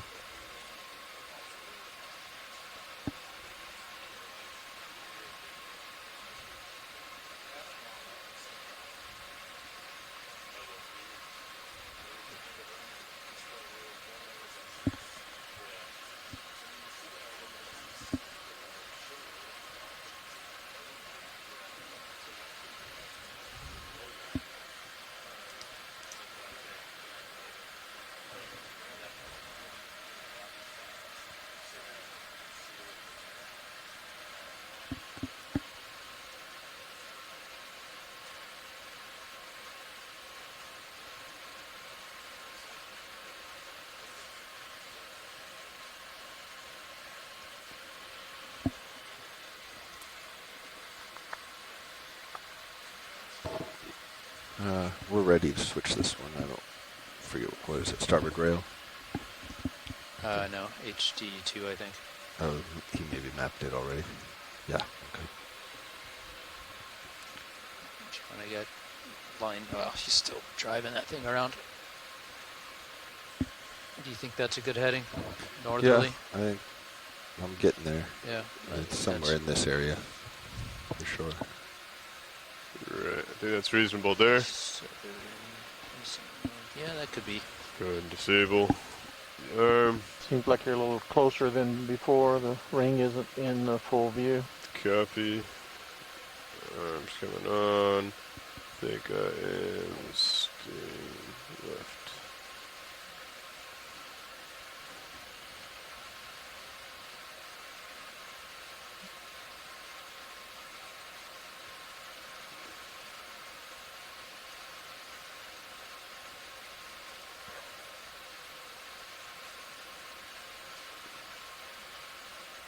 Okay, that looks good.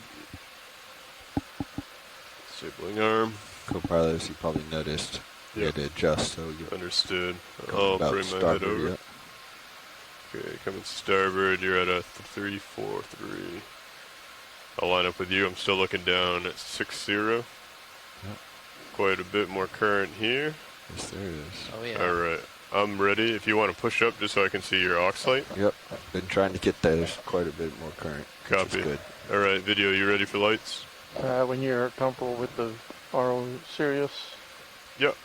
go for it. Pilot, you ready? I'm ready. Copy. Lights coming off. Okay, Sirius survey first. 21. D2 next. 54.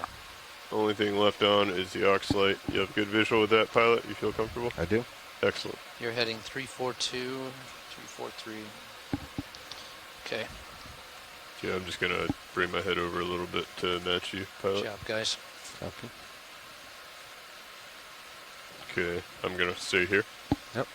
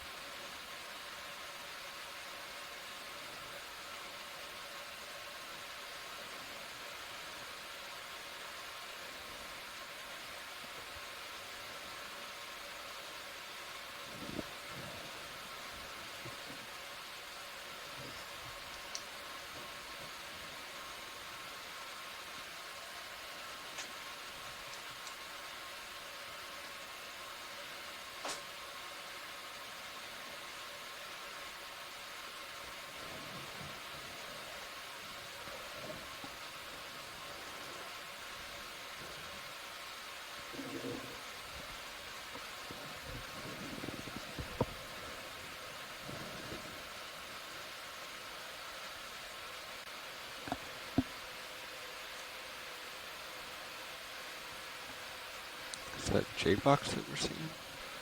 Yeah, I can turn it off. I don't think it's impacting the image. Roger, I was just trying to understand my vehicle perspective.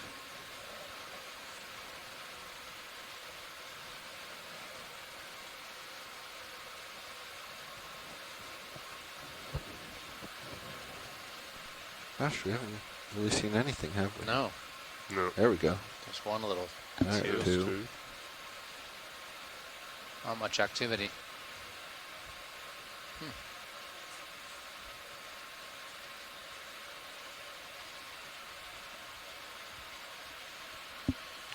All right, well, let's try driving some.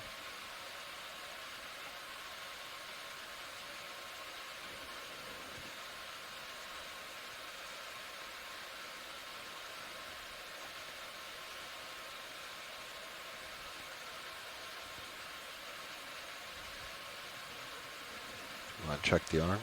Yeah. It did side quite a bit last time. Yeah, I'm just going to bring on the probably Suction. starboard. Yeah, suction light, 5%. A little more. Suction's all the way on. I can do 5% on the fog. Maybe it wasn't. Oh yeah, maybe it's the fog. Yeah. Oh yeah, she's sagged. 1 second. Should just be wrist up. There you go. That was a neat one. Oh, you know what? It's just the wrist left is sagging. Yeah. Okay, fog lights off.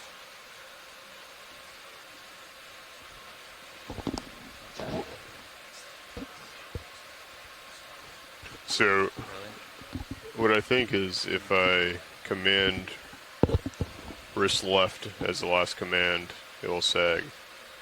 And then as soon as I do wrist right, and that was the last command, I think it holds. Let's do fog again real quick. Okay. Fog, just sorry. 5%. Yep. Fog coming on. Yeah, we're still seeing particles come in towards us. Anything else we want to try? Alright, fog off. Yeah, you can fog off. Maybe shaking your head kind of back and forth Can to do. get a little bit of flow. I don't know, I mean.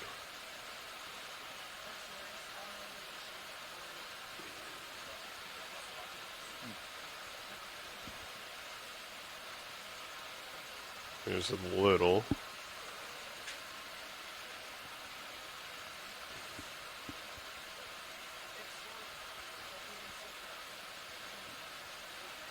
I think you might be onto something with the higher density, but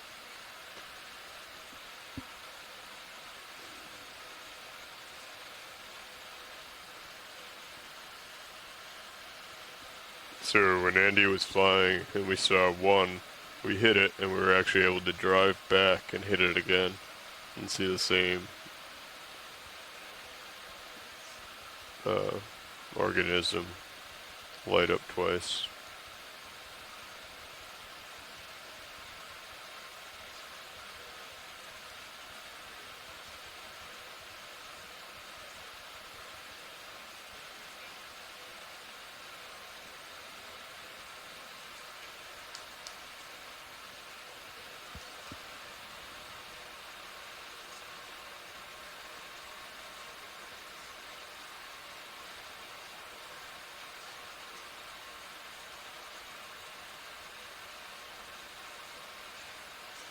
There's one. There's a couple. Ooh, we saw a few.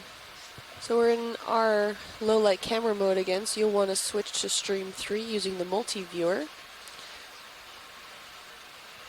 Where on the bottom left-hand quadrant, you'll be able to see where the camera is. And every now and then, ooh, look, there was a nice bioluminescence that just went by. What kind of organism it was, we don't know.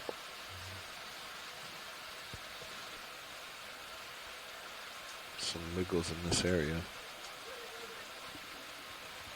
The next step is to have the lights on. I couldn't find that one again, really.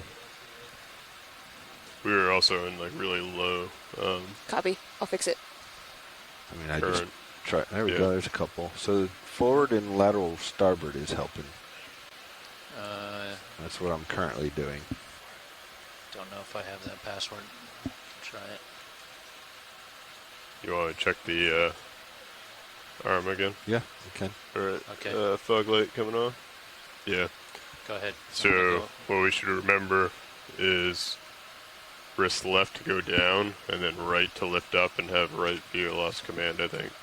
I want to try it when we go to stow the arm for the night as well and see if it sags over the night.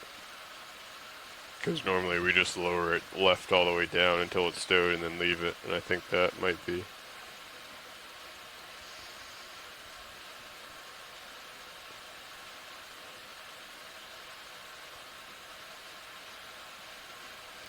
So port lateral doesn't seem to do much, but forward and starboard seems to help.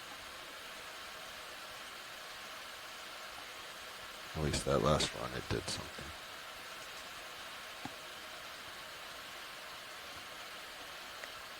I mean, that may make sense if you have the arm out there. You might have a lot of things hitting the arm first if you're going to the port that we're not capturing.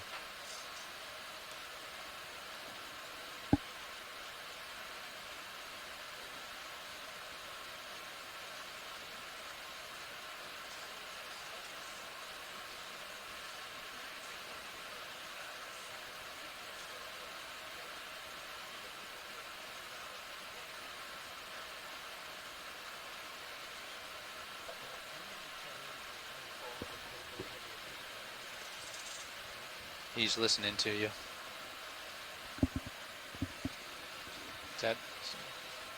He wanted you to lean forward so he can get see the camera he's got in his hands.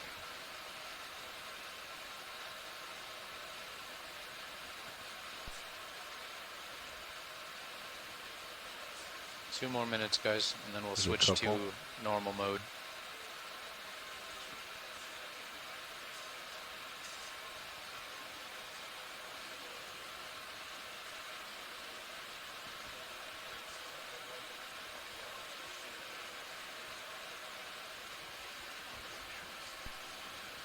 And we may have to call in a ship move for this.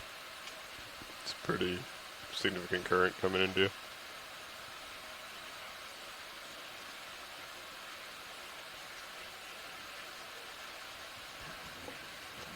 That might be us. That dark red line.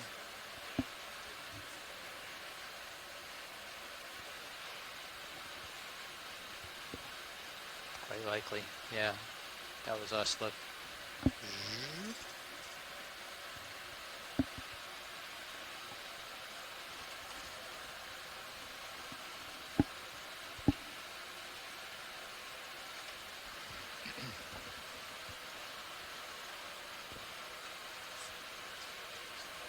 Ooh, that was a good one. Yeah. Looked like a siphon 4. Ooh. Ooh, we have more. Flying by. You can see how quickly I'm moving here through the water. So is this as good as the fireworks at Disney? Bobby?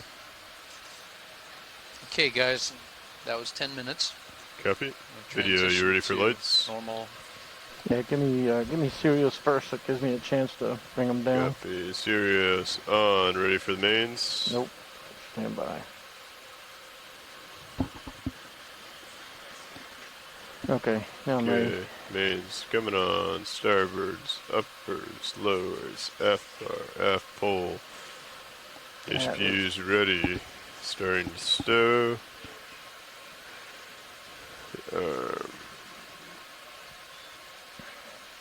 call out when you want the HD1 up there, Bobby. Yeah, we can do HD1. Okay. All right, Mr. Rowland, I only get one shot here before I have to give it over to co-pilot. Let's find something really cool. Okay. Are we calling the beginning of survey at 22:05? Give you another 20 seconds to get ready to get the Hollywood shots.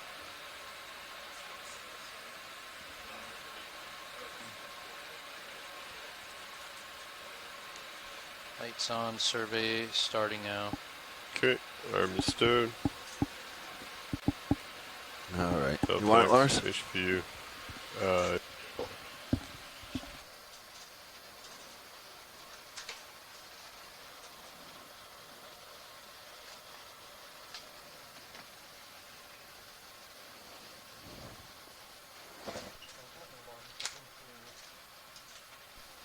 I'll get it from Sirius. There we go.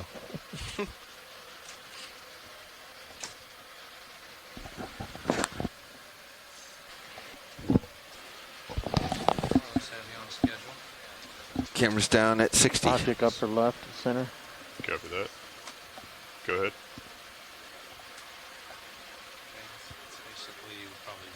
Coming over to it. Wow. Come what in. is coming into sight now? I'm taking credit for that one.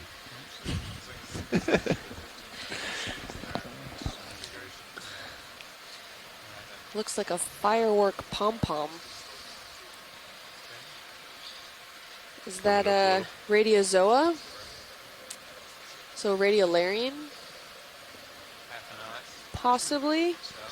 Heading off bottom of screen. Copy. Push it forward a little. Got time. Clear. Alright, yeah, it's getting up there. Okay, coming down. If that was a radiolarian, that's really interesting because they sometimes form, or some species form a calcareous center in which they again, once the organism dies, the calcareous center that's formed is actually their small skeletal structure that becomes then falls onto the seafloor and becomes part of the sediment. So a lot of the sediments, especially within this area of the Straits of Florida, those carbonate sediments are bioproduced. So, or biogenically precipitated, which means that they are the skeletal structures of organisms that develop them over time. Not 70. So really interesting to see when alive. Love being able to see it. Nice, Lars. Should have also been a 4M. Ooh, another ctenophore. Look at the lobes. Okay.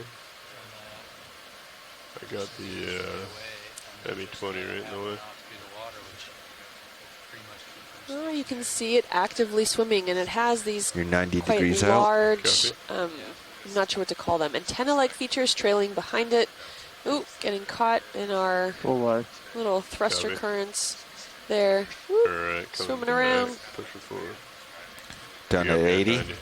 I need to push forward here, video. Yep. Get out front.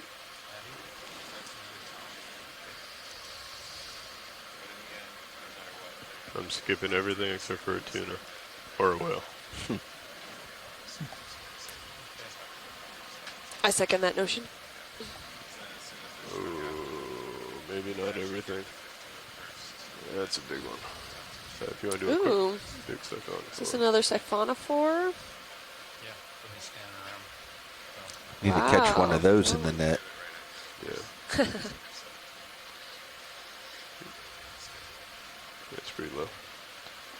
Alright. Where do we turn off the background if we get? Beautiful. Fine. There's so much life in this water column, so it's not just a big empty blue. We have so much life out here. Even the marine snow that you're looking at could be a mixture of detrital material as well as smaller living organisms. You can see even some of them actively swimming around. Even also as small as like diatoms, so that are all within this water column area. So at least the diatoms are within the photo Camera 45. zone, so. Thank you. Show a little bit more. And let's hold here. Feel free to start calling stuff out as you see it. Upper left. Ooh, there's. Yep. Copy. Good call, Roland. Go ahead. And my dart. Smuts. Skip it. Copy. Schmutz. Out. Schmutz. There's a fish. Yeah, that's right in front of me, unfortunately. Ooh, think we missed it. Yeah. Is that more schmutz on the right-hand side there? Come in, I think so. Yeah, looks like schmutz. Shrimp. Copy. Fish. Nope. Gone. Nope. Man, he's fast. Alright. Use up a lot of energy. Alright. How about dead center? There's that long white. Is that schmutz? Schmutz. Copy. Out.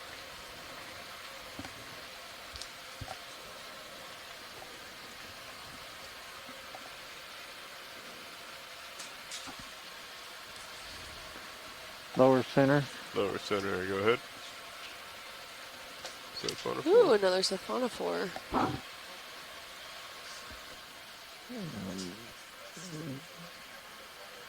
Not really in the light, is he? No, pretty low. Clear. Copy. Another siphonophore left.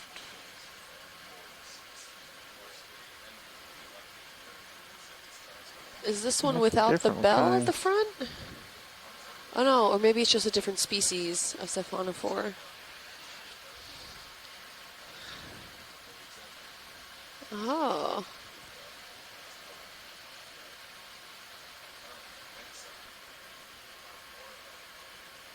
Might lose it here in a second video.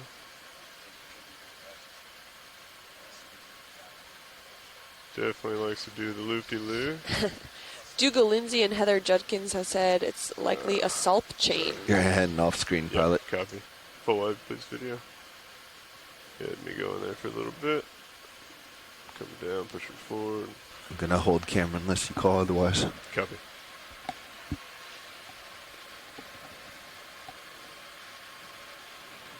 Punch it. Copy. Punch it.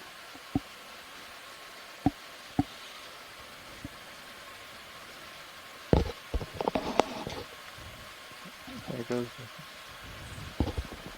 Ooh, what is that white?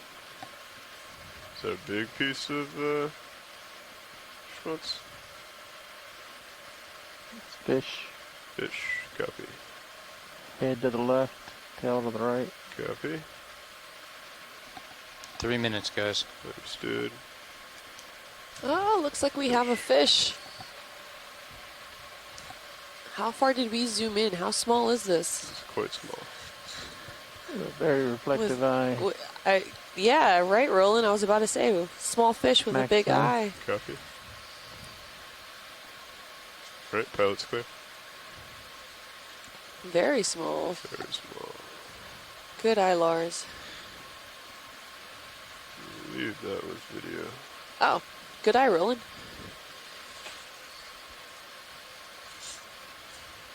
Push it out slightly, come back center. There's something, top left. Something, top left, Siphonophore. copy.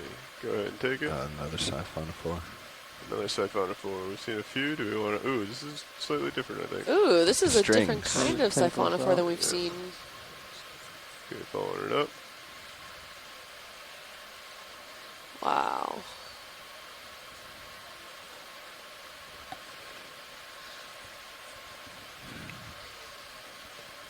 Following it over.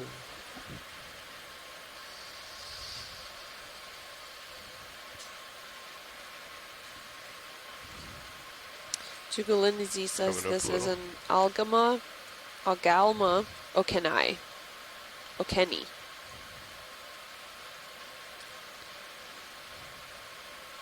Okay, clear. Clear, pilot.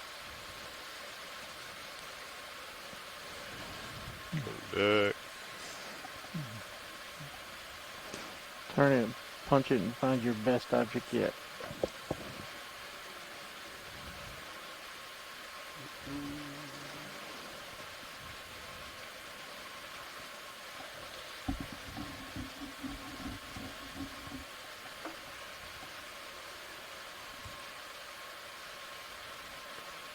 Okay. Lower. Yep, go ahead. Jelly. Ooh, yeah, looks like we have another jelly. Oh, another Solomyces. Wow, so we did collect one of these earlier. We're looking forward to processing it. Hopefully getting some good data. Oh, this is a different species, actually, Dougal says. So, wow. Okay. Copy. Pilot's clear. Okay, guys. That's it. Time to go. Understood. Ooh, all right. That wraps up All Dive right. 5 for today. Thank you so much for everyone that was pilot, joining. you just need to do a port turn. Understood. Bring camera down. Yep. Going to port. We appreciate everyone's efforts. Thank you so much for joining in also on the chat. Today's dive first focused on our deepest dive, going up to about 3,400 meters. And then we use a second half of this dive to go through midwater transects to test out not only our low light camera, but our bioluminescence agitator. And we've been working our way up through the water column, using it and doing it at different phases, hopefully triggering that deep scattering layer. I think we did reach it then in the end. So we saw some really great materials, great bioluminescence that was in the water column, and also had a great collection. So thank you so much. Tomorrow's dive, we're going to be looking into various areas because we are battling currently the Gulf Stream, and so we'll probably have to make adjustments on where we'll be, but that will be the second to last scheduled dive for the EX2201, and that is the 2022 ROV and mapping shakedown cruise. So we've been able to complete a lot of different kinds of engineering objectives for the ROVs, but also as well mapping objectives, and we're making sure all of our systems are groomed and in well working operating order so that we can continue with the rest of our field season. Let me know when you guys are stretched out. Thanks so much for joining us today, and we look forward for you guys to be here tomorrow. Have a good one. In view, auto heads coming out. Put a little bit forward. That Z-bias is engaged now. That's what I was thinking. Alright, we're good to go. You want to come and meet me? We can start heading up 30 meters a minute. Bridge, this is Nav. Ready. Hold in. Hey, Bridge. We are all finished here. We are less than 500 meters from the surface, so if you could go ahead and call out the 15-minute to the deck crew.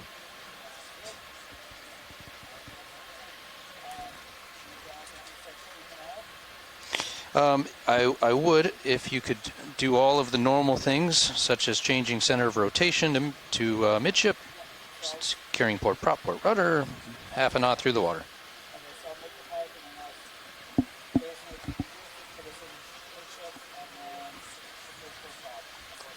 Thank you. Okay, we're up to 30. Copy that. One thing before we forget, we're going to need to take the agitator and just move it. I think all you have to do is wrist left. Okay. Wrist right, excuse me. Wrist right, and what that will do is it'll angle it out so that they can get underneath it for the grounding strap and side strap.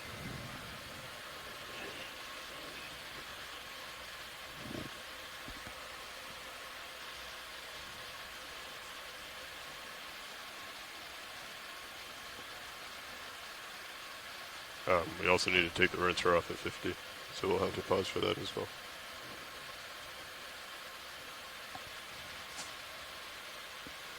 Ooh, a fish.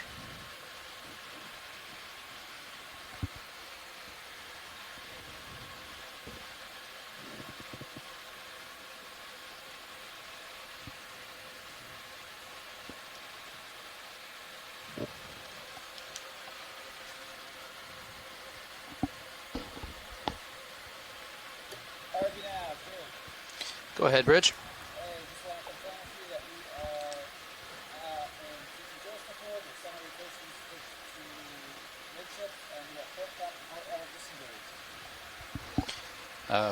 Okay, nav copies. I'd like to confirm whether you have auto surge and auto sway disabled at this time. Excellent. So it looks like we're really nicely aligned with the surface current already. Are you making about a half knot through the water with joystick mode? Yes. Excellent. Okay, I believe Dive Super should be coming to visit you momentarily.